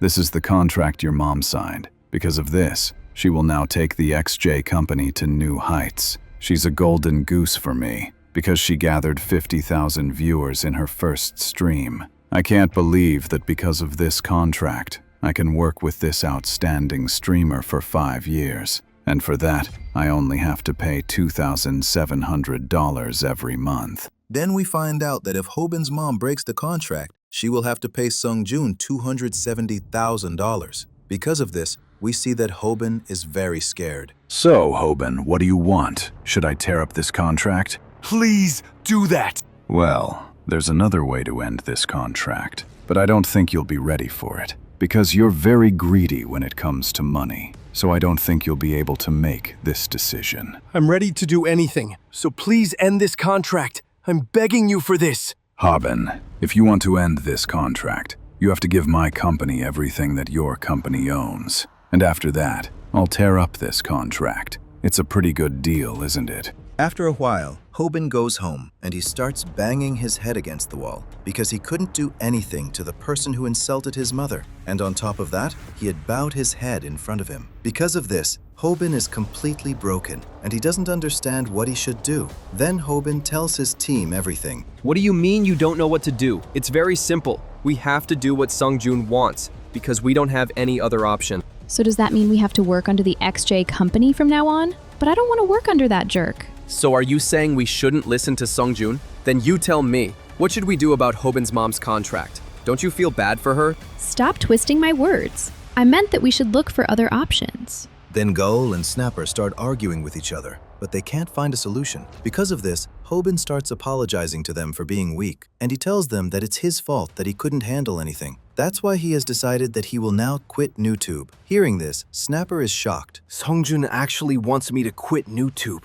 and if I do that, he won't come after you either. That's why you guys won't have to work for the XJ company either. The Hobin U company will be finished. And no matter how much I think about it, there's no other way to save you guys. That's why I have to quit streaming. I have to! So you're talking about running away after dragging me into all this? So tell me, if we turn the tables, will you stand up and fight him again, like you always do? Then, we are shown a scene from sometime later, where Hobin is very impatiently looking for a Samdak video to fight with a jujutsu fighter. And finally, he finds that video. He is very happy to see it. Then, we see here that Taehoon and Rumi had talked to Chan's girlfriend to turn the tables, and they had brought her there with them. Then, we see a scene from sometime before, where Chan and his friends are smoking by the river, where he is talking about his work and girlfriend, and at the same time, he is taking out his anger on his girlfriend. Then Chan starts to leave from there, and just then, Taehoon arrives. He starts asking him if he still beats people for money, and before Chan can say anything, he starts slapping him because he thinks that he was the one who attacked Yuno's father. He starts asking Chan about it, and Chan is acting as if he doesn't know anything. What is he saying? And how did he find out about this? Does he have any proof? But that can't be, because if that were the case, the police would have been here by now, which means he's just guessing. Taehoon, what are you saying? I've become very decent now. You said that he's a high-ranking government official, right? So do you really think I'm stupid enough to attack a person like that? I'm sure he doesn't have any proof against me. But why is he asking me all these questions? It seems like he just came here to rough me up a bit. That's why I'll take a few hits from him. So Taehoon is convinced that Chan has changed, and he starts asking him how he's doing. Hearing this, Chan is also surprised. Then Taehoon snatches Chan's jacket, and he starts asking for his address so that they can hang out together sometime. But Chan is completely confused. Because of this, he starts talking about leaving, but Taehoon kicks him and tells him not to leave, because actually, Rumi had gone to Chan's house so that she could talk to his girlfriend. And here, Rumi is sympathizing with Chan's girlfriend. He's really bad. You should stay away from me because he doesn't know how much evidence I have against him. I have videos of him beating me, so he has no idea what could happen to him.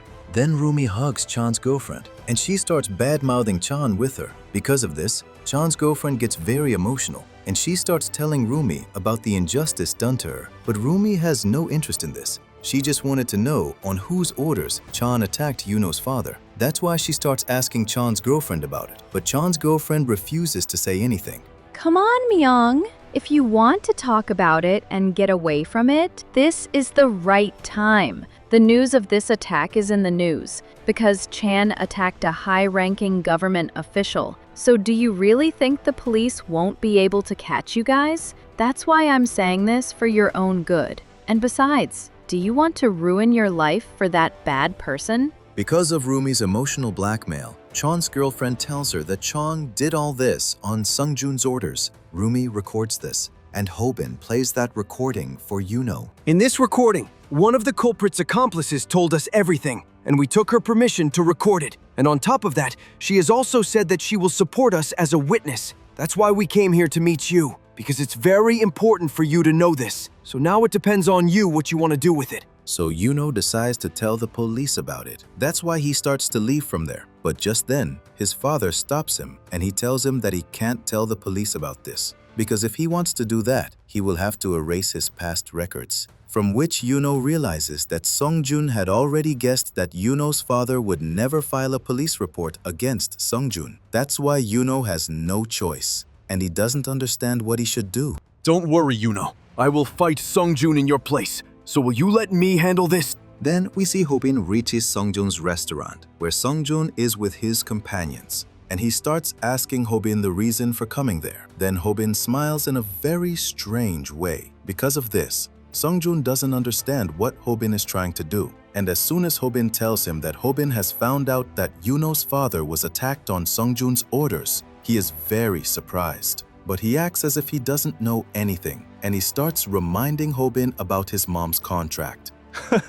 Listen, Sungjun, do you really think I'm kidding? This is the confession of the girl who is the girlfriend of the guy you hired to attack Yuno's father. And now she wants to take revenge on Chan. That's why she has joined us, and she has shared her private life with us. So did you really think that everyone's private life would be as clean as yours, Sungjun? You want me to get rid of this evidence, right? So Sungjun gets very angry after hearing that recording. And here we see a scene from some time before, where Snapper didn't like Hobin's idea of going to Sungjun at all. Because if he blackmails Sungjun like this, then his mom could be in danger. Don't worry, Snapper. I won't blackmail him. Instead, I'll make a bet with him. So, Snapper, tell me the truth. Do you want Sungjun's 5 million subscribers? Because now, we are going to challenge them, and we are going to snatch their subscribers from them. Here, Sungjun is explaining to Hobin that if he reveals his truth, his mom's life will be ruined. And Hobin also explains to him that if he ruins his mom's life, he will ruin his life too. Sungjun,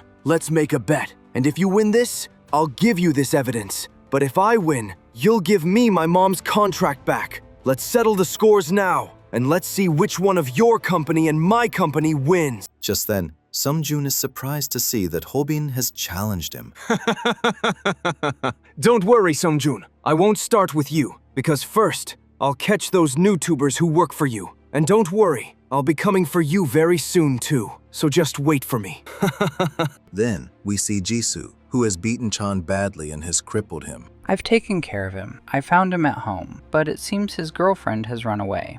Jisoo, you've done a pretty good job. And yes, don't worry. He won't tell the police about you, because he attacked a high-ranking government official. So if he tells the police anything, his truth will also come out. But yes, I feel like Hobin might be targeting you. So will things be okay for you? Don't worry, he can do whatever he wants, but you know that he won't be able to target me. Then we see Hobin here, who is still remembering his encounter with Jisoo, and he's very scared of him. Because of this, he starts to think whether he'll be able to defeat Jisoo or not. Then Samdok's video is also playing there. With this, even a weak person can defeat a strong one. Jujutsu is a martial art where you twist your opponent's joints, and you block those arteries from where the blood flows. Because of this martial art is very effective for a real fight. But if you want to defeat a Jujutsu fighter, you first have to erase the fear of Jujutsu from within you. Because if your opponent gets control of your fear once, he will catch you. And after that, you can get some injuries that can change your life. Just then, Hobin starts hitting his head on the ground again and again and is telling himself that he is not scared at all. Then he starts remembering his mother's insult so that he can overcome this fear. Then the next day we see Snapper, who has brought all the information about Jisoo and his Rough and Ready channel, and Gayul looks at it and starts saying that now they will definitely find something in it with which they can destroy him. Then she sees a photo of Jisoo and his brother there, where she is very surprised to see Jisoo's younger brother. And we get to know that Jisoo's younger brother is an arm wrestling player. Then Rumi and Gayul feel that there is definitely something wrong there, through which they can target them, but Snapper refuses to do so. Hearing this, Hobin is also surprised. Let me tell you why I am saying this. Jisoo is older, and his age is 19 years old, and the younger brother is Hyuksu, who is 18 years old. Both of them used to be losers like us, who were bullied in middle school and high school, and they were bullied without any reason, just like what used to happen with us. But if there was a reason, then according to me, all this was because of Jisoo's personality, because he was not at all serious and was very lazy. Because of this, the kids at school used to bully them a lot. Then we see that after being bullied so much, Hyuksu starts telling Jisoo to become strong so that they can take revenge on those people and change their destiny. But Jisoo doesn't want to do anything like that because of laziness, and he is looking for something that he can do while lying down. Because of this, he goes to jujutsu classes and lies down on the mat there. But just then, a girl comes there who tells him that they both will practice together from today onwards. Then Kaol is very surprised to hear that despite being so lazy, he became so skilled. All this happened because he had talent. He had achieved the purple belt in just 2 years. I have researched about it and I have come to know that no person can achieve the purple belt before 3-4 years, which means that Jisoo is a gifted person. Then after 2 years, he took revenge on those who used to bully him, and because of this, he became the hero of the school, where boys and girls started thinking he was cool, and Jisoo enjoyed it a lot. And as soon as it was published on the internet, he became even more famous because he was a loser who used to be bullied. And after that, he defeated those bullies with jujutsu. And as soon as he started NewTube, he became even more viral. And this is how the Rough and Ready channel started. Then Hobin couldn't understand that if such a bad thing happened with Jisoo, then why was he supporting Sungjun? Then Rumi starts to think that maybe Sungjun has something with which he has blackmailed Jisoo, and maybe that's why he is working for him. And Kal feels that Jisoo is a good person. It's nothing like that. Jisoo is not a good person, and we can't target him for this reason because someone has already targeted them, and their truth has come out, because of which they have also apologized for it. Then everyone starts asking Snapper why Jisoo was targeted, and we find out that the girl Jisoo trained with, he tried to force himself on her. Hearing this, everyone is very surprised. Jisoo was targeted for this very reason, and this also became quite famous online. But despite all this, Jisoo is still a popular YouTuber today. How is this possible? How can they make videos after all this has happened? This is all because after that, something happened that changed their image in everyone's mind. And that incident that made the Rough and Ready channel popular again was also very famous. And I'm pretty sure that you guys must have heard about it too. And the name of that incident is the Dave murder case. At that time, the public was very angry because of that case, because a guy had beaten that student very badly, whom he was teaching. And because of this, everyone wanted to see him dead. This is from the day when the police were taking Dave to the crime scene so that they could investigate properly. And the whole area was filled with people where many YouTubers were also making videos on it. But the viewers were not happy with this at all, because the YouTubers' anger was fake, and those people had come there just to increase their viewership. But just then, another criminal came in front of everyone, who was none other than Jisoo. And he was away from the spotlight for a long time, but then he caught Dave with a jujutsu technique, which made Dave scream loudly, and all the viewers enjoyed it a lot, which made them consider him a hero. And after this moment, a bad person became a good person in the eyes of the people. And in this way, Jisoo made a place in people's hearts again. Then, Mangi gets even angrier hearing this, and he doesn't understand how the public can change their mind so easily. Then, Snapper explains to him that this has happened many times, and many streamers have apologized for it, and have stayed away from the spotlight so that their fans can realize that they are really sorry for their mistake. And after that, they have been able to come back because people enjoyed watching their stream. When Jisoo and his brother came back from exile, they first apologized to everyone for their mistake, and after that, they uploaded the content that they had made while living in the jungle. And in this way, their NewTube channel became popular again, and through this, they are becoming more and more popular. Then Hobin starts asking about the girl with whom Jisoo had forced himself, and Snapper tells him that the girl is still going through the same pain, but he doesn't understand one thing, that Jisoo is not smart enough to take advantage of Dave's murder case.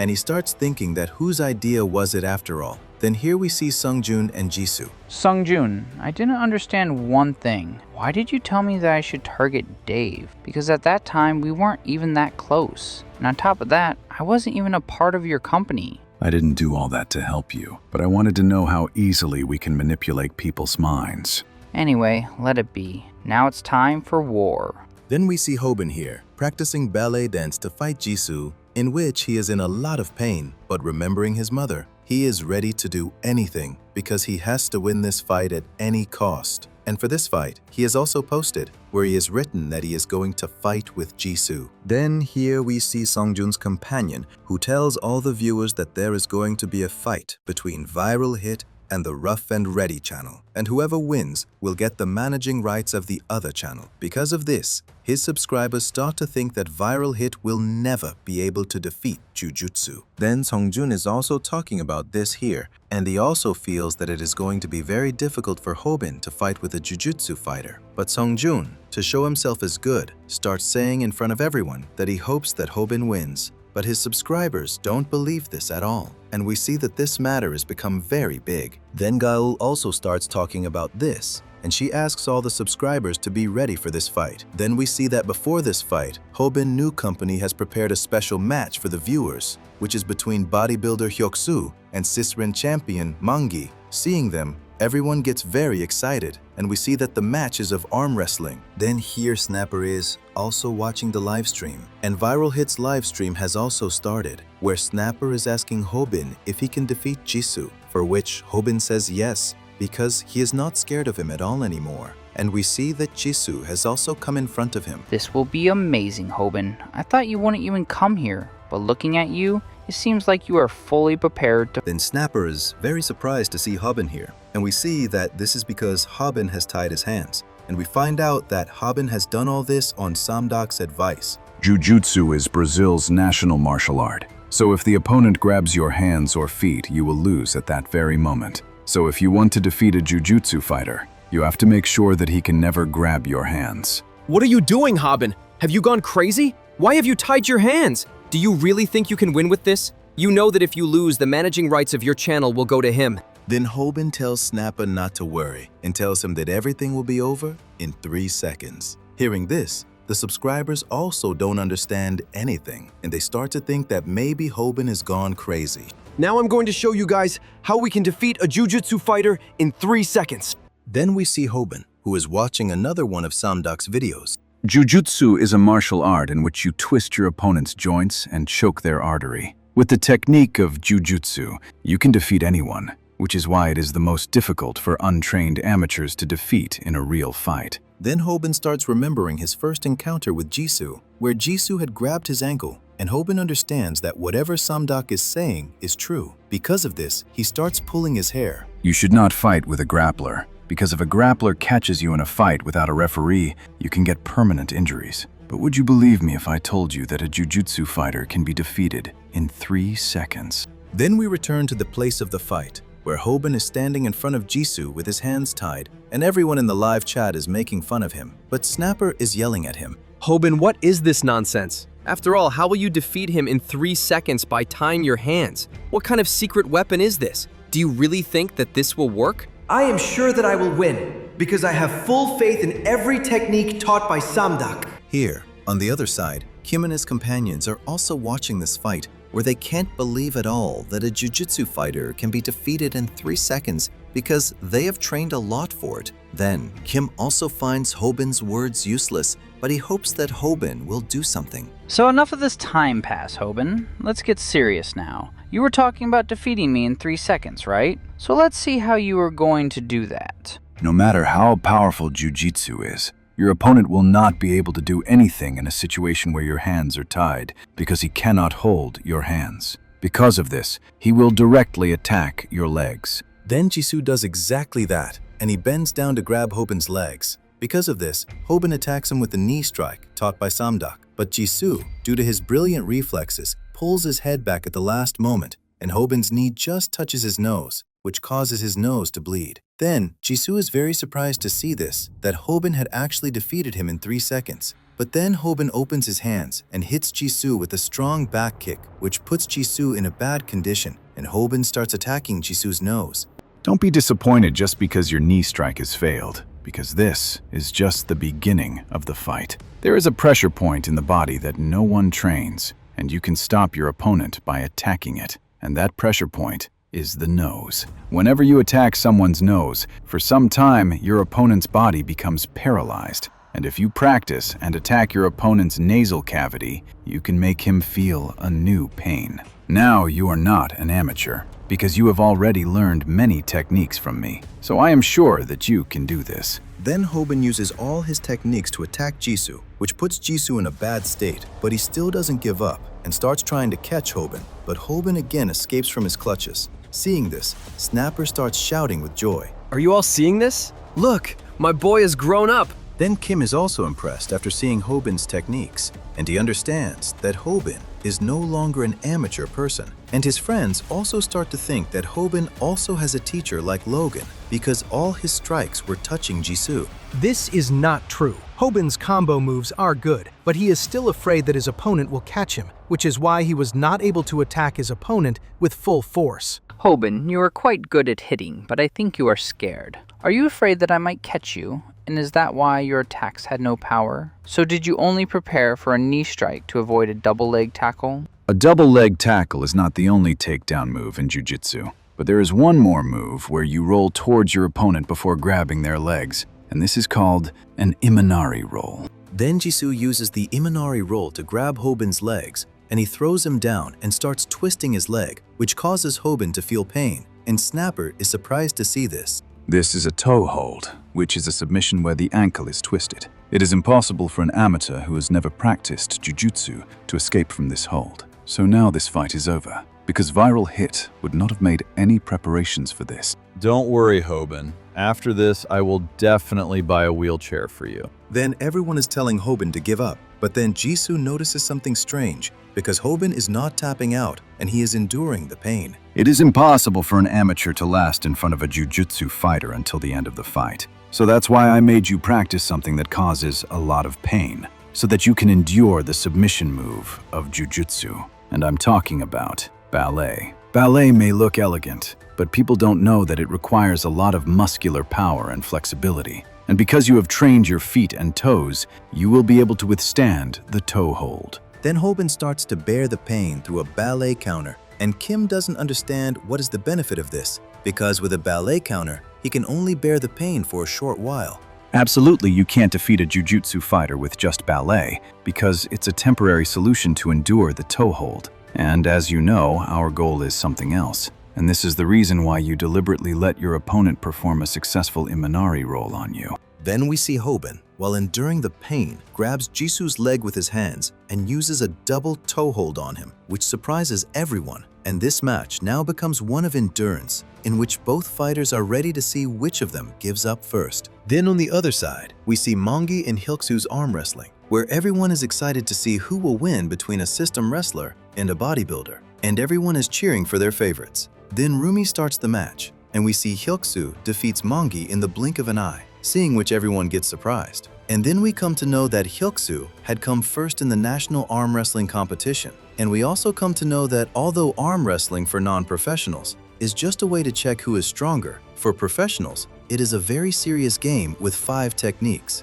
So therefore, no amateur can win against a professional arm wrestler. Then here, Hobin and Jisoo are not letting go of each other. So this is how you are going to defeat a jiu-jitsu fighter. This is really amazing, Hobin. To defeat a jiu-jitsu fighter, you will have to use jiu-jitsu. But you never told me from whom you learned jiu-jitsu. He must have learned this jiu-jitsu himself. Does he really think that he can defeat Jisoo with self-taught jiu-jitsu? This is very foolish. Then Kim is also watching this fight, and he does not understand how Hobin will defeat a purple belt fighter with self-taught jiu-jitsu. Then Hobin starts shouting about the pain, and Jisoo is happy to see this because Hobin has learned only basic techniques. It is impossible to defeat a jiu-jitsu fighter with those basic techniques that you have learned at home. The jiu-jitsu techniques that I have taught you are just the beginning, so if you fight an official match, you will lose at that very moment. But remember, our goal here is not to win the match at all. So if you and your opponent have trapped each other in a double toe hold, you can take off his shoe and bite his foot,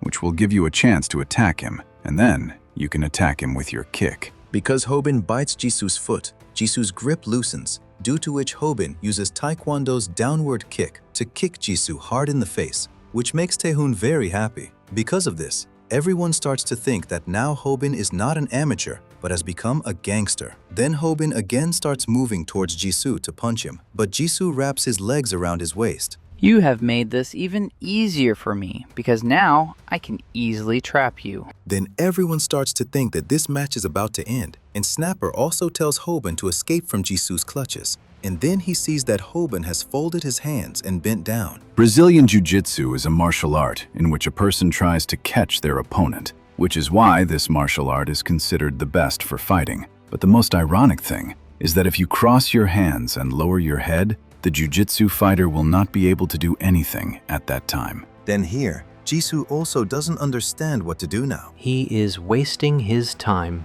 because if Hobin does this, then he himself will not be able to attack. And as soon as he tries to attack Jisoo, Jisoo will catch him again. So now Hobin can only do this much, that he maintains this position until Jisoo himself lets him go. And Jisoo is not going to do that at all. Then suddenly, Jisoo lets go of Hobin, and he is in a lot of pain. Now that you have crossed your hands and lowered your head, you can use your elbow to stab your opponent's thighs, which will cause him a lot of pain, and he will let you go. Snapper is also very happy to see this, and Kim also likes this move a lot, due to which he starts to think that now Hobin will move away from Jisoo and attack him. But then Kim, Sungjun, and Snapper are all shocked by Hobin's next move, because Hobin is not running away from there, but is going closer to Jisoo. Because of this, Jisoo starts to think that now Hobin will definitely get caught in his grip. Then, seeing this, Logan starts asking Kim if Hobin was in danger during the fight,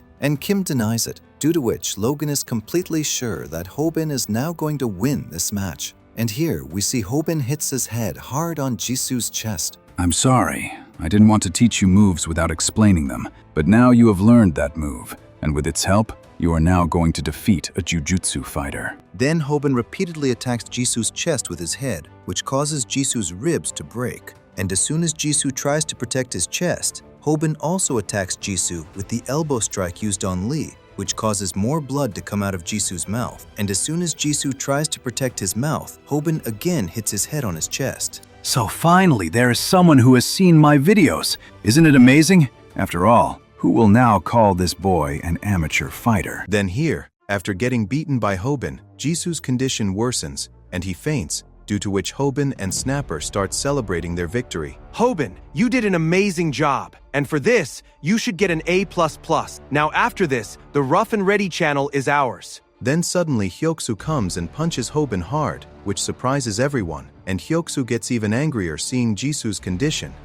Many people train their bodies in search of perfection and build their muscles until they become big, and these people are called bodybuilders. There are many such people who want to know whether a bodybuilder can fight well or not, so let me tell you that they can definitely fight well. Just like martial artists have focused on fighting, bodybuilders have focused on building their muscles. Because of this, some people think that their muscles are only for show-off, and those people don't know what nonsense they are talking about. They don't know that whatever move is used in a fight, it gets power from muscles. It is true that bodybuilding is not a martial art, but still, they have an advantage in a fight, and that is their weight. The martial arts organization takes special care of this thing, that a fighter will only fight in his weight class, because they know that even if people know the techniques, if they fight with an opponent bigger than them, they will lose very badly. Even the martial arts organizations know how much difference weight makes. So what do you think? How much will weight matter in an immature fight? Then here, because of Hyoksu's heavier weight, Hobin is not even able to move him. Because of this,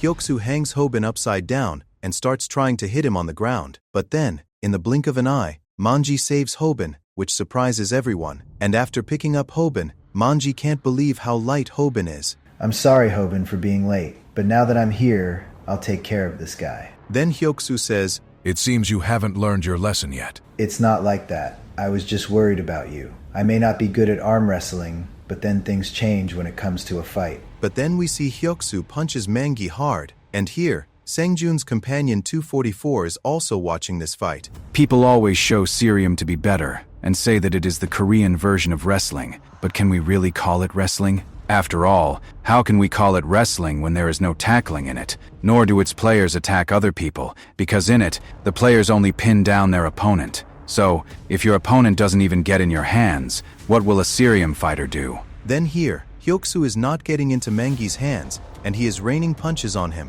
You were worried about me? And what were you saying, that things are going to change? But this thing was even easier for me than arm wrestling. So it doesn't matter at all whether you do wrestling or arm wrestling, because you are very bad at both. Then we see Mangi starts bringing his hands in front of his mouth, because of which Hyoksu also doesn't understand what is happening. But then a hard punch lands on his face, seeing which everyone is surprised, and we see that Mangi has taken a boxing stance. Then we are shown a scene from the past, where we see Han. Sorry I'm late. I didn't think that after all this we would meet again like this. So you wanted to know what I was doing, right? I am currently working in a production company. And yes, you were saying that you want to learn something from me. Then we see Han is teaching Mangi the basic stance of boxing, and also teaching him how to throw a jab. And looking at Mangi, he is completely sure that if he attacks any opponent with a jab, then that opponent's condition will definitely be bad, because no one can stand in Mangi's 8 category. Then we see here, Mangi starts jabbing Hyoksu hard, which makes Hyoksu's condition very bad. And after that, Mangi twists his body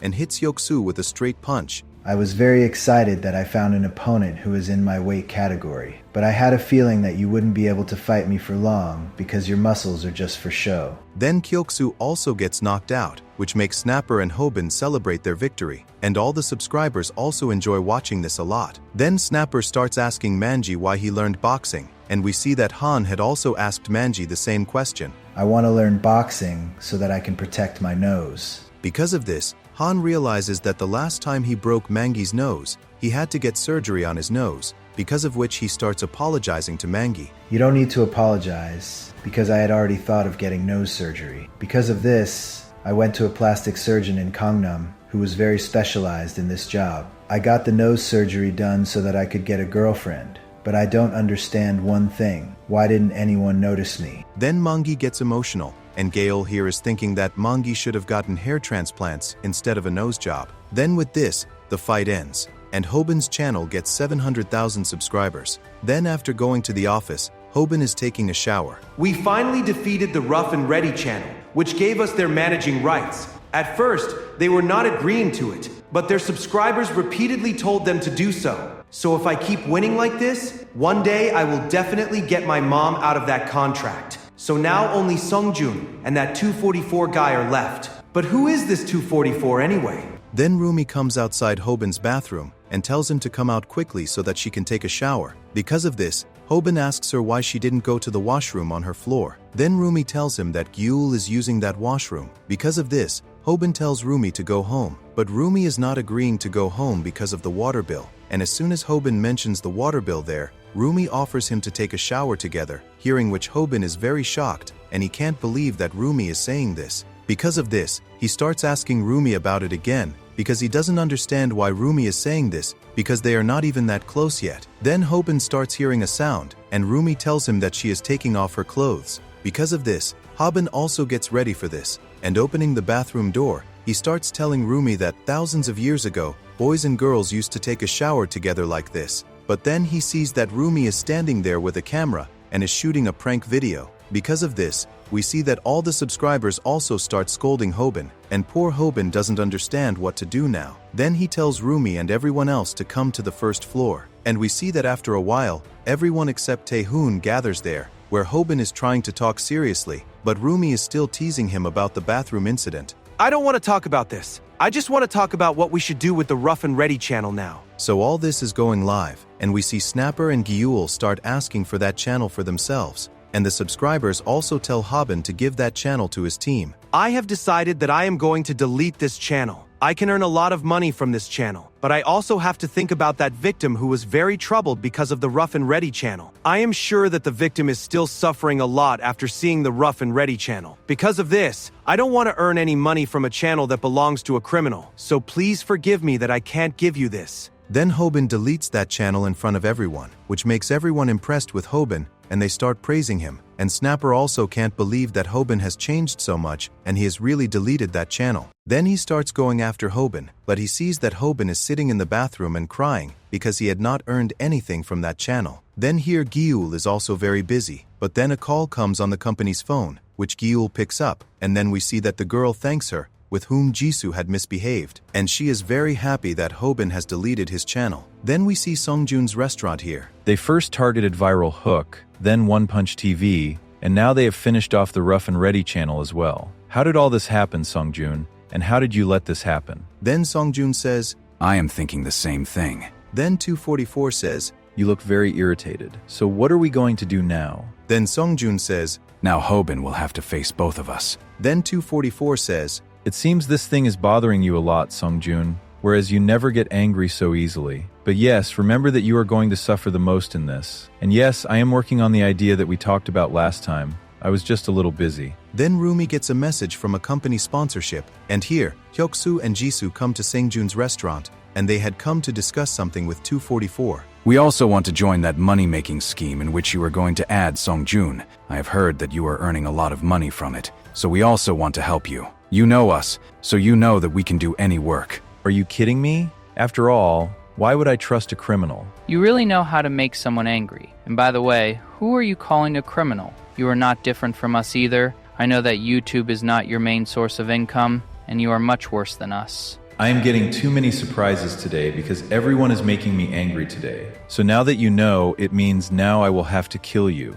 Then Jisoo starts blackmailing 244, but then 244 breaks a glass on his head, because of which Hyoksu attacks 244 in anger, but 244 takes care of him too. Then Jisoo starts trying to tackle 244. It seems you didn't learn anything from the last fight, Jisoo. You know that you can't always rely on jujitsu in a real fight, right? I don't know if this is cute or foolish, because if you knew what kind of person I am and what I can do, you would never blackmail me like this. Then we see 244 breaks 8 glasses on Jisoo, and after that, he tells Seongjun to clean up that mess. Then here Rumi has gone for a shoot, where the photographer is praising her and she gets a break for a while. Then she notices that the person who is bringing coffee for everyone there is none other than Han. Because of this, she pulls him towards her, causing all the coffee to fall down. And Han is also surprised to see Rumi there. Then Rumi comes to know that Han has quit YouTube and taken a job in the studio, where because of being new, he has to do all the work there. So that's the thing, but I don't see Hobin anywhere. You guys gather in such places, don't you?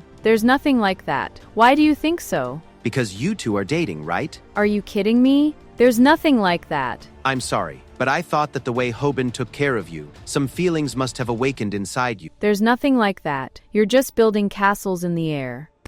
Actually, what he's saying is true. Because of everything he did for me, I developed feelings for him. But I can't do anything like that, because he likes someone else. Why would I like him? The prince of my dreams would be someone who is young and has his own building. Then Han again starts apologizing to Rumi for his mistakes, because Rumi had suffered a lot because of them. But Rumi tells him to forget everything and invites him and Gyul to have dinner with her, for which Han shyly agrees. Then the studio people start calling Han, and Rumi clicks a picture of herself in Han's camera. I can understand how it feels to be new. And anyway, you were the one who said that you couldn't take a picture of any model. So here, this is a gift for you so that you can work with more motivation. And yes, don't fall for me in the process. Then the studio's cameraman tells Rumi to go back to the shoot, but then the owner of the building comes there, and Rumi is surprised to see him. And we see that he has brought coffee for everyone. Then that person starts asking about Rumi and Han, and the cameraman tells him everything. Because of this,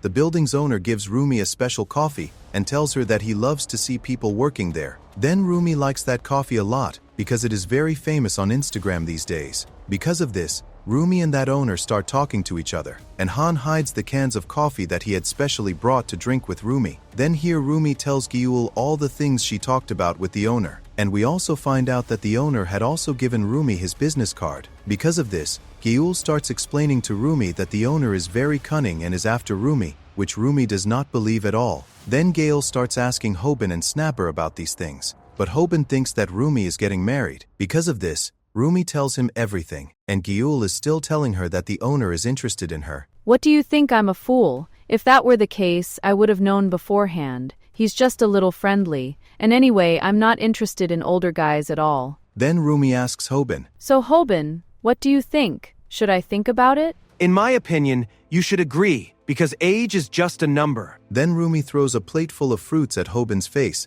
and leaves from there in anger. Then Rumi remembers that the owner of the building had asked her to go for a run with him sometime. And after hearing Hobin's nonsense, she feels that maybe she should contact the owner. Then we see the owner of the building here. I think I talked a bit too much today, which is why my throat is hurting. By the way, how unbelievable and disgusting is it that sometimes people think I am so dangerous, and sometimes they think I am so much below them. But this is also a very interesting thing. And on top of that, I never thought that we would meet like this. Then we see that the owner is none other than 244, and then the next day he again goes to his studio, where the other members of the studio are also dangerous thugs. And 244 has brought an animal with him there. Then the photographer there starts showing 244 all the clips that they have recently shot. There is no need for this, because once you have seen animal mating, you are not interested in it anymore. So I don't understand why people go crazy for it. So now tell me, how is the work on our next video going? We have selected some candidates, but the problem is that their bodies are not that good. Is that so? Then what do you think about that Rumi? But won't Rumi be too young?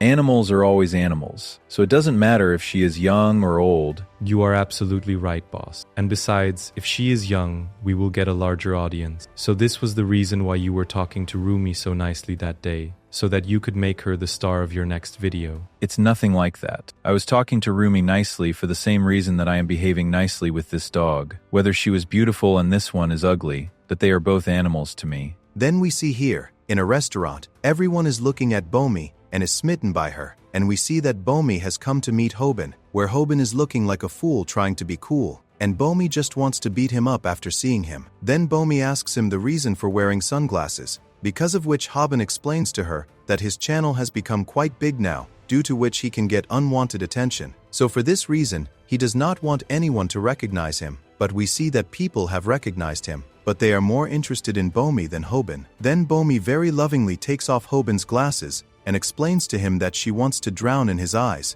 hearing which Hobin gets very flustered. Then we see a scene from the previous day, where Detective Snapper tells his disciple Hobin that Bomi is just making him dance to her tunes, and Hobin is still a small child. Because of this, he is not able to understand all these things. Then Hobin starts denying this, and Snapper explains to him that he looks like a dork, so how can he think that Bomi has a crush on him? Because of this, tears come to Hobin's eyes, and he starts saying that he is cute, and for this reason Bomi loves him. Then Snapper tells Hobin to come out of the world of dreams, and explains to him that love only gives pain, and he himself starts crying. Then Taehoon doesn't understand what they are trying to do after seeing them. Then here Hobin, remembering the past things, starts asking, I came here because this cafe is popular, but what are you doing here? Are you on a date with the studio landlord? Stop your nonsense. We just came here to get coffee for the staff. And anyway, looking at you guys, it seems like you guys are on a date. Then Hobin agrees to this, but Bomi avoids eye contact with Rumi, and seeing Hobin so close to Bomi,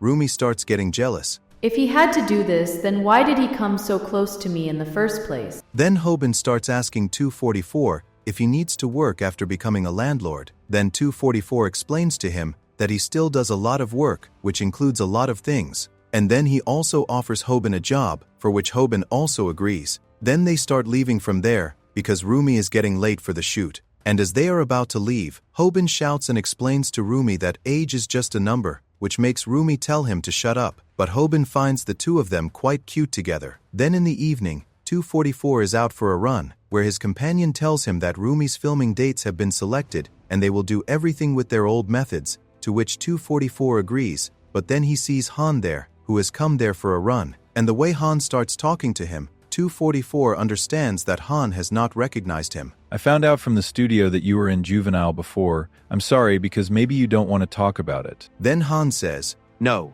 it's not like that, because I am not ashamed of my past. And that's because I went to Juvenile to protect someone, which I don't regret at all. And I will continue to protect those who are close to me. And this is because I have already lost someone close to me. And this time I am getting close to someone else. So maybe you would have understood. And yes, if you try to do anything wrong with Rumi, I will kill you, 244. Then 244 is surprised to see this, that Han has recognized him. I was very shocked to know that you can change your voice so much. but when you were out of breath because of running, I recognized your voice and knew that it was you. And, on top of that, your cauliflower ears also made me believe this. But who are you really? Your tattoos are fake, and your whole life is a lie. And on top of that, YouTube is not even your main job. When I was in the XJ company, I felt that your and Songjun's relationship was very different. Is he really your boss, or is there some other secret behind it? Then 244 tells Han not to interfere too much in this matter,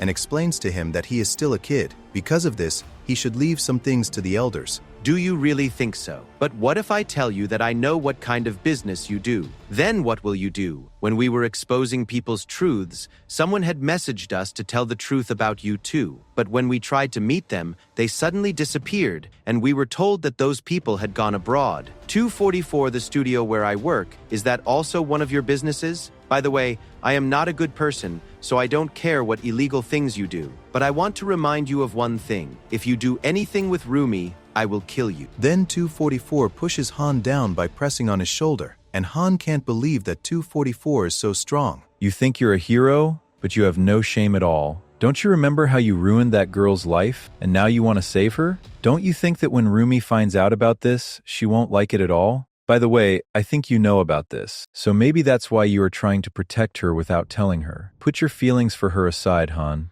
And after that, we will focus on our respective jobs and will not get in each other's way. Let me give you some advice. Don't mess with the people in the studio you work with, because it hasn't been long since they rejoined society. Then going home, Han is looking at Rumi's photo, and Gale comes and asks him about it. Because of this, Han gets scared. Then Gale starts to think that maybe Han now wants to take revenge on Rumi and is trying to destroy her again. Because of this, she likes this idea a lot, but Han quietly tells her to go to sleep. Then Gale starts playing Beast Crossing game and tells Han to forget Rumi because they did not do well with Rumi at all. And Gale is thinking that if Rumi even thinks about them, she will be in a lot of pain. Because of this, Han decides that he will forget Rumi and focus on his work. The next day, Han takes all the equipment and reaches the shooting location, where the cameraman Dong-seok's companion tells him that they are ready to shoot. Because of this, they should send Han away from there. But Dong-seok refuses to do this and calls Han to his side. Do you know, Han, why I let you work here?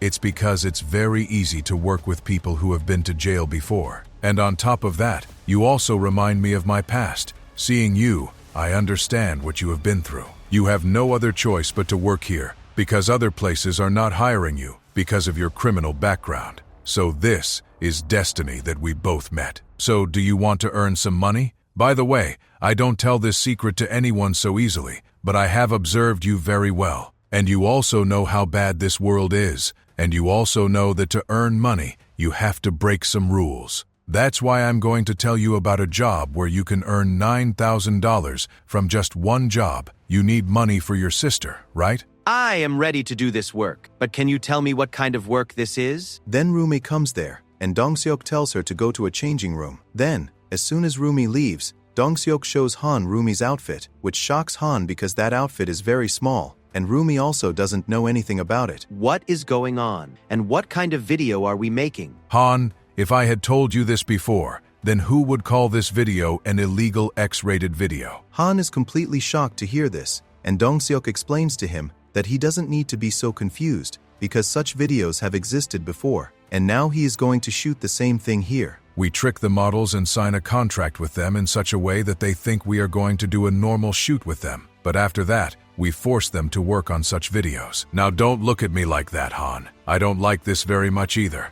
I'm just a guy who shoots them. Actually, Boss handles all these things. He has been in this industry for a long time. Because of this, he has many clients both domestically and internationally. And yes, don't worry about the police at all because our clients are very influential. Because of this, they handle everything themselves. And yes, don't tell anyone about this. Otherwise, someone will take care of it that you don't stay in this world. So now go and give that outfit to that girl. Then Han goes to give Rumi that outfit, and here everyone is preparing for the shoot, where Dong-seok is very excited for this shoot. But then Han comes out. Because of this, everyone starts asking Han if Rumi has agreed to wear that outfit, but we see that Han has refused to do this. And here we see that Han has given Rumi his phone and earphones, and has told her to listen to the song that is Han's favorite 10 times. Then Dong-seok gets very angry.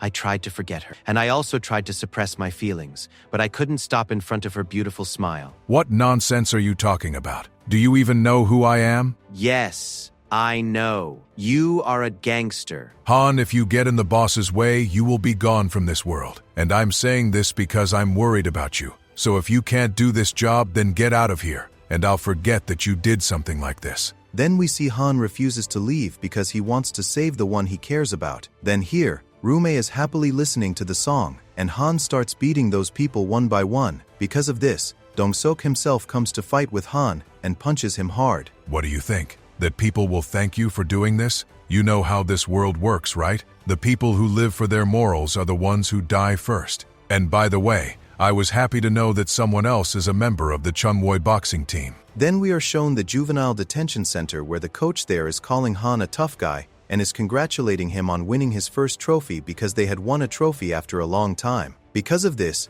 Han starts asking about the other trophies kept there, and the coach tells him that all those trophies were won by one person who was a gifted person, and for this reason, he calls Han a tough guy instead of a gifted person. Then we find out that that boxer is none other than Dong-seok, with whom the coach had forbidden Han from ever fighting. Then here, Han is not even able to touch Dong-seok, but Dong-seok starts beating him up. Dong-seok was a boxer who had defended his title 11 times, and he was the strongest and the hardest puncher on the team. He was a classic slugger whose one strike would crush organs. Some people say that sluggers can't stand against more flexible outboxers because they are slow. But Dong-seok was completely different because he not only had the power to throw powerful punches, but he also had a lot of flexibility despite having such a heavy body. Because of this, he could move very quickly. Then Dong-seok falls down after getting beaten up, but Han has not given up yet, and to stop Dong-seok from moving, he attacks his leg with his elbow just like Hobin, which causes Dong-seok to feel pain. Dong-seok, do you know why the coach called me a tough guy instead of a gifted person?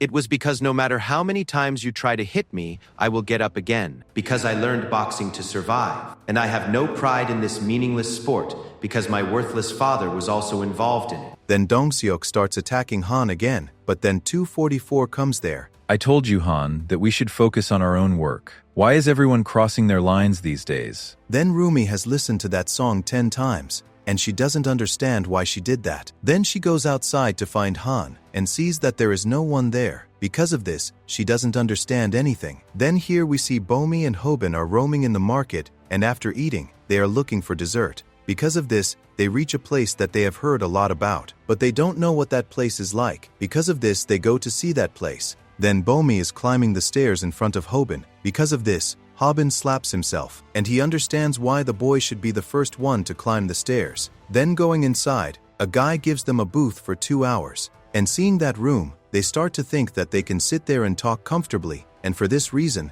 people like these things a lot. Then Hobin starts to think that the walls are talking. Because of this, he puts his ear to the wall and listens. But then he finds out that that place is a love hotel, where everyone is enjoying themselves. What a big fool I am. I can't believe I brought Bomi to such a place. But wait a minute. Maybe this foolish act is not so foolish. Maybe Bomi already knew what this place is like. Then Bomi comes back with snacks, and she is completely shaken, which makes Hobin also realize that she also didn't know what that place was like. And then the situation becomes very awkward. Then Hobin is thinking of telling Bomi to go outside, but he doesn't understand why Bomi hasn't told him to go outside yet. Then Bomi asks Hobin why he asked her why she is still in touch with him. Because of this, Hobin starts telling her that he thinks that Bomi is just leading him on. Because of this, the situation becomes even more strange, and Hobin tells Bomi to watch TV. But then, while standing up, his foot twists, which makes him fall on top of Bomi, and he starts explaining to her that all this happened by mistake. Then Hobin is stopping himself from falling on Bomi, and he asks her why she hasn't moved from under him yet.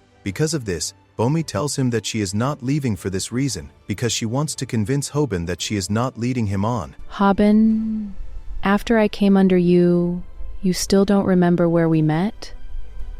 Then we are shown a scene from 3 years ago, where Hobin bumps into Bomi for the first time. Then at school, the girls are asking Bomi why she rejected the boy who had come to propose to her. Because of this, Bomi tells them that he was immature. Then those girls start asking Bomi about her ideal type. And Bomi is looking for a boy who acts like an adult, because she considers herself an adult. And now the present Bomi doesn't feel good at all thinking about all this. Then in the hospital, Bomi goes to meet her father and tells him everything about her school. I'm very happy that my daughter has become a good girl, but now she's in a very strange phase where she's acting like an adult. But kids should be kids. I don't know why she wants to become an adult. And whenever I talk to her about this, she gets angry and starts scolding me. Then Bomi is scolding her father and starts telling him that she will soon become independent and live alone. Because of this, Hobin puts the booger from his nose on Bomi's forehead, and in this way, they had their first meeting. Then Bomi gets angry at Hobin, and Hobin leaves from there for his next delivery. Then Bomi is calling Hobin immature, and a nurse explains to Bomi that Hobin never acts like this. And then Bomi finds out from that nurse that Hobin used to come there with his sick mother, and he alone was paying all the bills. But Bomi is still very angry with Hobin, and she decides that she will make Hobin apologize to her. Because of this, she starts following Hobin, and after a whole day, she finds out that Hobin does different jobs so that he can pay his bills. And seeing all this, Bomi starts to feel bad for Hobin. Then Bomi tells her friends about this, which makes her friends understand that Hobin is just like an adult, which is Bomi's ideal type. Then Bomi goes to Hobin and tells him to apologize, but Hobin doesn't remember her, which makes Bomi remind him of his antics. And Hobin asks her if she has apologized to her dad, to which Bomi says, no. You should apologize to your dad because you will regret this a lot later. Later on, you will miss fighting with your dad, getting angry at him, complaining to him about the food, and asking him for money a lot. So as long as you are with your father, be a good daughter to him. Don't act like you're more mature than me. We're the same age. Do you really think I'm mature?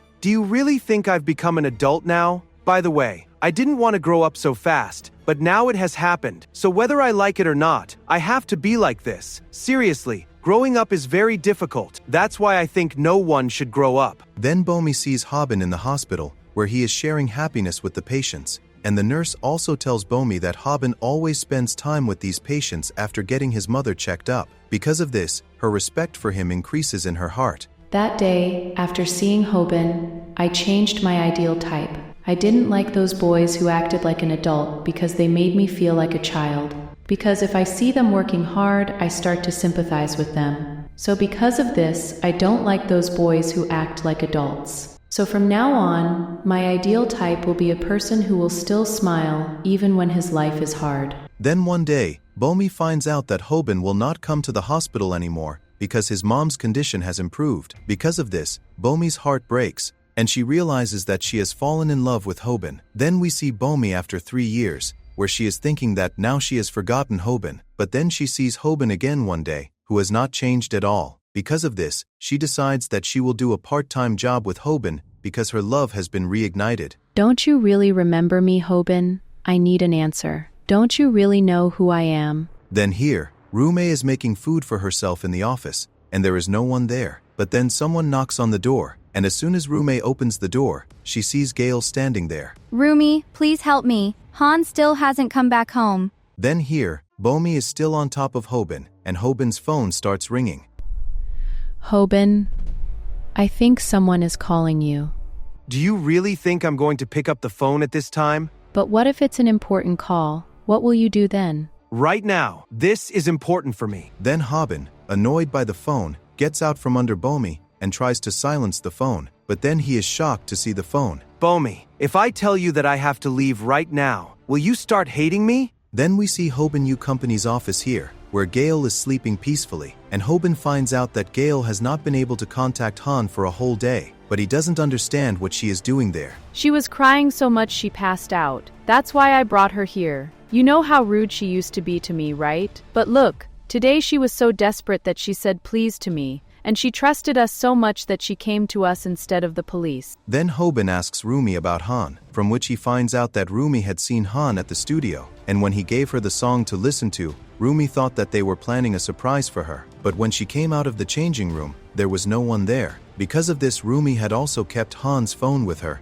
because she hoped that Han would definitely come to her to get that phone. Then Gale asks Rumi if she called the studio to ask about Han, to which Rumi tells her that the studio people also don't know where Han is. Because of this, Gale starts to think that the studio people have done something to him, but Snapper tells her to come out of her dream world, and Hobin decides that now they will go to the police and file a missing person report. What do you think, Han? What happens to them whose missing person reports are filed? You know, in the past, people used to stuff their victims inside barrels and kill them inside it so that they could fill the barrel with concrete and sink it in the water, and no one could point a finger at them. But if they didn't have the sea, then they would either bury their victims near some empty mountain or burn them alive so that it would look like it was an accident. But according to the latest trend, people put their victims in the van that is used to burn pets, and they burn them. Isn't it funny? The murderers' methods have changed a lot. So now you tell me, what method do murderers use at this time? You know, for $4,500, you can have anyone killed, and to do this, you can hire those people who are living in the country illegally. Or you can hire those people who don't have any family, friends, or fingerprints because the police can't catch them. And my job is to find such people. My clients come from the deepest, darkest parts of the web, and if they need any kind of adult content, or if they want to have someone killed,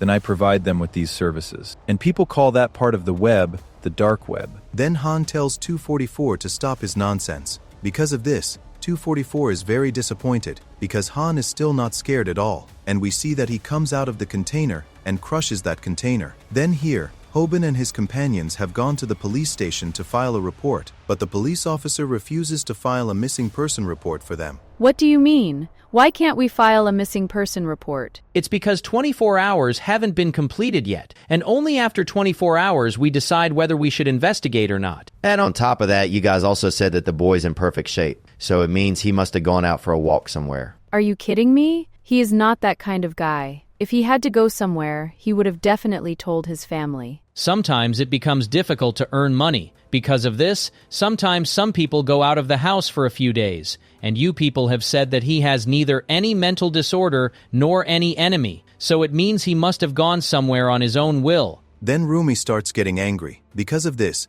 the police officer tells her to calm down and explains to her that such cases come up a lot, and in many of those cases, it happens that the person has gone on his own will. Hearing this, Gol gets angry and prays that the police officer's family also leaves him alone and disappears somewhere. Because of this, the police officer throws them out. Then Rumi is calming Gol down, but Gol has become so depressed that she decides that if she doesn't find Han, she will die. Because of this, Hobin gets angry at her and tells her to take care of herself, but Gol just gives him the middle finger. Then Rumi is looking at 244's card and thinks that maybe he can help them. Because of this, they call him to meet them. Then 244 comes to meet them in a cafe, where Rumi has told him everything. You must be very worried that your brother still hasn't come back. And on top of that, the studio people also don't know anything about him. And now the police have also refused to file a missing person report. You're absolutely right, and that's why I contacted you. That's all fine, but I don't think I can help you with this. But yes, I do know one thing. Really? Then if you can give us a clue, that would be great. All right then, I'll tell you all that I killed Han. Then everyone is shocked to hear this, and they can't believe what 244 said. Because of this, 244 repeats his words, but then Han comes there, whose clothes are covered in blood, and Gale goes and hugs him while crying. Then we are shown a scene from a little while ago, where 244 is coming out of the container. Do you really think that things will always be like this? You think you can control everything, right? And that no matter what you do, you'll never get caught? I used to think the same way. But just you wait, because Hobin will soon bring your truth in front of everyone. Then 244 realizes that Han and Hobin are close at this time, and he doesn't want any more trouble. Because of this, he decides to let Han go, and thanks Hobin for reminding him. Han doesn't understand anything, and he again attacks 244. You should think about your sister. You got a second chance at life because of Hobin. So you should go from here and tell Hobin good things about me. And yes, consider this my final warning. If you interfere in my work again,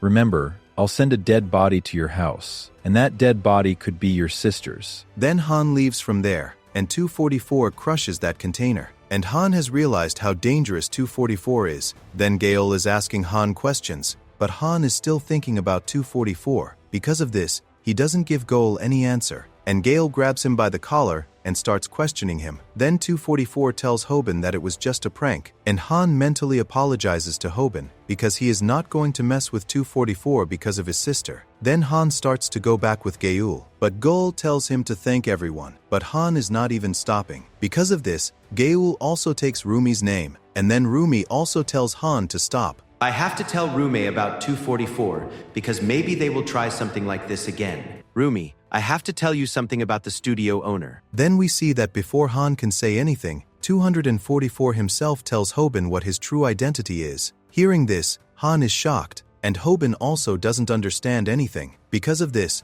244 tells him again, and Hobin, out of fear, tells him to give him some time. Then Hobin and his companions start discussing what they should do with 244, and Hobin starts talking about fighting with him because 244's number is next. But Snapper explains to him that he can't start a fight with him for no reason, and starts explaining to Hobin that this is some trick of 244's, because he wouldn't have told his name for no reason. Because of this, Hobin decides that he himself will go and ask 244 about this. 244, what do you want? Well, there is one thing I want. But yes, before that, I've brought something for you. This is gift number 1 from me to you, and I hope you like it a lot. Then 244 has given Hobin an envelope, and seeing the pages inside it, Hobin is completely shocked. And here, Songjun is also looking for some pages. Because of this, he finds out that 244 has taken those pages, and we see that those pages are nothing but Hobin's mom's contract. This is the original copy of your mom's contract. You were after the XJ company for this, right?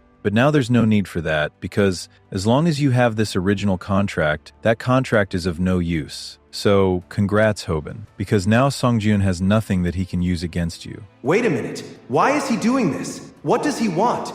Is he doing all this on Songjun's orders? Or is this all for peace? But if Songjun wanted peace, he could have come here himself and told me. So why did he send 244 here? Does Songjun not know anything about this? Or is this some trap of his? Then Hobin asks 244 the reason for this, and 244 tells him that he just doesn't want to go against Hobin. Because of this, Hobin starts asking if Songjun knows that he has given him that contract, and 244 tells him that Songjun doesn't know anything about this. Because of this, we see that here, Songjun is very angry. Then Hobin and his friends go to the office and start discussing this matter. Hobin, now Songjun has nothing against you, so if you reveal that Songjun had someone hired to attack Yulu's dad, he will be completely destroyed. Do you want to go after him right now? What if this is a trap? Then what will you do? What if he's waiting for this very thing? Then they don't understand anything because they can't trust 244 like that. And we see that Mangi is sleeping even in such a serious situation. Then Snapper decides that they will call Songjun and ask him about this. But Hobin refuses to do this because 244 had said that Songjun doesn't know anything about this. So if they do that, they will make an enemy of 244. Because of this, Hobin decides that he will now live his life peacefully. Then here, Gayul is sleeping holding Han. This situation is really very complicated. I don't know what 244 is thinking. So should I tell Hobin what he does? But he threatened to kill my sister. Because of this, I can't reveal his secret. Then we see Hobin is fighting with a school bully and defeats him. Because of this, some viewers are liking this, because Hobin has once again defeated a bully. But that fight ends very quickly. Because of this, everyone gets bored. Should I really waste my time knocking out these school bullies? Or should I expose Songjun's truth? I still have to learn more techniques, and I'm very tired. And on top of that, 244 didn't even tell me what he wants from me. Then Snapper is surprised to see that someone has given them $4,500 in ultra chatting. Hearing this, Hobin is also surprised. And for them, the most shocking thing is that that money was not given by anyone else, but by 244. Because of this, Hobin doesn't understand anything, and he is saying that he cannot accept that money in this way. But Hobin doesn't want to return that money either. Because of this, he starts dancing for 244 for 3 minutes. The next day, a package arrives at the office. Because of this, Hobin starts to think that there is a bomb inside it. But then Gale opens that box, inside which there are gifts for everyone. And we see that Rumi and Goal get a makeup kit and an iPad, which makes them very happy. Then Snapper gets a whole set for filming, and Mangi gets a wig, which makes them happy too. And Taehoon takes his gift and slips away from there. Because of this, no one finds out what Taehoon got. Then Hobin gets a coat for his mother. And there is also a card there, in which it is written that the gift is from 244. Because of this, Hobin doesn't understand what 244 is trying to do. And we see that all of them start subscribing to his channel to thank 244. Then here, 244 is at a place where he is hoping that everyone will like his gifts a lot. And after that, all those people will be on his side. Then he gets a call from Songjun. Now why is this shameless person calling me? Has he realized that the contract is missing? So should I pick up his call or should I ignore him? But anyway, I'll just pick up his call. Then after a while, 244 has gone to the washroom, where Songjun also comes. So how are you, Songjun? It seems that after the contract disappeared, you were trying to contact me. But you stopped because you had to think about something. You must be thinking about why I gave the contract to Hobin. Or you must be thinking that this is probably a misunderstanding. You thought absolutely right, but I am pretty sure that you did not think what I am going to do. No matter how much I think, I still don't understand why you gave him the contract. I know that you have some things with which you can throw mud at me, but remember that I also have things against you. I know about that. And yes, isn't it an interesting coincidence that both of our ears are like cauliflowers? Then 244 reminds Songjun of their old fight, in which they could not decide who had won, and for this reason, they both grab each other's throats.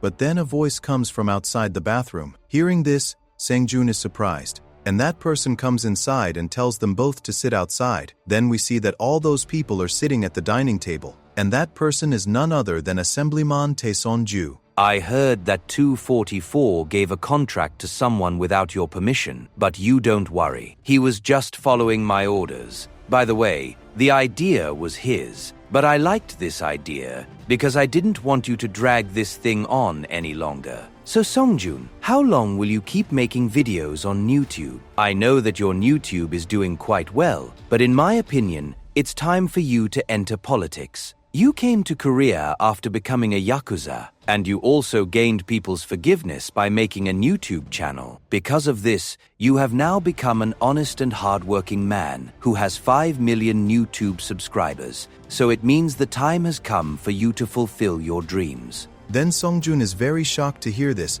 because he can't believe that his dream is going to come true. When I first met you, you told me that you want to become rich so that you can become powerful. And in this country, even the rich bow before power. So for this, I want to congratulate you, because now you will not only have money, but also power. Then Songjun bows before Taeson and starts thanking him for this. But he doesn't understand that if he enters politics, then what will happen to the thing that he is doing now? It's good that you asked me this question. I am very grateful that you and the XJ company did so much for us. 244 used to earn us money from the dark web, and the XJ company used to provide that dirty money to our party so that we could use it for our benefit. And because of this, no one even suspected us. But now those days are gone, because I don't think that Assemblyman Songjun Baek needs such a bad past. And yes, don't worry, I have found someone who will replace you. And that person's name is Viral. Then Songjun is very shocked to hear this,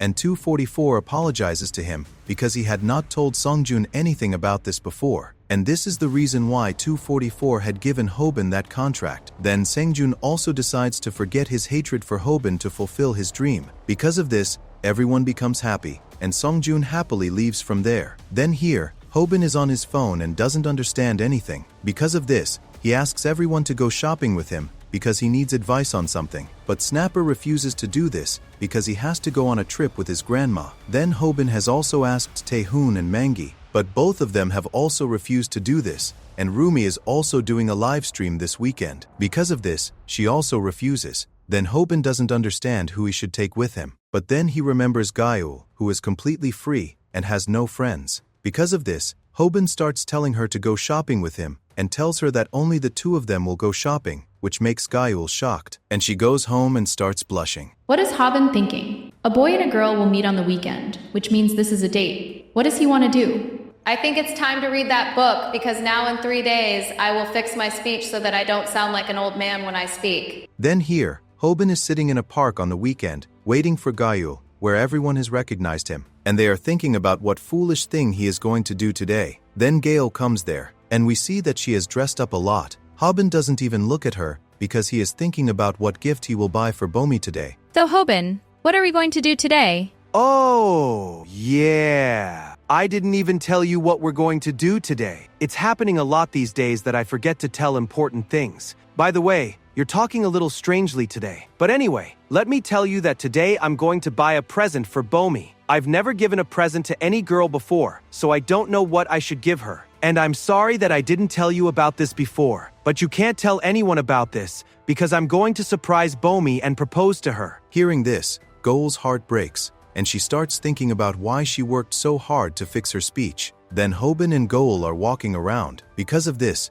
everyone is looking at them, and Gale is looking very beautiful to them. But the way Hobin is acting, they are thinking that maybe Gale is his sister. All these people are calling me pretty, but it seems he doesn't see me that way. So it means he's really going to propose to Bomi. By the way, this was bound to happen, because he spends a lot of time with Bomi. So I guess when they both start dating, we both won't be able to meet like this. Then Gale asks Hobin how he is going to propose to Bomi. Because of this, Hobin tells her that he will make a heart out of candles outside her house so that he can propose to her. But Gale tells him not to do this and starts telling him that he should not do that because doing so might make Bomi feel a little uncomfortable and she might move away from him. Because of this, Hobin leaves the planning to Gale, and Gale realizes that if she makes Bomi feel uncomfortable, she will reject Hobin. Because of this, Gale decides that she will make him get rejected. Then Gale goes shopping and starts looking for clothes for Bomi that will make her angry, so that Bomi will reject Hobin, and they will never be together. Then the shop staff shows Gale those kinds of clothes, which makes her happy, and she starts buying them. But then she sees Hobin, who is buying presents for Bomi with a lot of effort. Because of this, Gayul remembers the moments she spent with Bomi, and she decides that she will not do this wrong thing. Because of this, she buys 2 hoodies for Bomi. Shouldn't I have given her more presents? You're a fool. She will go out with you even if you don't give her any presents. And if you give her more presents, she might feel a little uncomfortable. So this is fine. Thanks, Gayul. I didn't think you would help me so much. So now if Bomi says yes, I will treat you to a meal. By the way, I don't know why, but I don't think you're feeling well. Then we see that Goal has caught a cold because she was wearing very short clothes. Because of this, she starts to faint. But then Hobin catches her. Thanks for saving me, Hobin. By the way, I forgot one thing. I should have given you this before. Look, I bought these shoes for you from that shop. By the way, you never wear heels, but I don't know why you're wearing them today. And the way you were shivering while wearing them, I started to worry about you. So I brought this for you. Are you kidding me? You don't know what to buy for the girl you like, but you know what number shoes I wear?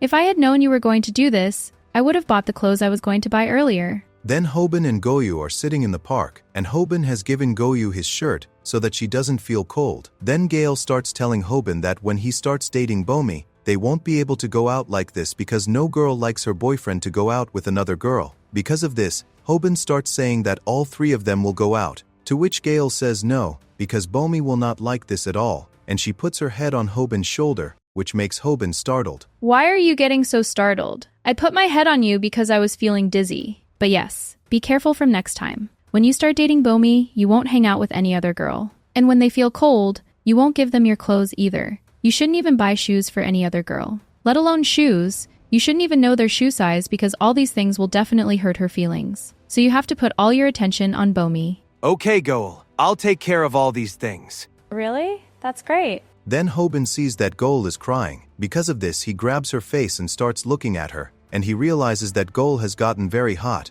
Then Goal falls on Hobin's chest, and then Bomi comes there who is staring at them both. Hey, Bomi! You said you were spending quality time with your mom. So did you come here because you saw me here? What are you doing? I was just hanging out with Gayul here. But because Gayul's health is not good, we are here. I didn't know you were hanging out with Goul today. I thought you were probably alone. You must be mistaken. I didn't hide this from you on purpose. Wait, I'll explain everything to you right now. But we see that Bomi doesn't listen to anything Hobin says, and, telling Hobin to have fun, leaves from there. Then here, Hobin has messaged Bomi, but Bomi is not replying to his message. Why isn't she replying to me? Does she think that she can just make her own conclusions and ignore me? Will she not listen to anything I say? I know that she's angry with me now, but I just didn't tell her that I was with Geu. What's wrong with that? When I was going to give her the gift later, I would have told her then. And by the way, I was going to explain to her at that time, but she just left without listening to anything I said. Wait a minute, is she acting like this so that I will work hard to get her? What should I do now? Can I fix things by saying sorry? Should I say sorry to her first just because I like her more than she likes me? What should I do now? This is harder than fighting. Wait a minute, maybe I understand what happened. I didn't tell her that I was going out with Goul. And on top of that, when she saw me, I was holding Goul. So if I was in her place and she was in my place, I would have also had this misunderstanding, and I would have also gotten angry at her and felt jealous. That mean Bomi is also feeling jealous? So I should apologize to her as soon as possible. Then Hobin messages Bomi to talk to her, but Bomi is still not replying to his message. Because of this, Hobin starts to think that maybe she is asleep, but he sees that it's only 9 o'clock, and Bomi sleeps until 11:30. Because of this, he understands that Bomi is ignoring his messages, and he starts to think that their relationship ended before it even started. Then we are shown a scene from a little while ago, where Bomi is thinking whether she should reply to Hobin or not. What should I do? Should I reply to him as if nothing happened? At that time, Goal was looking sick, but I don't know why. I didn't feel like talking to him at that time. Is he still with Geul? But why do I care? It's not like we were dating. He must be thinking that I'm so weird. But wait a minute. So what if she was sick? Does that mean he can just hold anyone like that? Even if I forget this, he still didn't tell me that he was hanging out with Goyu. I always tell him who I'm hanging out with. Is he not taking me seriously because I like him more than he likes me? Just thinking about this makes me even more angry. Then Bomi sees that Hobin has sent another message. Because of this, she thinks of replying to him, but then she gets a call. Then we see here, Hobin has become a lovesick puppy. I can't believe he's acting like this. I've never seen him act so foolishly before. What happened to this dummy now? It's all because of Bomi. Hobin had texted her to apologize, but she hasn't replied to him yet. He's acting like this here because he thinks that his relationship ended before it even started. Then Tai-hoon wakes up and tells Hobin not to waste his time on a girl. Then Snapper explains to him that it would be a waste of time for him because he has a line of girls. But what does he know about what those poor guys are going through? Then Hobin gets a message on his phone. Because of this, Hobin thinks that maybe that message is from Bomi, and he gets very happy. But that message is from Goal, who is asking him if he needs help with anything. Then here, Goal's father is scolding her for going out in the cold like that. And Gale, after drinking some tonic, is sitting sadly in her room and is telling her father that she will be fine. Everything will be fine because I have no other choice. Then we see that Bomi has gotten a call from Kim because Kim has come to meet her outside her house. Because of this, both of them are sitting on the stairs and talking, but as soon as Bomi mentions Hobin, she remembers that she hasn't replied to Hobin yet. What happened to you now? Did something happen between you and Hobin? Yes, something did happen, but the thing is, I like Hobin a lot, but right now, I'm angry with him. So now, I should put all my focus on replying to him. So I'm going back home now. And yes, you should also get home safely. Bomi, don't go. And yes, don't reply to Hobin. Then Bomi is quite surprised to hear this, that Kim is stopping her. Because of this, she asks him the reason for this. I was just saying that you shouldn't reply to him. Didn't you say that he didn't tell you that he was with another girl for the whole day? And no matter what excuse he gave, he was still holding another girl in his arms. So you shouldn't back down in this situation. And you shouldn't give up just because you like him, because you're not like that at all. You're very awesome, so I hope that you will be more confident. Then Bomi agrees to this, but then she gets a message from Hobin, in which Hobin has admitted his mistake and wants to talk to her to apologize. Seeing this, Bomi's heart melts, and she starts telling Kim about this, but Kim leaves from there without listening to anything. So that means the girl he was talking about all this time was Hobin, so she still has a crush on him. Then Bomi reaches home, where her mother tells her to sit down, and her dad is also sitting there. Because of this, Bomi thinks that either her father or she has made a mistake, and we see that her father is ready to apologize even without making a mistake. Then we see that Bomi's mom is angry because her marks are not good. Because of this, she asks for Bomi's phone and starts asking about Hobin. Then Bomi's mom thinks that her marks are low because of Hobin. Because of this, she starts to break Bomi's phone, but Bomi stops her mom and tells her that she likes Hobin a lot, and her dad remembers that Hobin is the same boy who used to come to their hospital. Because of this, he starts getting angry, and at his mom's request, he calms down in one go. After talking to Bomi, Bomi's mom realizes how much Bomi likes Hobin. All right then, you'll have to take care of both, because right now, you're not studying properly, nor are you dating. Dating someone as a student can be a good experience,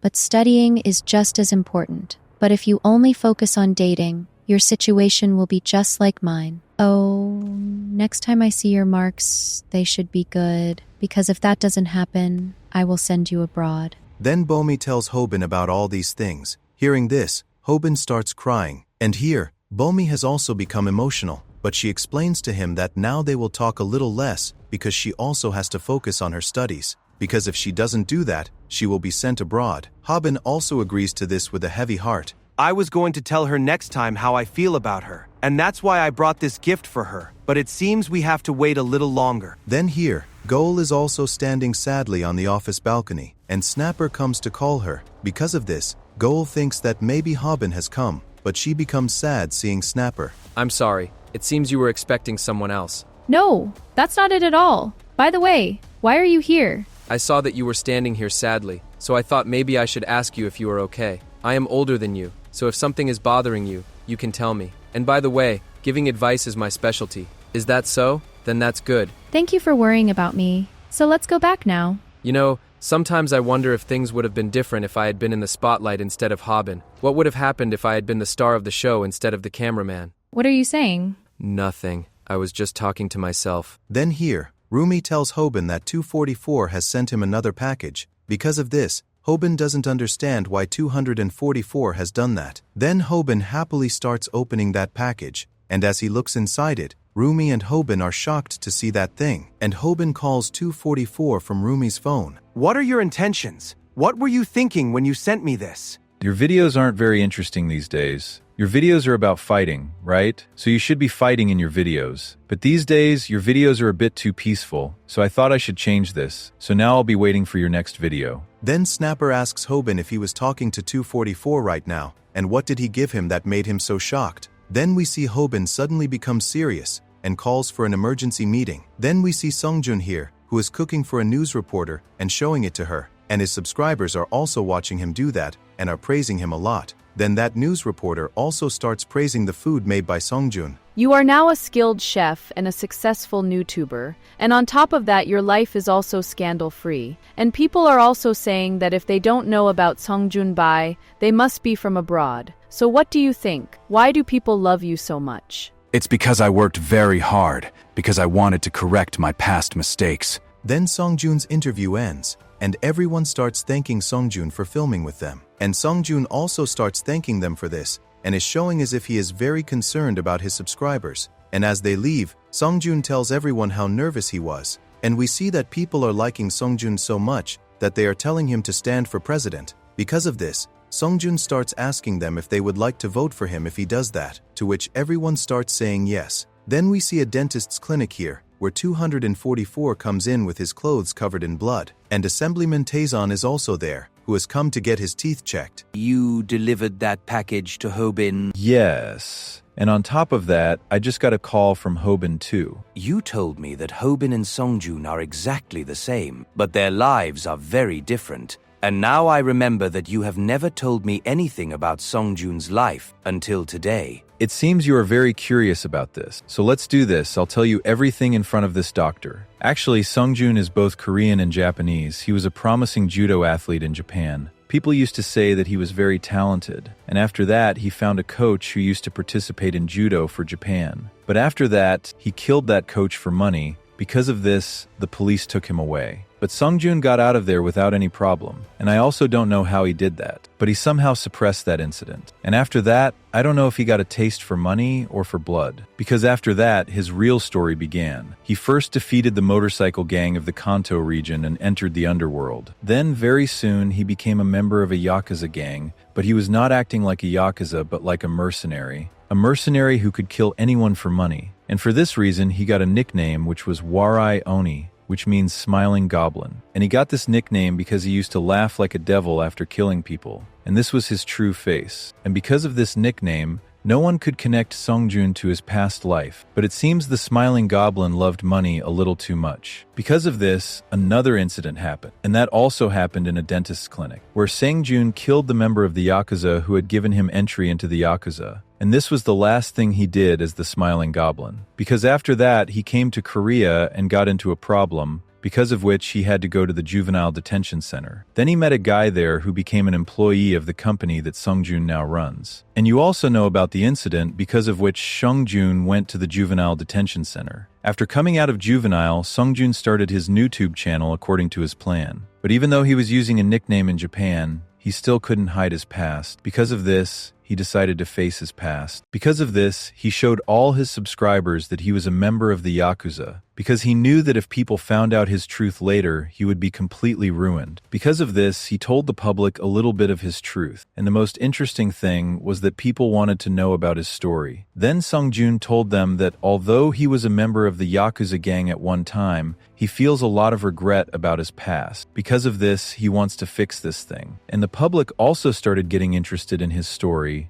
and Sungjun brainwashed them, because people had no idea what a Yakuza sees and how he kills people, or how he disposes of bodies. So what do you think? When people find out what Sungjun has done, what will they do to him? What is happening in this world? I can't believe that a person like that wants to join politics. This will be a disaster for this country. But yes, should we have discussed Seongjun's past life in front of this girl? I don't think there will be any problem with this, because Viral Hit must have exposed Sungjun's truth by now. Then here we see that Hobin has decided to expose Sungjun, and he tells everyone that Sungjun was a member of the Yakuza, whose name was Smiling Goblin. Then we see everyone is very surprised to hear Sungjun's truth, and Sungjun is also very surprised to see this, how Hobin knows about this. Then 244 is also having a lot of fun watching this video, and Taeson is also finding this quite interesting. I always thought that Sungjun would one day stand against me, because he provided us with a lot of money through the XJ company, so I was thinking of getting rid of him. But it seems you have handled everything, so now what are you going to do? Then 244 tells Taeson to be patient, and Taeson is worried that if Sungjun finds out that this was their plan, Sungjun will destroy them. But 244 assures him that Sungjun will never find out about them, because at this time, his focus will only be on Hobin. Then Taeson leaves from there, and 244 is very excited to see what will happen in Sungjun's story now. Then here, many subscribers are thinking that now Sungjun's life is ruined, but Sungjun's subscribers are still with him. Does Hobin really think that he can destroy me? I'm surprised to hear how Hobin found out about my past, but he can't do anything with this, because he only has information, not any proof. Then we see that Sungjun's words turn out to be absolutely correct, because no one is able to believe Hobin's words without proof, and everyone is thinking that he is just after Sungjun's 5 million subscribers, but we see that Hobin has already realized this. Because of this, he has prepared a video evidence, and that video evidence is a viral hook. Hello everyone, my name is Lee, whom you all know as Viral Hook. I have decided to come on video so that I can bring Sungjun's truth in front of everyone, because otherwise, no one would believe me. You all know how I reported Viral Hit's videos and got their channel demonetized, and maybe you guys know that something similar happened with the Charongi and Hoyang YouTubers as well, because their channel also got a copycat channel. So let me tell you all that Sungjun did all this. I worked like a dog for him. But still, he left me alone in the end, and look, he even threw hot oil on me. So Sungjun, let me tell you one thing, that now you are going to be completely ruined. Then we see that Sungjun still thinks that no one can destroy him because his subscribers don't believe these things at all, and they are thinking that Viral Hit has given him money. Because of this, we are shown a scene from a little while ago where Hobin has already realized that Seongjun's subscribers will not believe their words because Seongjun has built a very strong fan base, and on top of that, he has also brainwashed his subscribers. Because of this, everyone thinks that Sungjun is a very good person, so because of this, they will not believe Hobin's words so easily. But Hobin has decided that he will break this support of Sungjun's, and he is pretty sure that those channels will also help him in this, which expose the truth of YouTubers. Then we see that the same thing starts to happen, where many YouTubers start talking about Sungjun, and Snapper also doesn't understand what's going on there. Then Gail also starts talking about him on her channel, to bring Sungjun's truth in front of everyone, and tells everyone that because of him, she learned to destroy people with false evidence. Then here, Jisoo also admits that he attacked Dave because of Sungjun so that his image could improve. Because of this, we see that this conflict becomes bigger. This is very interesting. So all these people will now work together to bring me down, but if I go in front of the camera right now, these sheep won't leave me alone. So I'll have to wait a little longer, because this incident will die down in a little while. Then some of Sungjun's subscribers are telling him to talk about this, and some subscribers are thinking that Sungjun is a very good person, so he must not know what he should do. Then Rumi also asks Hobin if they can really defeat Sungjun with their help, to which Hobin tells her that there is still someone else who is going to make their move. Because of this, Rumi asks Hobin about them. These are the people who stir things up and post anonymously so that they can change public opinion. They don't care what is true and what is false, and they are not interested in knowing the truth either, because they have only one motive: to destroy someone famous. They just have fun with these things. And today, these people are going to help us. You must know about them, because the same thing happened with you. Now, people are also talking about this on social media, because of which this issue has become very big. And to tell everyone about this, it will now be shown on online news. And after that, Songjun's subscribers will also be forced to think about whether they were thinking wrong about Songjun. Because of this, Songjun's fan base will start to break, and he will fall. Then Songjun's subscribers also start to go against him. Because of this, Songjun gets very angry, and he can't believe that this is happening to him. Because of this, he calls 244 so that he can meet with him and cover up this online news. Then Songjun and 244 meet each other, where Songjun tells 244 to handle those online news because he has already prepared what he will say in the live stream. Then 244 agrees to handle the online news. Now this news will be handled, and once I start the live stream, the public will also be on my side. And after that, only Hobin will be left. But what does he want from me anyway? Wait a minute. Why did Hobin decide to expose my truth? Did he want to take revenge on me? Did he want my 5 million subscribers? And who told him about my past? Then Songjun understands everything, and he realizes that 244 is behind all this. Because of this, he asks him about this, but 244 completely denies it. I have moved a lot of money around, so Taishan Zhu must be scared of me. And maybe that's why you guys made this plan, so that you could get me out of the way. I felt strange at first when you guys said that you would let me enter politics, because you have always refused to talk about this until today. But you don't worry, because if you guys think of getting rid of me, I will take you guys down with me. But yes, before that, you are going to die. You probably thought that I don't know anything, but I also know a lot against you. Do you understand, 244? Or should I say, Jinho Lee? But Songjun tells him to worry about what other information 244 has about him. Because of this, he shows 244 a pen drive. 244 attacks Seongjun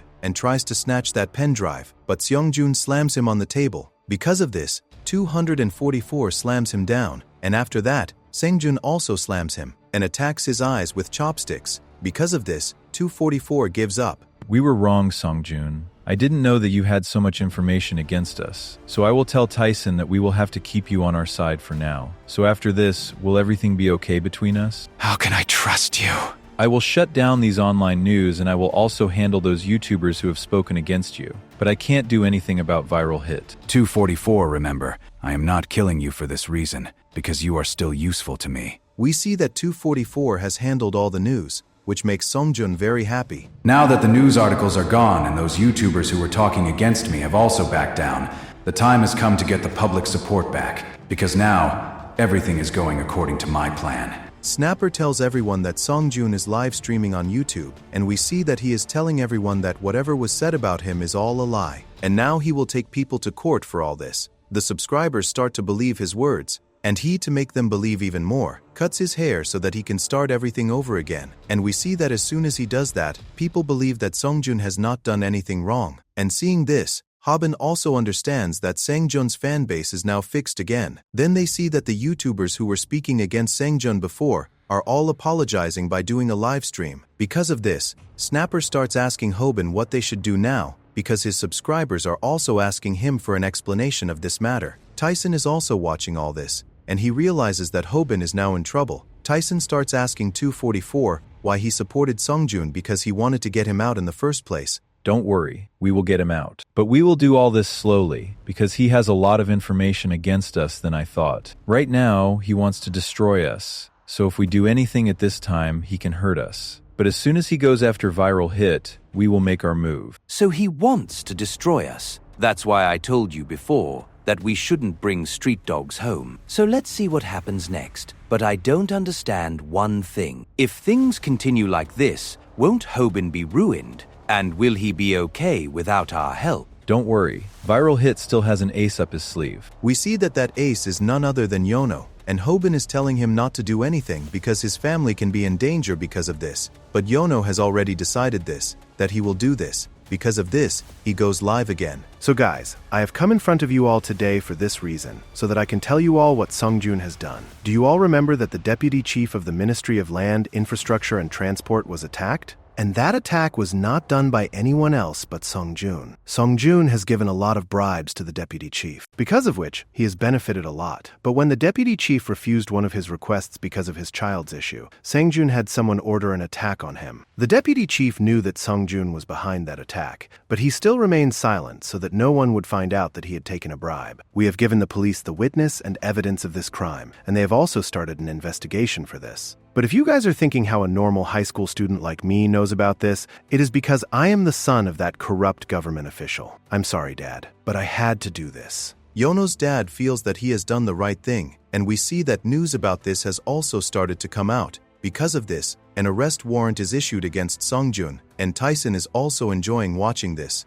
So this is how Sungjun's story ends. Now he will have to go to jail, where he won't even be able to see the sun's rays. This world needs justice. Because a world where a guy like Sungjun lives will only be ruined. But I have to admit, the deputy chief's son has defamed his own father. So are you behind this? 244 refuses to do this because he had only sent a message to Yono in which he had told him to think about his father. 244 gets a call from Sungjun, and Tyson picks up that phone. Sungjun starts explaining to Tyson that the news is fake. How dare you call me? You are that disgusting person who should be left among the dogs. You have proven by going after Mr. G that you are still like a Yakuza. And after that, you are telling me that you want to enter politics. A high schooler has defeated you. So how could you think that you can handle politics? You are a fool who thinks that an old Yakuza member can enter politics.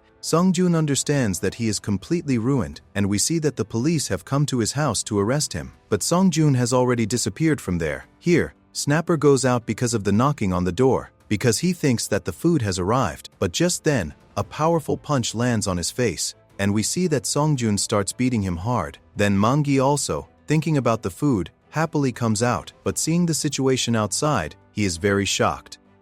It seems I have come to the right place. And all the members of the Hobin U Company are inside, right? You guys know what happens when someone has nothing to lose. So today I am going to show you that very thing. I am not here to fight, but I am here to kill you all. Hobin is sitting in the bathroom, watching Samdak's video, where Samdak has told about how to defeat judo. Walk somewhere. And Hobin has remembered all those things. I watched Samdak's video for this reason, because Sungjun was a judo fighter before. But I don't think I will need these skills, because he is going to prison. Hobin hears a sound from outside, and he shouts and asks if someone has come to meet them. We see here that Sungjun has hit Mangi with a powerful punch, which makes Mangi's nose start bleeding. Sungjun sees that Mangi is very tough, who is not giving up so easily. Sungjun is a judo fighter and a former Yakuza gang member, right? This is really very impressive. But is judo really dangerous? It's a martial art that is weak against people who are heavier than them. So I don't think he will use all of judo's techniques on me. Because of this, he can only attack me from a distance. But if he moves away from me, I can defeat him with boxing,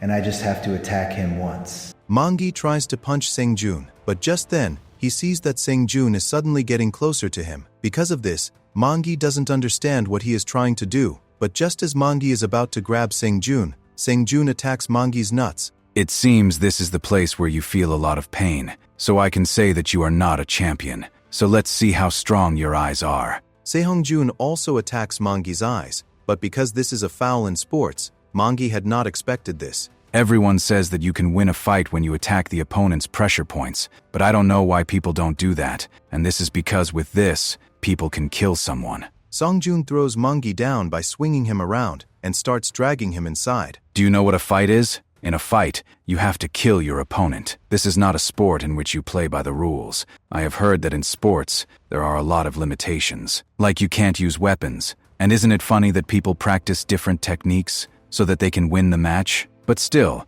you guys can't even use a single beer can. By the way, you all are minors, right? So what is this beer doing in the fridge? You guys should act like minors. Isn't it unfair that I have given up alcohol for my public image, but you guys are having fun here? Why did I become like this? And all this is happening just because of you.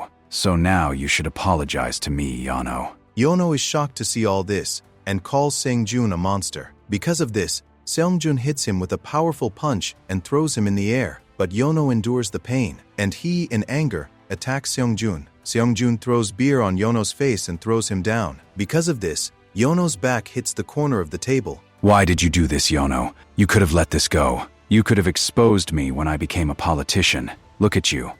You are doing what you like now, so why didn't you let me do what I wanted? Karate is so good, isn't it? I have seen many such people in Japan who train their bodies a lot, and they find satisfaction in it. But no matter how much they train their bodies, in the end, they are cut down like this. So let's see if you guys are different from those people. But wait a minute. Why are you filming this? Do you want to leave evidence by live streaming? It would be better for you if you don't film this. Snapper doesn't stop, and he has started this stream for this reason, because Hobin has come to face Seongjun. So Hobin, do you think that it was our destiny that we would clash like this? Your entrance was really amazing, and that's why you are famous on YouTube. So now tell me, Hobin, why did you do all this? Hobin throws sesame oil on himself and asks Seongjun what he will do now that he knows the answer, because now their fight is certain. Dongseok tells 244 that, according to the police, Seongjun has disappeared. Because of this, 244 is completely sure that he must have gone after Hobin. Because of this, Dongseok asks 244 if he is not going to do anything else, but 244 tells him that the time has come for them to make their move. Here, Hobin, seeing this, is hoping that he will win this fight now. So you're throwing sesame oil on yourself. By the way, today I understood what it feels like to fight you. Half of me is very excited for this fight at this time, but the other half is scared. So, are you now going to use those techniques that can defeat a judo fighter? Seongjun attacks Hobin. Judo is a martial art in which, in one main move, you grab your opponent and throw them on the ground. So if you throw your opponent on a floor that is very hard, your opponent can die. Because of this, judo is considered very good for real fights. It would be considered suicidal to fight with someone who has practiced judo, because you can get very deep injuries from it. So you should not fight with a grappler until you yourself are a professional. But if for some reason you have to fight with a judo fighter, you have to make yourself slippery. In judo, the fighter has to grab his opponent by the clothes or body. But if you are not wearing a shirt and you make yourself slippery, the opponent will not be able to grab you, and he won't be able to do anything. Hobin also does not come into Seongjun's hands, and hits Seongjun with a powerful punch. Then Seongjun again tries to grab Hobin's hand, but Hobin, escaping from his clutches, hits him with a powerful calf kick. Seongjun lifts Hobin up, but again, Hobin slips and comes down, and hits Seongjun's face with a powerful knee kick. Because of this, Hobin also cannot believe that his techniques are working, and he, with full confidence, attacks Seongjun. I can't believe that I can't catch you because of being slippery, but do you really think that I will stop because of this? You have learned the techniques to defeat a judo fighter, right? But do you really think that I have come here only after learning judo? You were the one who said that I am a part of the Yakuza. So do you really think that a Yakuza member would only know judo? There was a time when I used to get frustrated watching your YouTube videos because you would always say that you were either defeating a taekwondo fighter or a Syrium fighter or a kickboxing fighter or a boxing fighter. But I think besides this, you should have learned how you should defeat an individual in a fight. And by the way, if you were rubbing sesame oil on your body, you should have also rubbed oil in your mouth. Because after this, your techniques for defeating a judo fighter have failed. Hobin, I have always hated UFC, because in that fight, a referee comes between the two people's fight, and those guys choose the winner according to the rules. But will we really call that a fight? That's just a form of entertainment. So Hobin, do you even know what a fight is called? Fighting is what you call it when you cut your opponent, stab them, and break their bones. Seongjun has beaten Hobin badly. Because of this, Snapper comes in between, but Seongjun also punches him and throws him down. And holding Hobin, he asks why he did all this with him, because both of them have faced a lot of hardships in life. So because of this, Hobin should have sympathized with him, not exposed his truth. Seongjun starts to hurt Hobin more, but just then, Taehoon, breaking the glass, kicks Seongjun in the face and saves Hobin. Because of this, Seongjun gets very worried because they are all coming one by one. Because of this, he tells them all to attack him together. Then he asks Taehoon if he is angry now. Yes, I am very angry. I hate it when people ruin my things without my permission. So you were the one who drank my beer. So now I will not leave you. We are shown Taehoon's past, where Taehoon is surprised to hear the name of ITF-style Taekwondo and asks his father if it is North Korea's Taekwondo. People have a lot of misconceptions about this, because this is not North Korea's Taekwondo. ITF style was created on March 22, 1966, at the Joseon Hotel in Seoul, which means this is a South Korean Taekwondo. Then how do you know so much about it? The truth is that I have taught this to some students in North Korea. You went to North Korea? Who are you really? And why haven't you taught me ITF-style Taekwondo for so long? It's because I thought that you wanted to become a professional athlete in Korea, so that's why I taught you the WT-style Taekwondo. But if I had known that you were going to go into MMA and you were going to be so angry after losing to Kim, then I would have taught you the ITF style before. So tell me, do you want to learn the ITF style now? Taehoon is ready for this, but he is worried that he might hurt his father. Because of this, his father kicks him hard. You can't just kick me like that. We should have worn chest guards for practice, right? Practice? Son, the style of ITF-style Taekwondo that I teach has no such thing as practice, because in this, your aim is only to kill your opponent. So, Taehoon, if you have understood, then get ready. Forget all your fancy moves, and forget your form, too. Taekwondo started from the military, which means this is a martial art that is made only for killing. So that's why soldiers never practice with their enemies, but they kill them. And this is ITF-style Taekwondo. Taehoon starts attacking Sungjun with ITF style, and seeing them, Snapper feels that they will be saved now. You are really amazing. So you want to show me that a trained athlete can be different from others? His attacks have a lot of power. So if even one of his attacks hits any of my critical parts, I will die. Taehoon looks really very strong, and he is not fighting the way he was fighting with Yono, but his opponent is a judo fighter, so if he catches him, everything will be over. Sungjun tries to grab Taehoon's shirt and realizes that Sungjun's hands are not slipping. What happened? So that means he broke that bottle for this reason, so that he could use its powder to stop his hands from slipping. Sungjun throws Taehoon on the ground. Because of this, Taehoon's head hits the ground hard, and Sungjun thinks that the fight is over. Because of this, he starts moving towards Hobin. Hey, where are you going? Don't you think you should first check if I'm dead or not? Taehoon again attacks Seongjun, but Seongjun catches him and starts telling him that he can't defeat him now. It seems I have gone crazy because of old age, because I have taught my son something that I myself have not been able to master until today. So Taehoon, do me a favor, master the ITF style of Taekwondo, because only you are the one who can do it, because you have the extraordinary talent of pinning kicks. Taehoon, spinning, kicks Sungjun hard in the head, which makes Sungjun fall to the ground. Then Snapper thinks that they have won, and Taehoon has also been badly injured from the fight. Because of this, Snapper tells him to call an ambulance and to rest. But just then, he sees that Sungjun has stood up again. Taehoon, where are you going? Don't you think you should first check if I'm dead or not? Seongjun hits Taehoon's face with a powerful knee attack. You guys know why none of you have been able to defeat me? Because you guys have grown up in a very good environment, but I have grown up in very brutal conditions, where surviving was everything for me. Kids like you can never defeat me. Hobin also regains consciousness, and he sees that Seongjun is about to break Taehoon's leg. So you're up, Hobin. Don't worry. Your turn is next. By the way, I use something that is sharp in the front, but since you guys are minors, I am making this less dangerous for you, because I can't be so cruel to you guys, can I? We see Hobin starts apologizing to Sungjun to save Taehoon's life and tells him that he will delete all his videos and do something else, because he is completely sure that Sungjun can kill them. Because of this, Hobin is completely scared. My life is over now, Hobin. So do you really think that I will forgive you so easily? Grown-ups forgive little kids, but I am not that kind of grown-up. But wait, what am I doing? I am fighting with little kids. This is all 244's doing, right? And the way you are not answering me, I have understood that I am right. So that Tyson and 244 want to end all this? Okay then, let's just end it. Sungjun calls Tyson, and Tyson is surprised that Sungjun has his number. Mr. Ju, it seems 244 has not delivered my message to you. I had told him that if you ruin me, I will ruin you both. So can you guess what I am going to do next? I am going to get myself arrested on charges of committing murder and tax evasion.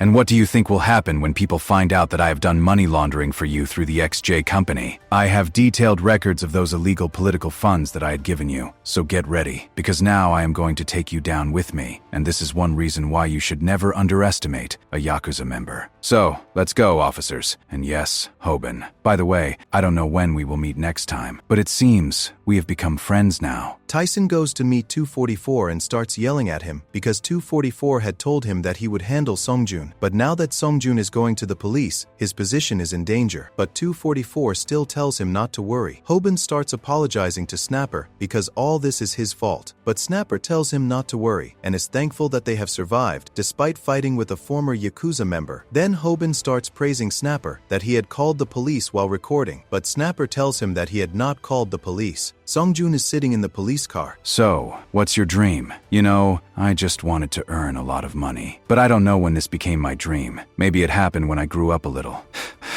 I have gone through a lot of ups and downs to earn money, and after that, I finally earned the money. By the way, I'm sorry that after everything is over I'm talking so much. Why is no one among you saying anything? Tyson asks 244 that now that Songjun has gotten himself arrested, what will he do? Because of this, 244 tells him that the people who have arrested Songjun are not real police. Because of this, we see that a guy here stabs Songjun in the stomach, and he understands that this is 244's doing. 244 calls Hyungjun and asks him how he got into a fake police car. This is really very funny, 244, because I was tired of playing with kids for so long. So Gino, I have decided that I will not be arrested now. So wait for me, because after finishing everything here, I am coming to you. Oh, I'm scared. Okay then. I will wait for you, and when you come here, we will have a cup of coffee. And yes, Songjun, I wanted to know one thing, but I don't know if you will answer me or not. I heard that Yakuza members tie bandages on themselves before a fight so that after being stabbed with a knife, not much blood comes out of their organs. So will I be able to see that thing today? By the way, I know I'm saying too much, but it's okay. And yes, Songjun, look in front of you carefully. Aren't there too many foreigners in front of you? And the funny thing is, all of them have come to kill you. Don't worry, these are not foolish gangsters who don't even know what they are doing there. And even though they are not very good at fighting, they are skilled killers. And I am sure about their abilities because these people work for me. So will you not make this difficult for us and just die peacefully? Tyson is sure that Songjun is finished now, and 244 also has full faith in his companion's power. And they are also very good at disposing of everything after the crime. Because of this, he is not very worried. 244 starts talking about giving an article in the news, in which it will be clearly written that Seong-jun committed suicide as soon as the police arrived. Because of this, Tyson starts to feel if people will believe this. People are sheep. They only believe what they see. And besides, if you want to make someone believe something, the best thing is the news. And yes, the police will also support us in this, so you don't need to worry too much. But Tyson reminds him that Songjun is a legend of the Yakuza world. Because of this, he will not give up so easily. But 244 assures him that Songjun's death is now certain. Songjun sees that the people who have come to attack him are wearing protective vests. Because of this, the knife cannot go through them. Then a guy tells Songjun that if he kills him, he will get $5,000, with which he can support his family. Songjun kicks him hard and explains to him that he is not interested in listening to his pathetic story. Songjun starts hitting everyone with a pipe, and he is angry that 244 has only put a price of $5,000 on his head. I don't know if I'll be able to get out of here or not, because to get out of here, I'll have to kill all of them. But can I kill them?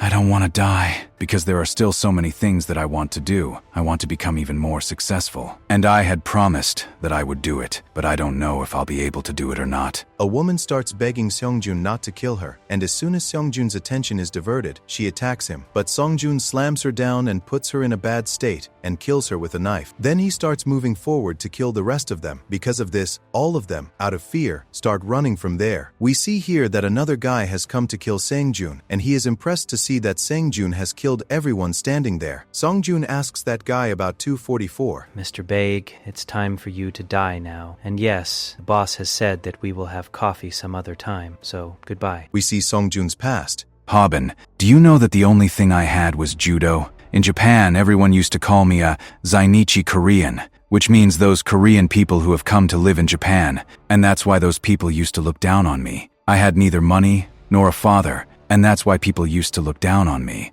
Because of this, I used to fight with them in anger. But because of this, my mother used to get very angry, and she used to hit me for this. My mother was a very good person and very beautiful. She used to go to work every night wearing heavy makeup, and I had an idea what kind of work she did, but I never let her know about this, because she was doing all this for me and living her life for me. But maybe she had realized that I knew what she did. Despite my mother working, we never had any cash. Because of this, Judo was the only thing that made me happy. It wasn't because I liked that sport, but because that was the only thing I knew, with which I could earn money. My coach was also a very good person, and he was also a Zainichi Korean like me. Because of this, he used to understand my problems and always took care of me. Because of this, he was like a father to me. Songjun has won the semi-final of judo. Because of this, his coach is giving him a party, and he also gives him some money so that he can solve his problems. But Songjun refuses to do this. Because of this, his coach explains to him that he is giving him that money for this reason, so that he can work hard in judo and become successful, so that he can take care of them later. Then Songjun's coach gets a call from a very big investor, and he is ready to give $90,000 for match fixing the final, so that he can make his company's athlete win. Songjun's coach leaves this decision to Songjun and explains to him that even if they win, no one will be happy for them because they are Zainichi Koreans, and they also need a lot of money. Songjun goes home and starts thinking about this. I don't know what decision you would have made in this situation, Hobin, but because of this much money, my mother can quit that job. Songjun asks his mother how she would feel if they got $90,000, and Songjun's mother tells him that she would be very happy with that money. But sometimes in life, there are some things that are more important than money. Because of this, we see that Songjun rejects that offer and wins that match, because he feels that he will never be happy with the money from wrongdoings. Here, Songjun apologizes to everyone that a Zainichi Korean like him has won, and we see that as soon as everyone finds out that Songjun has refused to rig the match, their respect for Songjun increases, and they start clapping for him. That day, instead of $90,000, I got something much more valuable. And along with that, I also made some enemies. But after that day, I started to see light in the darkness. And I believed that if I kept working hard like this while maintaining my image, I would soon become rich. And this was because my sponsors had given me $9,000. Then my coach was also very happy with this. And people also wanted to take my interview. Because of this, I was very happy. And I felt that I also had the freedom to be happy. Because of this, my mother was also very happy. Before my interview, I was practicing for my next judo competition. But then one day, I saw that Mom had forgotten to take her lunch. Because of this, I went to her workplace to give her that lunchbox. And as soon as I called her there, she was completely shocked. And in no time, the news reporters surrounded me there. Then those people started asking me questions about what I was doing in that place and what my relationship with that woman was. Because of this, those people started slinging mud on my image. Hobin, you had fought with Paco for your mother, and you were also ready to lose everything. But at that time, I got scared, and I thought that my opportunity would be taken away from me. Because of this, I refused to recognize them. Isn't it funny that I have done so much hard work until today just for my mother? But I gave up on them because of earning money in the future. She was a mother whose life revolved around her son, but her son was a big piece of trash. Songjun's coach beats him a lot for this mistake and explains to him that the basic fundamental of judo is to respect parents, and if he can't do that, then he has no right to play judo either. I was beaten a lot that day, but I still didn't feel any pain, because there was someone who was hurt more than me. Hobin, my mother had a son who had betrayed her, but still, she was worried about that son. Then time passed, and one day, the coach called me. Because of this, I found out that someone was threatening them by messaging them that he would bring out my mother's truth. Then the coach told me that he thinks that this is the work of that same investor who had told me to rig the match, and he also felt that he was the one who had sent those reporters to my mother's workplace. Coach Songjun tells him not to worry, because he himself is going to handle this situation. And this happens because Songjun considers him his father. Then, after meeting him, the coach tells Songjun that the investor still wants him to rig the match so that some athletes from his organization can develop. And in return for this, he will give him $90,000 for every match. Coach Songjun tells him to refuse this offer because he is completely sure that the public will also support him. But Songjun agrees to this offer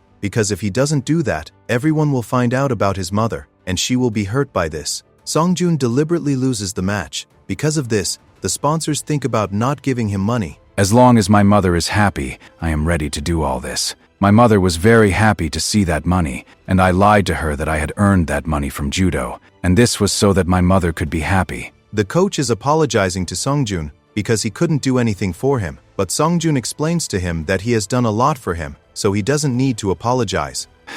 I like the way things are going right now. because now my mother is not crying because of money. I know that a powerless Zainichi Korean always becomes a Yakuza member, so it's only because of you that I didn't become like that. Songjun goes home, where he sees that his mother is a little worried, and we see that suddenly, Sengjun's mother tells him to stop doing judo, and as soon as Sengjun asks her the reason for refusing, his mother doesn't tell him anything, and gets sad. Because of this, Songjun decides that he will not do judo now, and the money he has saved, he will start a business with its help, where his mother will be the chef, and he will help her. Then we see Songjun's mother crying and apologizing to him, which makes Songjun realize that something bad has happened, and he sees that the $270,000 he had collected have suddenly disappeared. Because of this, he asks his mother about this, but his mother doesn't give him any answer. Because of this, he starts crying with his mother. Then Sengjun feels that all this has happened because of that investor. Because of this, he goes and hits him with a powerful punch.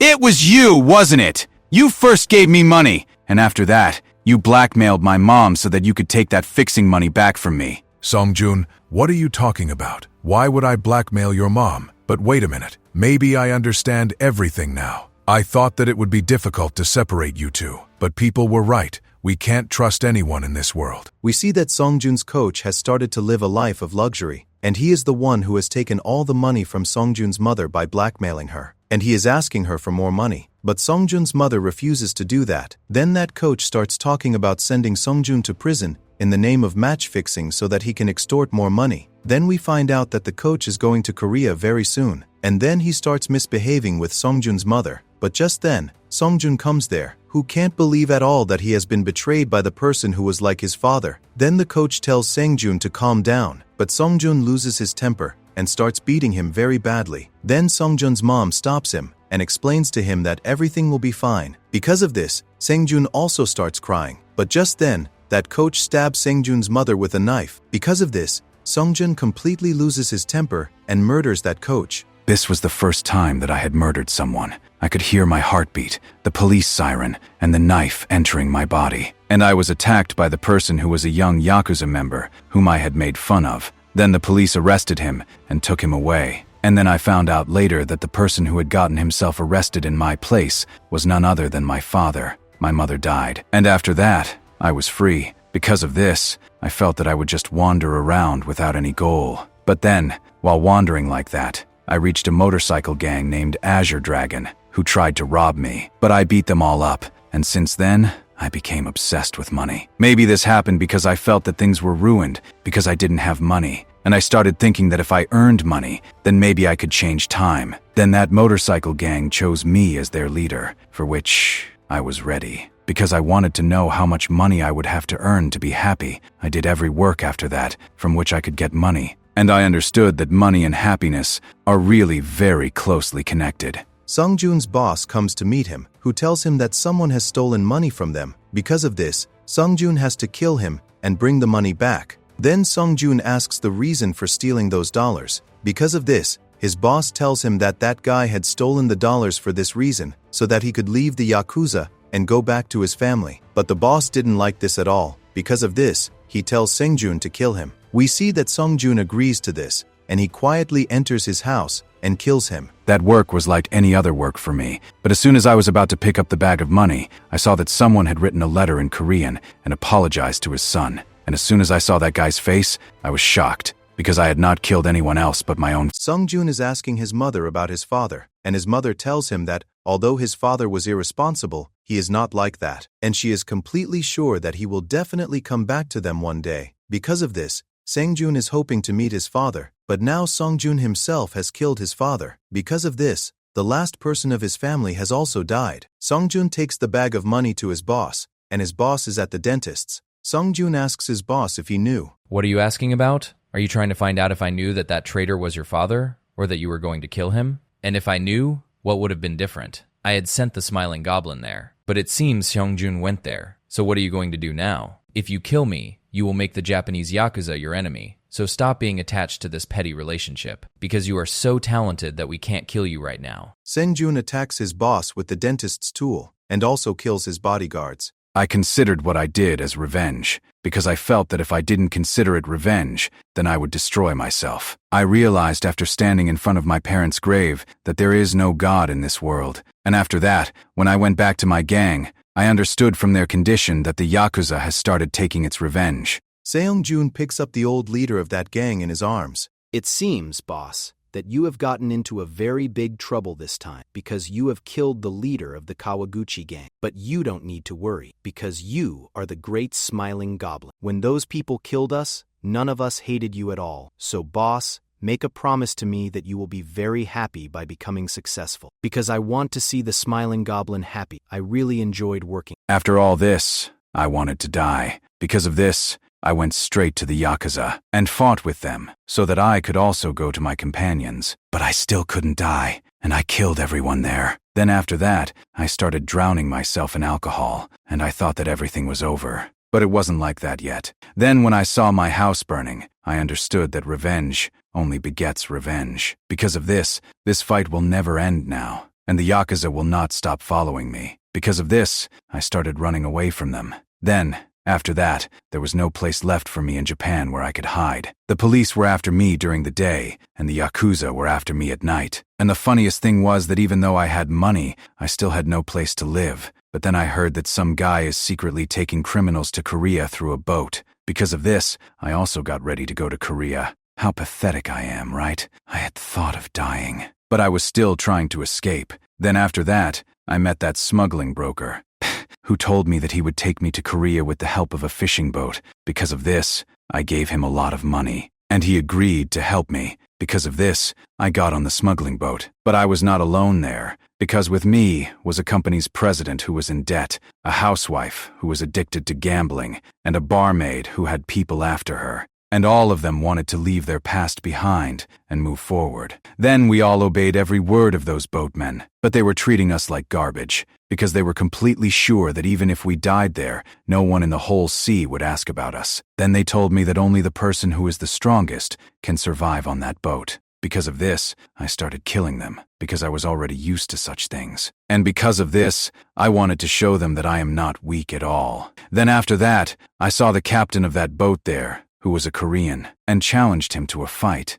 And this was the time when I met 244 for the first time. Then we both started fighting, and I realized that even though I had fought with many fighting styles and had killed many people of different styles, I could not defeat him, because he was different from everyone else. I realized from his hitting me that he is exactly like me. And he had also survived the life and death situation like me. After a long time, it was the first time that I felt that I should kill that guy, because if I didn't do that, he would kill me. 244 is also very impressed after fighting with Seong-jun, and Seong-jun attacks him to kill him. But just then, 244 takes out a gun and shoots Seong-jun in the thigh, and 244's companion comes and hits Seong-jun on the head with a stick. After some time, Seong-jun regains consciousness, where he is very shocked to see 244 near him, and he gets ready to fight him again. But 244 explains to him that he has saved his life by taking out his bullet. Because of this, Seong-jun calms down. When you were unconscious, I found out about your information. Because of this, I found out that your name is Seong-jun, and you have killed your coach and boss. Hearing this, I felt that I should get your autograph. I can't believe that you are really the Smiling Goblin. So it seems that this time I am smuggling a VIP guest. What do you want from me? Not much. I was just thinking that we should work together. We see that now the boat's workers are respecting Seong-jun, and we find out that all that staff is filled with goons. Then 244 is about to tell Seong-jun the truth about that boat, hearing which, Seong-jun is shocked, because even after living on that boat, he feels that that boat is a fishing boat. But 244 tells him that this is not true, because drugs are actually made on that boat. I know that seeing all this, you must have a lot of questions in your mind, like why we are making drugs on the boat. So do you know what is the most important thing for manufacturing drugs? Good equipment, recipe, workers you can trust. These are very important things for making drugs. But there is one more thing that is more important than this, and that is, where will you make the drugs? When you make drugs, a very bad smell comes out, and through that, the police can reach you. But here on the boat, we don't have to worry about this. Isn't it funny? The price of this ordinary-looking powder is $2.5 million.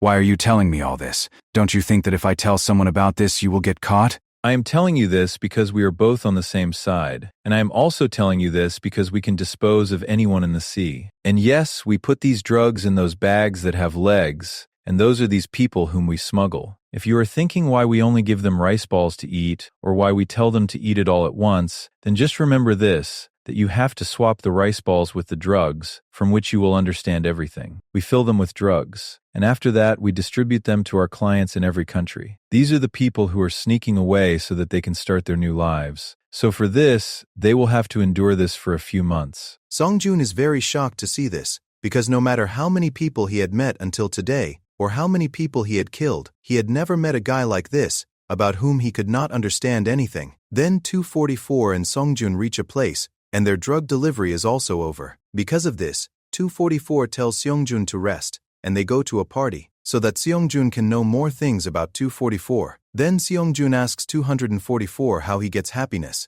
and as soon as 244 is about to tell about this, his companion comes and tells him that his other companions have lost. Hearing this, 244 is shocked, and that guy also tells them that one guy has defeated all of them. Because of this, Songjun gets ready to go back because he wants to meet that guy who has defeated so many gangsters alone. It was a very strange thing that all those people had lost, but just then, I saw a strange man standing there who had a chicken mask on, and I could only see his back, but still, I felt that he would defeat me. Because of this, I got excited. Then I challenged that guy, and he also got ready to fight with me. He was a short guy. And now, when I remember that time, I feel very surprised, because at that time, calf kicks were not a common move. And yes, Hobin, I don't know if this is a coincidence or something else, but have you learned to fight from someone? Because both of your fighting styles are very similar. You know, after fighting with him, I realized that if I have become so strong by surviving a life and death situation,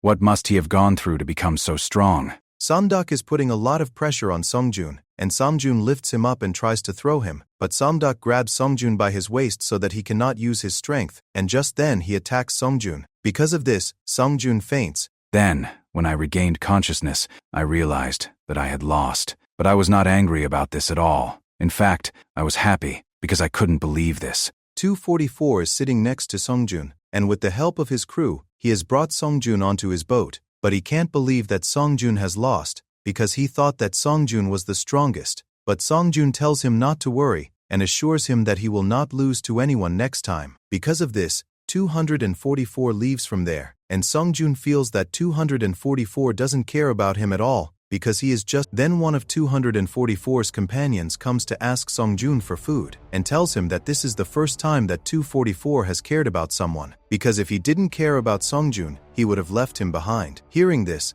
Songjun is shocked. Songjun is getting bored. Because of this, he learns to make sushi there, and day by day, his food improves. Because of this, Songjun starts to feel that he also has a talent for cooking. 244 puts a gun to Songjun's forehead. Seeing this, everyone is shocked, but just then, 244 puts that gun down and tells everyone that he was doing that because they were eating tasty food alone. But Songjun was feeling that 244 had done all this to test him. 244, after reaching Korea, starts asking about Songjun's plan. Because of this, Songjun tells him that he will open a restaurant there, but 244 tells him not to do that and to work with him. Because of this, Songjun asks him if he can give him that boat in return for this, for which 244 agrees very easily. But he has one condition, and tells Songjun that he will have to become the person that 244 wants. 244 tells Seongjun to stop calling him captain, but Seongjun refuses to do this because he feels that if he doesn't call him captain, he will start to trust him and consider him his friend. But he doesn't want to do anything like that right now, because he will make someone his friend whom he can trust.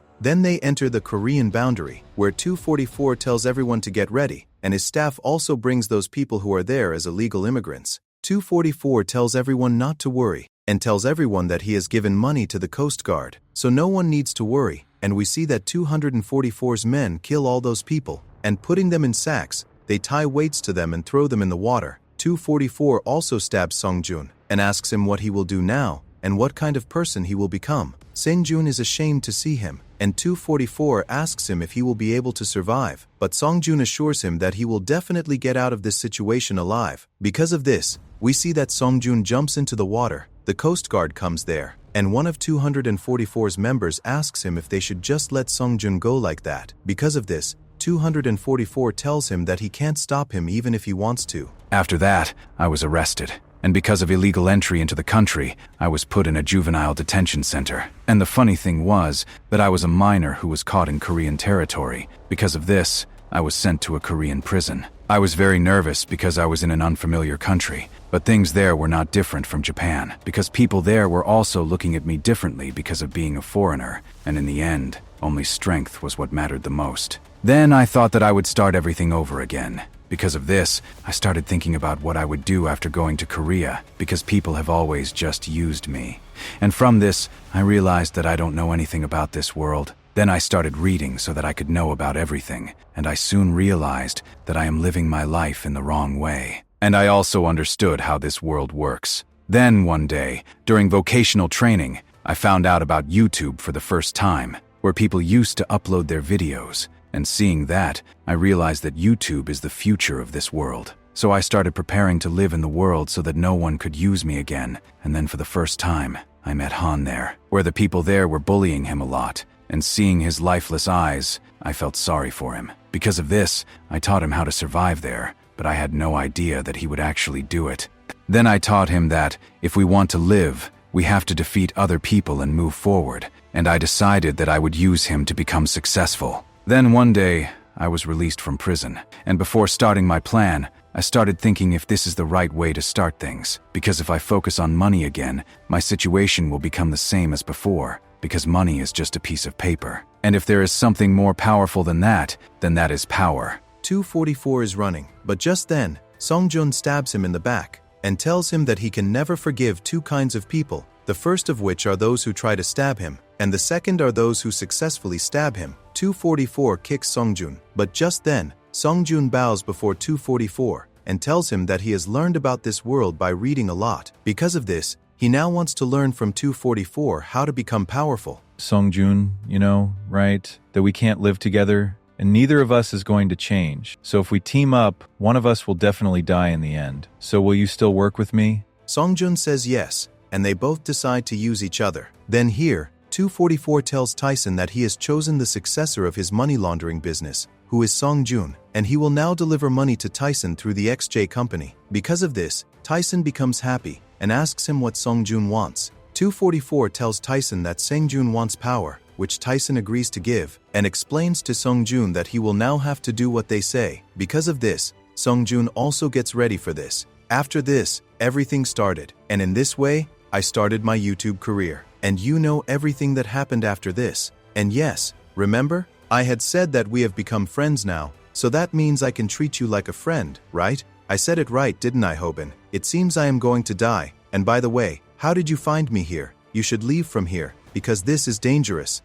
Songjun, I feel very bad for you, but you cannot be forgiven. You have killed a lot of people, so if a person like you gets away with murder, then everyone will do the same. Hobin, I thought you were a kid, but now I have understood that you are more of an adult than me. So will you leave this kid? Because if you don't do that, I will not leave you even after I die. That killer says, I'm sorry, but I can't leave any witnesses. And besides, whatever happens, happens because of God's will. Songjun again tells that killer to leave Hobin and explains to him that his God doesn't want to kill little kids. So because of this, he should leave that boy. Then that killer talks to 244 and tells him that there are no witnesses left there, and Songjun has also died. We see Songjun's dream, where all his loved ones are alive, and he is fulfilling his dream of gaining power. Because of this, he has become a part of the National Assembly. Then we see Songjun's funeral, where very few people have come. But just then, a YouTuber comes there who starts live streaming and starts showing the people who have come there in his live stream. But just then, Hobin comes in front of him, who tells him to stop the live stream, for which that guy refuses.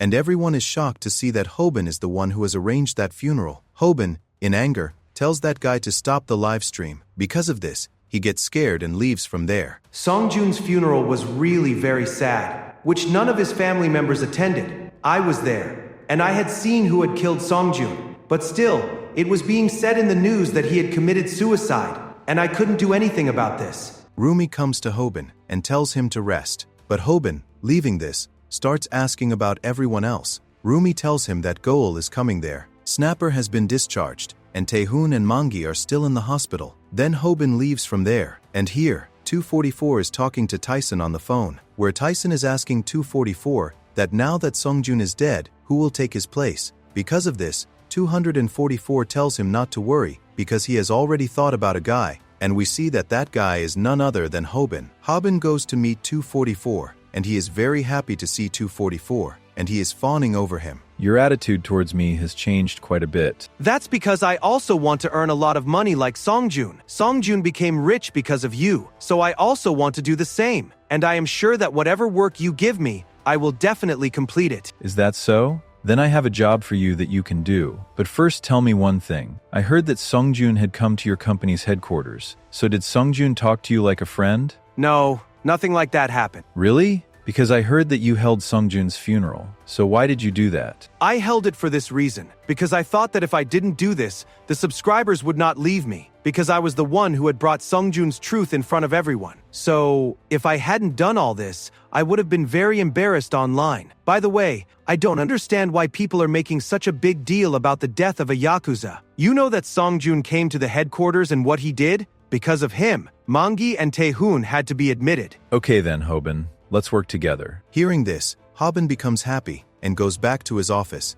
where everyone is asking Hobin what he is going to do next. And here we see that Songjun had given Hobin a pen drive before he died. Hobin, this information that Songjun has given me, with this we can bring out 244's truth. Because of this, we are now going to challenge 244. Then Hobin tells everyone that Songjun didn't commit suicide, but was murdered, which surprises everyone. No one understands what is happening, so Hobin tells everyone the truth about 244 and Tyson. Does this mean that 244, whose real name is Jino Lee, had Songjun killed, and a foreigner shot him? But we are in Korea. How can anyone hide this truth? And now you are saying that we are going to expose the truth of someone who can get anyone killed? Boss, from what you're saying, it seems that 244 is on a whole different level. So can we really bring out the truth about such a person? Do you think you can dodge bullets? That's what I'm trying to say. And I don't understand why you want to anger a guy like that. Do you want to take revenge for Songjun's death? Have you forgotten what he did to our friends? Taehoon and Hyunsu can't even get out of bed, and Mangi is also in bad shape. So do you really think you should be the one to take revenge for Songjun? I am not bringing out his truth for revenge. I am doing this because he has done a lot of terrible things that people should know about, and my channel does exactly that. Hobin, you said that he controls the media, and he has an assemblyman who is supporting him. So how can you defeat such a person? 244 doesn't know that I am targeting him, so for now, I will try to get close to him, and when the time is right, I will bring out his truth. Then Hobin goes home, and he is looking at himself in the mirror and thinking about why his muscles have not appeared yet, because he is exercising regularly and eating properly, but still, there is no growth visible on his body. I don't know what I will do next. I have said that I will bring out his truth, but can I really mess with him? I have to become stronger as soon as possible, and only Samdak can help me with this. So let's watch the final episode of his fighting techniques. So Hobin starts watching Samdak's videos, and he notices that he has watched all the episodes,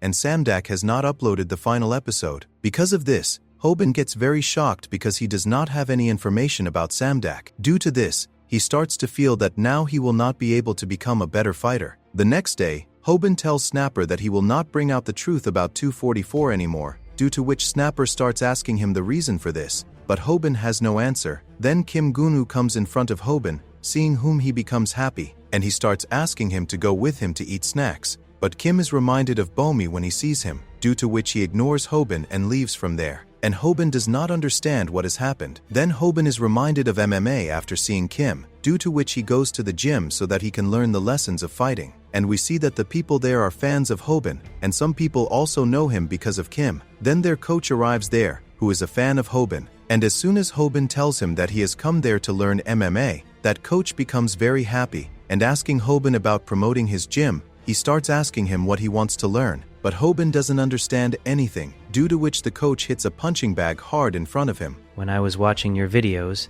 I noticed that your fighting form is not that good. That's why I wanted to meet you. And yes, you should hit the uppercut, like this. And you have to keep in mind that you don't hit your opponent behind his head. Hobin is shocked to hear this, because earlier he was thinking that he no longer needs Samdak's last episode to become powerful. But after hearing this, he starts asking that coach about pressure points, due to which the coach explains to him that hitting on pressure points is against the rules, and these rules have to be followed in matches. If that's the case, then how will we defeat those fighters whose weight is more than ours? It is difficult to defeat a fighter with more weight than you, and that is why the weight class is set in the competition. So does this mean that MMA and fighting are two different things? Hobin, do you mean to say that MMA is not fighting? Well, you might think so. Many different types of people come to my gym, like a gangster who belongs to some gang, or some people who want to start a fight so that they can say that they have defeated the people from the gym. And what do you think happens to them? Hobin is shocked after hearing all this, because he had always learned that his opponent can be defeated in any way, but that coach tells him that whoever has taught him this is a fraud. He is not a fraud. He had said that MMA and fighting are different things because the world is different outside the ring. Then some fighters there start laughing at Hobin, and a fighter calls him to the ring to fight so that he can show him how different the world is. But then Logan arrives there, who tells that fighter that what Hobin is saying is absolutely correct, because outside the ring, MMA and fighting are two different things. Hearing this, the coach is also surprised, and he starts forbidding Logan from saying so, because it can set a wrong example. Then Logan, to explain to the coach, starts asking that fighter if he was thinking about killing him when he was thinking about fighting with Hobin, to which that fighter refuses. If that's the case, then this is not a fight at all. A fight can start anytime, anywhere. And if no one stops it, a real fight ends when someone dies. So you want to challenge this boy for an MMA match, right? But you still don't want to fight a real fight with him. So let me talk to this boy now. So how are you, little boy? How are you able to speak Korean? Earlier you had a lot of trouble speaking Korean, right?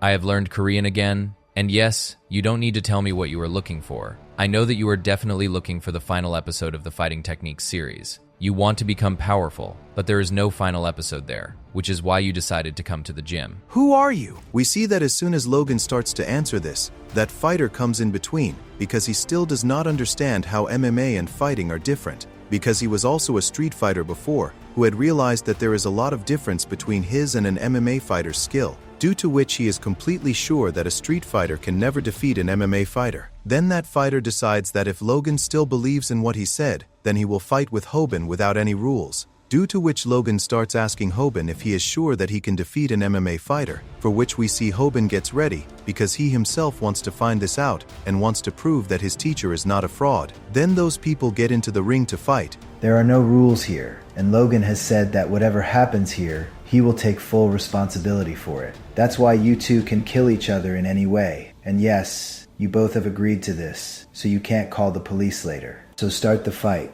Then Hobin attacks that fighter with a calf kick, seeing which Logan becomes happy because Hobin's form is as if he has practiced that kick 10,000 times. But we see that that fighter has blocked that calf kick, and he starts asking Hobin that if he thinks that MMA is different, then why is he using an MMA move? Because of this, Hobin knees him in the face, but that fighter stops that too. Because of this, Hobin punches him, and that fighter moves his head forward and blocks his punch. Then all the people start laughing at him after seeing this, and ask that fighter to end that fight as soon as possible. Because of this, that fighter punches Hobin hard and starts moving forward to punch him in the face. But then Hobin hits a strong headbutt on his face, seeing which everyone is surprised. Then Hobin moves forward to catch him, because of which that fighter starts trying to save himself, and he starts to think that Hobin will grab his neck, but Hobin grabs his hair and hits a strong knee on his face, which makes that fighter's condition worse. And as he is about to attack him next, Logan comes and stops their fight. So let's stop this fight right here for the sake of each other's respect.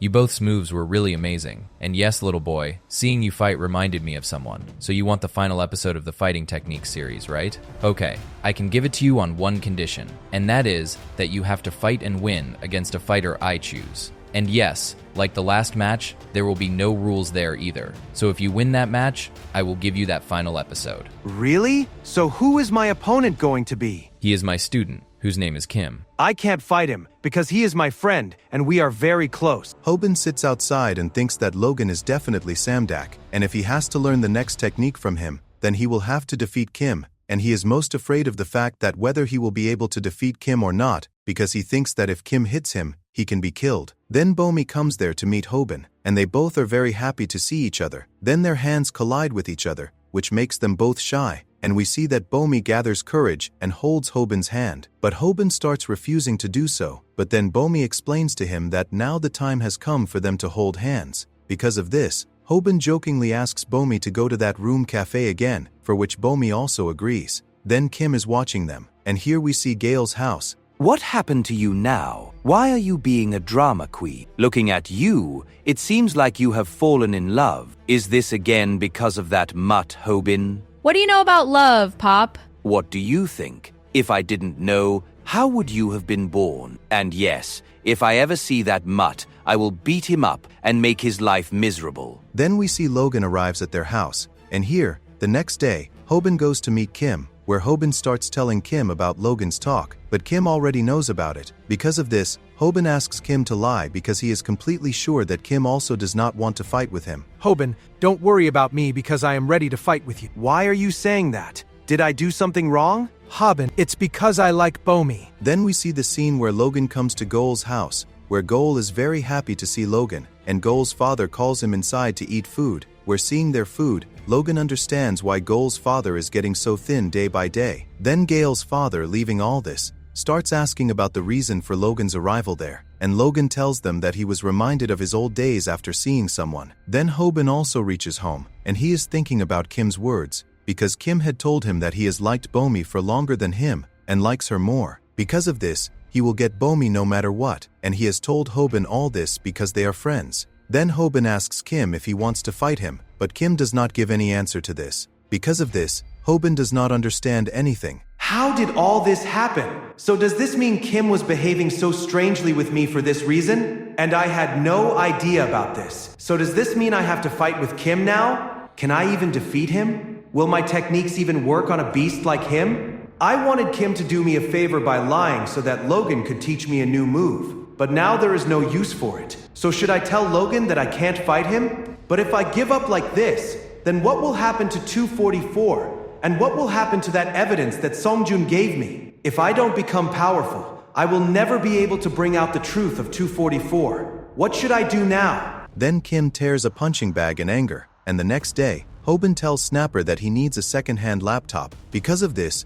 Snapper tells Hobin to buy a new laptop because now he has a lot of money. But Hobin refuses to do so because his mom has told him to buy an old laptop. Because of this, Snapper starts thinking about different apps where second-hand goods are available, but he is afraid that he might get scammed there. Because of this, Hobin asks to make a video of this so that he can expose the people who scam. Boss, I have an old laptop. Guyul, what are you doing here? This is the sophomore's classroom, right? But forget it. You were saying you have an old laptop, so can you sell it to me? We are friends, so I don't need your money. You can just take it like that. Really? Then I will come to your house and get it. Good thing you have some manners. Okay, you can come and get it. Then we see that below Goal's house, those people are smoking cigarettes, whom Hobin had met in the MMA gym, and they are insulting that fighter who had lost to Hobin. Because of this, that fighter tells them to keep quiet, and Gail tells all of them to run away from there because she does not want anything wrong to happen there before Hobin arrives. No boy has ever come to my house before. But wait a minute, did I really invite a boy to my house?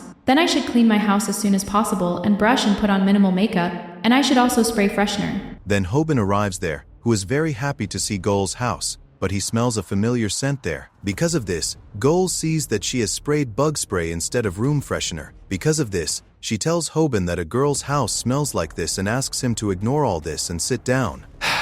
So you are going to give me this laptop. Have you backed up all the files? I don't think there is anything in it that I need. And besides, I just got it back. But still, you should check once. So let's see it together. Then Hobin sits with Gaul, which makes Gaul shy, and he starts asking her what she used to use that laptop for. Then Gaul tells him that she used to use that laptop for editing, which makes Hobin praise Gaul's editing, and he sees some videos there which he opens. And he sees that it is the final episode of the Fighting Technique series, in which Samdak has taught how you can defeat anyone. Seeing this, Hobin and Gail are completely shocked, and they see that that episode is divided into 3 parts. What is going on, Goal? Why is the episode I am looking for on your laptop?